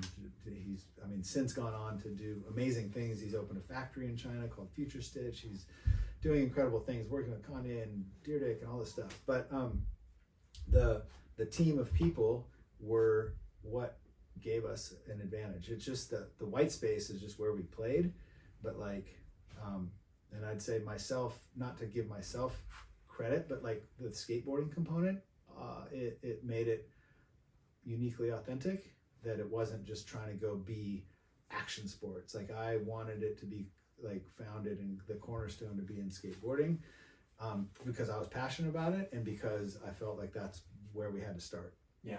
I was with Nutty today too, and I told him we were interviewing you today, and he was like, yeah, he's the one who fucking made Stance cool. He's the only bloke that fucking got it over there. And I'm like, I love Nutty, man. I actually got to hire him at Stance. That's right, yeah, because he left Reef or something, and he was on the market, and John Wilson introduced us to a party one night, and I was like, this guy's freaking rad. Yeah. Little Australian, fired up. We had a breakfast one day at SC Cafe, which is like my second meeting spot in life, and we shout out to Nicole at SC Cafe. I think he was like so prepared for this meeting. He had all his decks and like in-store stuff, and he wanted to show me, and I was like, dude, I don't care. Like, put it all away. Like, let's just talk. And I just, fell in love with him, and we just ended up working together and doing some amazing stuff. I didn't give a shit about what he'd done before. I was just more about the person. Yeah. And, he had done a lot of great stuff, and I did look at it, but I was like, whatever. It's just more about. You got to have a connection first. Yeah. But I think he was so used to I think he came like VF. Yeah. And sort of like, you got to kind of show up and like open up your wares and be like, this is what I do. And I was like, yeah, cool. He's trying to sell the sizzle. Yeah. Yeah. Which is funny. I've probably, hired a lot of people on that precedent of like, I want to be connected and feel, because this is going to be like a lot of time together. And this is something I learned from Jeff and the culture of Stance is like, we used to have these things called culture interviews. And it was like the person that got the culture interview had already proven that they're good at their job and their domain expertise. Now it's just about like, do I want to hang out with this person? Does and he like fit into the group? Or she 60 plus odd hours in a week with this person and like travel the world with this like you would hire me. You might not hire Late Night, but you would definitely hire Chalky. For what? Storytelling. for his video editing skills, audio over here. I love that. But yeah, and so we have these, because we were going through such crazy growth and hiring people, and you just all of a sudden you get some people that aren't that rad, and you're like, how did this person get in here? And Yeah. so, but I learned so much through that process, and it was real raw in the beginning, man. It was like, it wasn't this like, Rainbows. porcelain plate of freaking opportunity. It was like a grind. And yeah. I had to do I remember I would get so eggy because it would be like the trade show, and I'd have to get all the booth shit together and figure out the booth configuration and go build the booth, like drive the truck, pull all the shit in, build the booth, take it all apart, take it out, drive it home. Like Vegas, it was just like, I was like, oh God, is this what I wanted to do? But it's those moments, and I was going to say this earlier, because like, those are the things I like now. Like I reflect back on those, it's like, that was rad.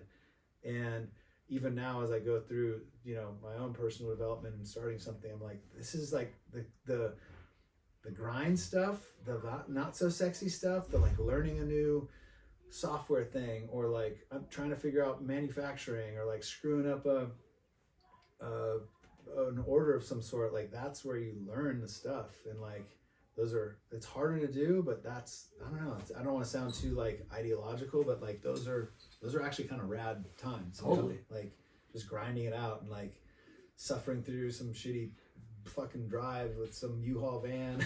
Blood, Like, sweat, and everyone's tears, done it. man, for sure. I mean, that's corny to say, but it's And you have to go through that to get Yeah. to the other side. You cannot, I mean, maybe somebody can just leapfrog it. I don't know anyone who's been able to leapfrog Yeah. that.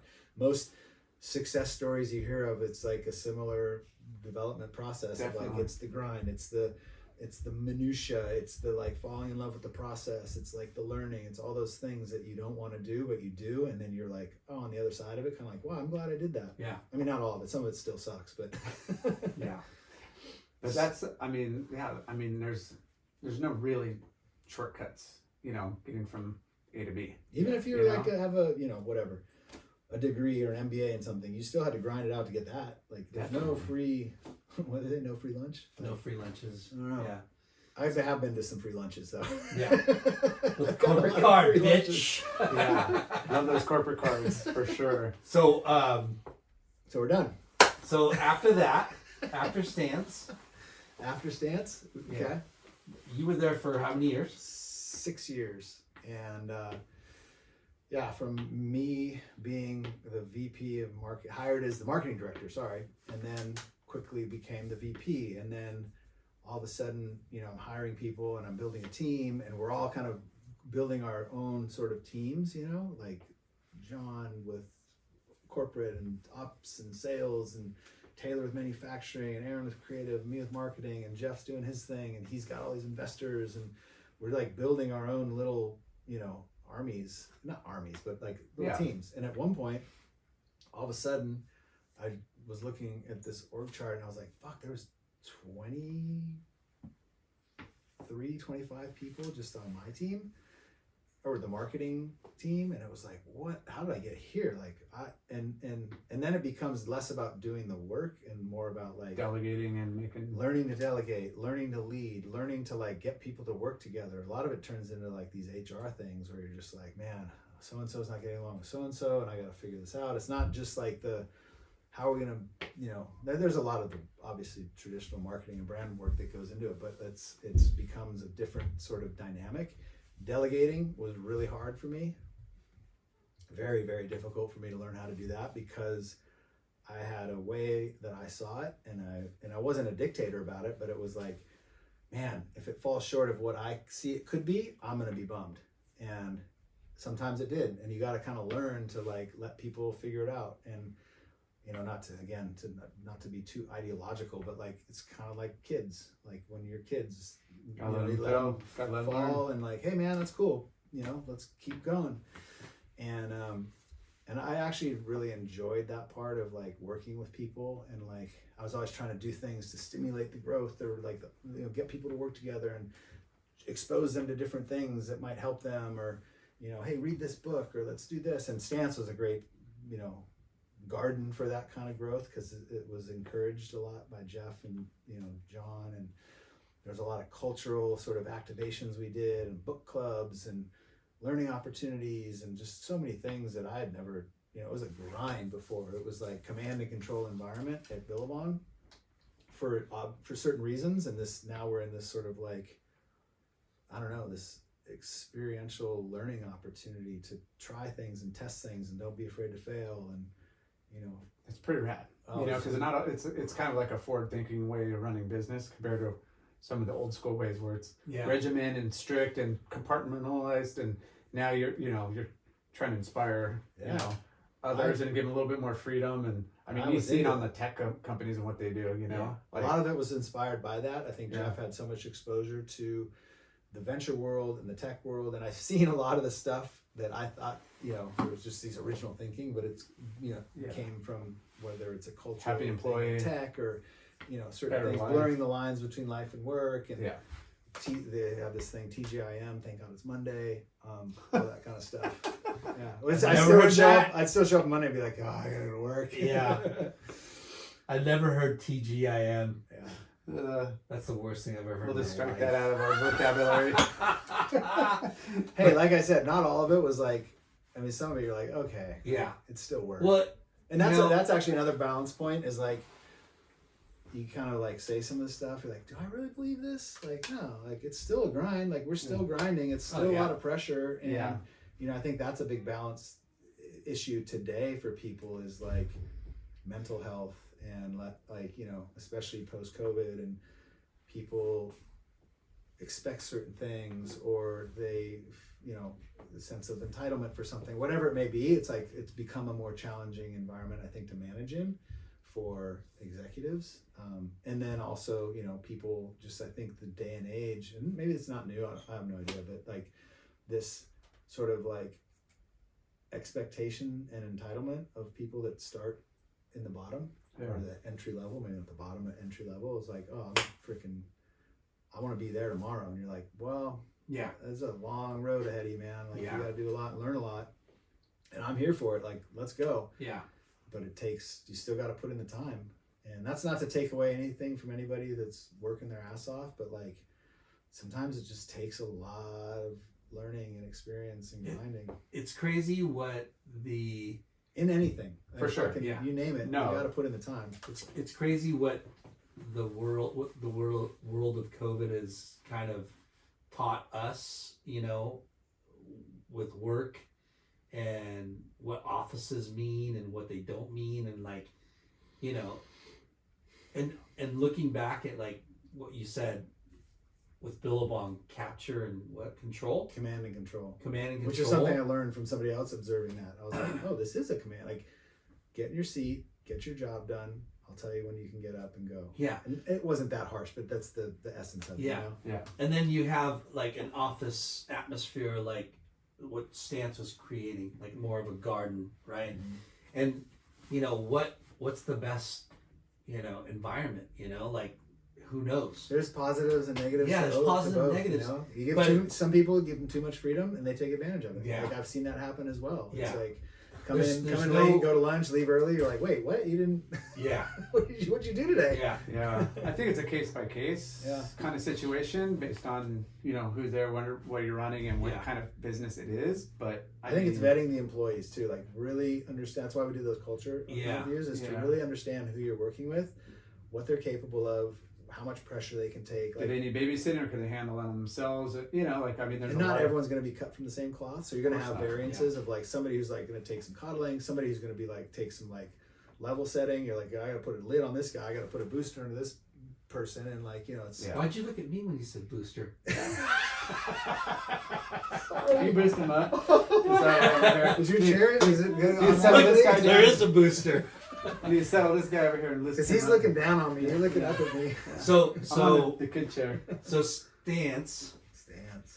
How long was that run? 6 years. 6 years. Yeah. Okay. And I started as the director of marketing, and then I was the CMO, this chief marketing officer, which I again full like, how did I get here? I've never been a chief. I've never I was literally like looking up job descriptions for chief marketing officer because I was like, well, what am I supposed to do? And I felt a lot of pressure to like be this, like I was looking at other CMOs at other brands, like, oh my gosh, they're they have this accolade and this pedigree. I don't have that. Oh my gosh, what do I do? Is this like all gonna like fall out from under me one day? I don't know. Like all these like sort of like imposter syndrome moments kick in, which is very real. And I didn't go to school. I didn't like have exposure to a lot of this stuff. It was the first time, and I was down to do the work. I was so down for it. But sometimes it just comes down to a certain skill set that I may or may not have. And, See, that's the beauty. and a hypersensitivity to it, which is not, I don't admire that in myself. I think I'm like, God, I wish I could change that a little bit, you know, if I'm being honest. Well, we love talking to people that don't go to school. Right? Makes us feel better. It makes us feel better. No. Because I mean, I tried to go to school. It all boils down to the work and the dedication and the passion that it's true. You get in what you put in, right? And a degree can mean a lot of things, but in our world, like, and I've seen it plenty where, you know, the degree doesn't mean shit. It's the experience. And I've also seen the degrees It's that both. come in I mean, where they have a degree and they are really good at certain things, and then some things they just fail miserably at. Yeah. And it's, But it's like, you know, two sides of a coin. And I, you know, it's just, a degree's never gonna hurt you. yeah. You know, Paul Nadi is a guy that I kind of really respect, and I love his bluntness, and you know, he's gonna tell you what he thinks. And certain like businesses that I've worked for, it's frustrating to see, you know, when people go, oh, we're hiring best in class, you know, like, and I've heard that a lot, and you just go, what the fuck does that mean, you know? And they hire the best in class, and that person is there for less than a year, and you're just like, well, that was a waste of your fucking best in class time. But don't get me wrong, there's great people that have degrees, but then there's also great people that don't, and that's what's really comforting for me, is like when I see people that, hey, they lived it, they loved it, and they're dedicated to their company or their vision or their brand or whatever, and that's why they're successful, you know? Yeah. Not because of a degree, but because they lived it, they loved it, you know? Yeah, I mean, it's all about experience, and you know, some people go to college and thrive and grab a ton of experience, and they could translate that into the real business world, and then some just use that paper without putting the experience, you know, the hard work and experience, and be like, and then they jump from brand to brand to brand over the years, and they get that title, and as soon as they got that CM whatever CMO, no, they're able to utilize that with their degree and jump ship and improve. But it works on both sides, you know. There's people humans are messy, it's flawed, there's no cookie cutter approach. You know, you get a community college kid that's gonna, but a degree is never gonna not hurt you. Where you can get an MBA that's gonna go and freaking not be a CEO. Like, just there's so many factors to your point that could contribute or detract from a trajectory. But having all of that with a degree is only going to benefit you versus you know. So I look back on my educational opportunities and I'm like, gosh, man, if I had only like been more focused or more dedicated, I wouldn't have as much imposter syndrome, that's for sure, because I'd have a level of like assuredness or confidence that like I deserve to be here because I put in this. I still, in a lot of ways, feel like I deserve some of the accolades and some of the things that I've done or earned, but it's more from like a blue collar grinding approach than it is from anything that would be granted based on, you know, an expectation. I never had that. I never had an expectation. Just look at the degrees. I guess it's in short, I'm proud of some of the work I've done, As but, you should, but it's as you not should like be. Pat myself in the back thing. It's more like, fuck it, I did it. Oh gosh. But it, you know, it's about, you know, what brands you've worked for is kind of like, you know, and where have you gotten versus like what college you go to and what's the paper print coming from, you know, what's the title on that, you know, who gave you that, you know, and I mean, it's all about who you know. And so what is Kingy doing these days? Surfing a lot. Surfing. I do surf. Lives in San Clemente, yeah. dude. Gosh, I do love it. It's so fun. I wish I was better at it, man. So What is do you Lyndon. ride? So is Lyndon. What kind of board do you ride? I've had like a couple Firewires. I don't know the model names, but like I kind of enjoy more like twin fins and more fun boards. I think because it's one, it takes the pressure off me to like rip. Because if you have like a proper like shred sledge, you're just like, oh, what's up? Versus you paddle out on like a fish, or it's like a little less. Good. Have That's all I fun, go ride now fast. is a fish. Have Pretty fun, much. go fast. And yeah, I do love it, but I wish I did more of it. It's kind of weird. It's like a lot of things. If you don't do it a lot, you slide backwards quickly. Especially surfing, dude. Man, I get out. I'm like, oh man, my paddle strength is Yeah. gone. Yeah. I'm like dying, especially if it's bigger. And I'm not like saying I surf big waves by any stretch of the imagination, but when it is a The little bit bigger, physicality side of it. you're like, oh, it's I just got gnarly. throttled. Oh my gosh, I forgot what that's like. Yeah. Crazy. So work-wise, what are you doing? I've been we'll jump over a few things, but I most recently with a couple partners of mine I worked in tech for a little bit, for a couple of years. Tech? Yeah, it was just super strange and not expected, and I just kind of wanted to try it, and it was an opportunity, and I took it, and I'd say it wasn't anything like I thought it was going to be, but it was a great learning experience. And so I did that for a couple of years, and then I started with a couple partners at creative agency or a studio called Studio Remains. And I was sort of like kind of client procurement and management and, working with people about what projects we could do. My friend John Alvino and Sophie St. Ange were more like the designers and the creatives, but we had a good dynamic together. We had an office up by Ruka. But it was right before COVID. We had some great clients, a good roster of clients. I don't know if I really liked the management side of it, the client management. It was in an era of like, man, people wanted a lot but didn't want to pay, or they were like, iteration after iteration after iteration. You're like, man, we've already lost money on this. This is like version 10. Yeah. And man, when's this going to stop? And the client wants what they want. And so you have to be really practical in like outlining deliverables. And, a lot of times the client doesn't want to say that or see that, or like, hey, no, I know it says that, but it's not done. And so managing that was tough. It was fun, but at the same time, I got approached to do a project with Igloo coolers, which I had never even thought of Igloo outside of like keeping some beers cold. But and then I did a project for them, and then it turned into like a little bit more work. Like, hey, can you come in a couple days? And at the same time, the studio was sort of like, COVID was setting in. It was like some of the clients were like, hey, we're not sure what's going to happen yet, but like we can't just like, let's pause for a sec. And we were sort of all like, I don't know what's going to happen. Yeah. So I talked to them, and I was like, hey, I have this opportunity to go do more work. Like at first it kind of came through the agency, but then it became more of a like me thing. And they were super supportive and were like, hey, you got to go do you. Like, don't let us slow that down. And so it ended up becoming this full-time position, which I never sought out. It just kind of... For Igloo. Yeah, it just kind of became this thing.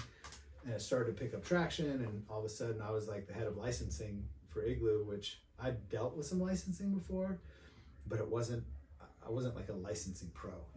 Again, here I am doing this thing. I'm like, how did I get here? I'm a licensing guy now.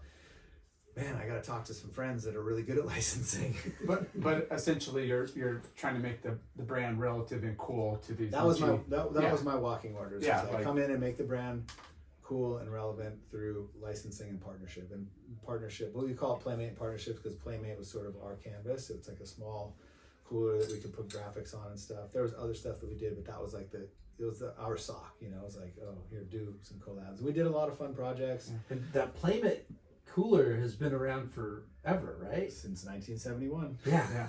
So we got a bunch. resuscitated.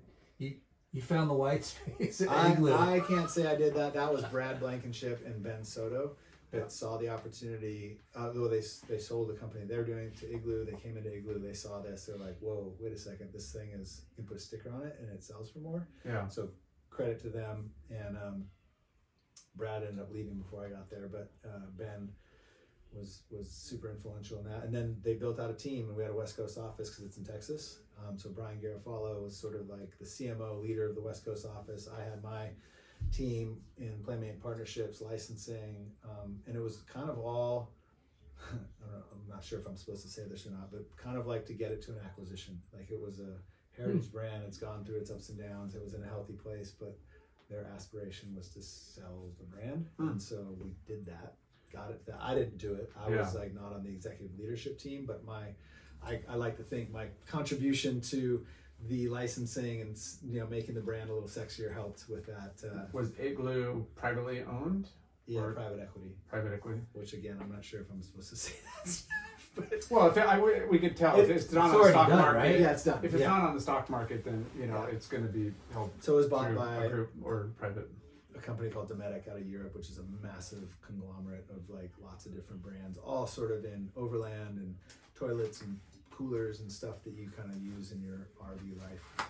And BG went on to be the CMO over there. And I kind of like at the time just felt I've had this passion project that I've been sitting on for 6 years plus, that I've always just wanted to do so badly. I've been scared to do it. I didn't have the resources or the time to do it. I didn't commit myself to doing it. And so when the acquisition happened, I was like, it was a difficult place to work from a structural standpoint. And I didn't anticipate it getting a lot better once it was acquired. And that's no, diss to people that were there. Everyone was really trying to do their job, but it's like this U.S. manufacturing is really hard to do what we were doing. We wanted to be nimble and do all these cool projects, and it was like there was a massive like lead time, and this is the way we've been doing it for so long. And Walmart is like the master and Target, and here we are trying to sell cool coolers on direct to consumer, which did work, but it just felt pennies in the bucket compared. Kind of felt like that, in the big scheme of things. But but they don't realize that that's the cool factor that keeps them relevant for the next century. Yeah, I mean, I'd like to say so, but at the end of the day, the bread and butter is like affordable coolers at Walmart, and fucking lots of them. Yeah, and that's what they've done. That's what they do really well. They're not trying to be Yeti; they're trying to be Igloo, and it's worked. So it got acquired, and now I don't know. I don't really keep tabs, but a lot of people that I know still work there, and they're enjoying it. So it just felt like a good time for me to step away and like focus on something that I really want to focus on, which is a new brand. And I've been doing some consulting as well along the way, just because I find projects or I get approached for a project that I find really interesting or something that I want to learn about. So like one was in product sustainability and circularity, and others been in what we were calling NFTs, but now we'll call digital collectibles. And a friend of mine has a brand called Lonely Ghost that's out of Utah. It's had incredible success. I've tried to help them where I can, but all sort of like as sort of appetizers to my main meal, which is this brand that I want to start, which is a multitude of facets, which I won't bore everyone with the details of for whoever's still listening. But it kind of stems from, we'll call it the wellness space. I know it's an overused term and it's a saturated market, but it's going to be like at the end of the day, it's a brand that's, in my opinion, purpose-built to help people, similar to how I've been helped through the exposure to these different modalities in what I call weirdness and wellness.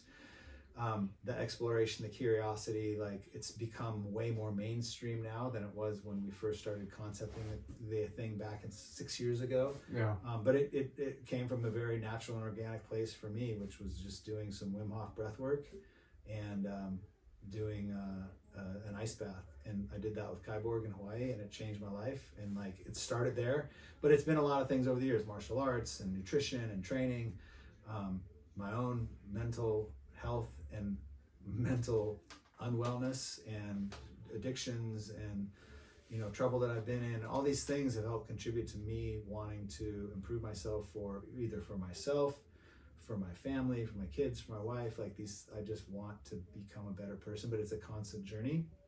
And I've found that through exploring these aspects or these modalities, whether that's again nutrition or plant medicine or meditation or learning about conspiracy, all these different things really help me kind of like form a unique view of my world. And I just, for some reason, I think that's going to help other people. So I hope it does. I hope. It sounds like a great calling. I hope people and make a connect with buck it. while doing it. you know? Yeah. Yeah, I mean that's at the end of the day. I still, I need to make money. I want to make money. I don't. Yeah. This isn't. I don't.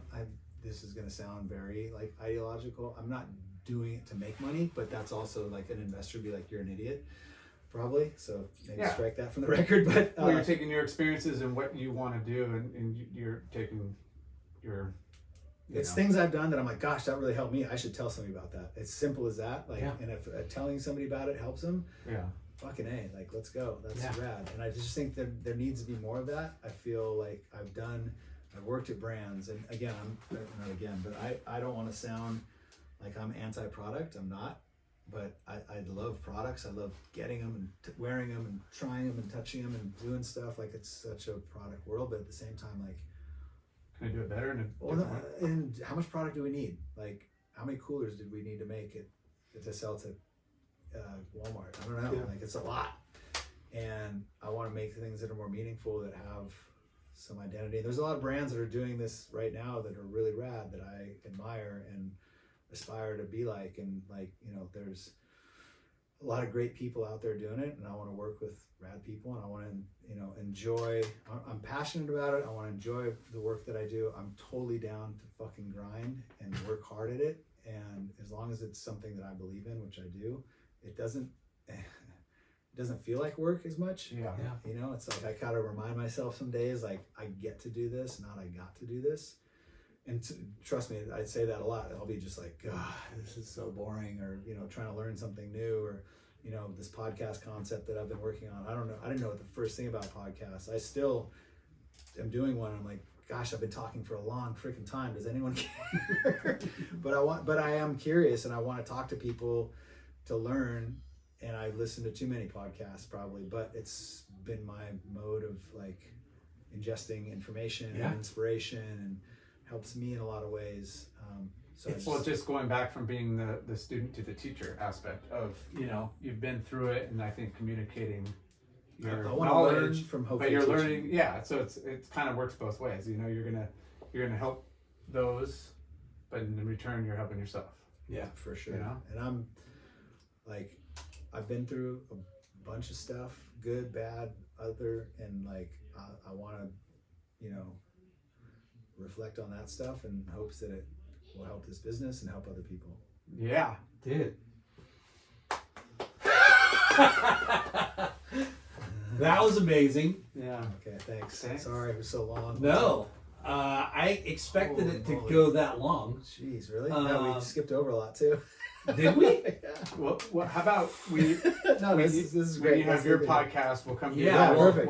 We'll do the follow up. Okay. No, Okay. because Kingman, like, you have a reputation that, precedes yourself. Like, you're, Yeah, Is you're that good? modest. Is that good? You're modest and a humble, lot of but people. yeah, you're definitely. You're in You a got a lot to be circle proud of a about. lot of entrepreneurs, innovators, and all that. You're in that like circle of like pioneers. You know what I mean? Like you've done a lot of cool shit in the skate and action sports world, and you might not think it, but we see it. We've heard it. We You know what I trip out on is like, I was just a kid, like whatever, into skateboarding. I was like the kid that was in the crowd waiting for an autograph, get the sticker toss, like whatever. And it just like, if I can do this, I mean, almost quite literally anybody can do this. Like, it's not. Yeah. It's if again to some of my friends in Hawaii, they're like, what? So it just goes to show, like, I think about that when I go to like Duke's and there's a kid at the door. I'm like, man, that guy could be a CEO one day of something. Yeah. Like, you never know. Like, That's I where was- it starts. I was the dishwasher. I was the freaking valet parker. I was, and I only say that, and this term, I've always wanted to say this. I don't say that to impress you, but to impress upon you that this is like, it's achievable, but you just got to work hard. Yeah. And just Yeah. treat people well, and like, Yeah. be humble, and like, just be grateful. Like, that's it. It's not super complicated. Yeah. Don't burn bridges. Like, Yeah. And that's the story that we like to tell. You know? So they only have to listen 4 hours and 7 minutes to get the bulk of the essence. Fast forward to 4:07. Just put that in the beginning. By the way, everyone, this is Ryan Kingman. Just skip till 4 hours and We'll just do that right at the beginning. Right after we're good. Yeah. All the rest is just fluff. Hey, Well, congrats. Congrats. Thanks, guys. Yeah. you're That was a long a shining talk. example of what hard work means to. Oh. Yeah. What I say, I Yeah. blacked out. It was I'd awesome. say you worked out early. Cool. Because this guy got Idiot! He's talking about element turds. Dude, we're cutting that out, dude. No way! Dude, he's gonna be so bummed. No, he won't. Yeah. He won't even know, bro. Yeah. Oh yeah. All right. Thank Okay, you. Dude, thank you, Ryan Kingy Kingman. Thanks, guys. Peace.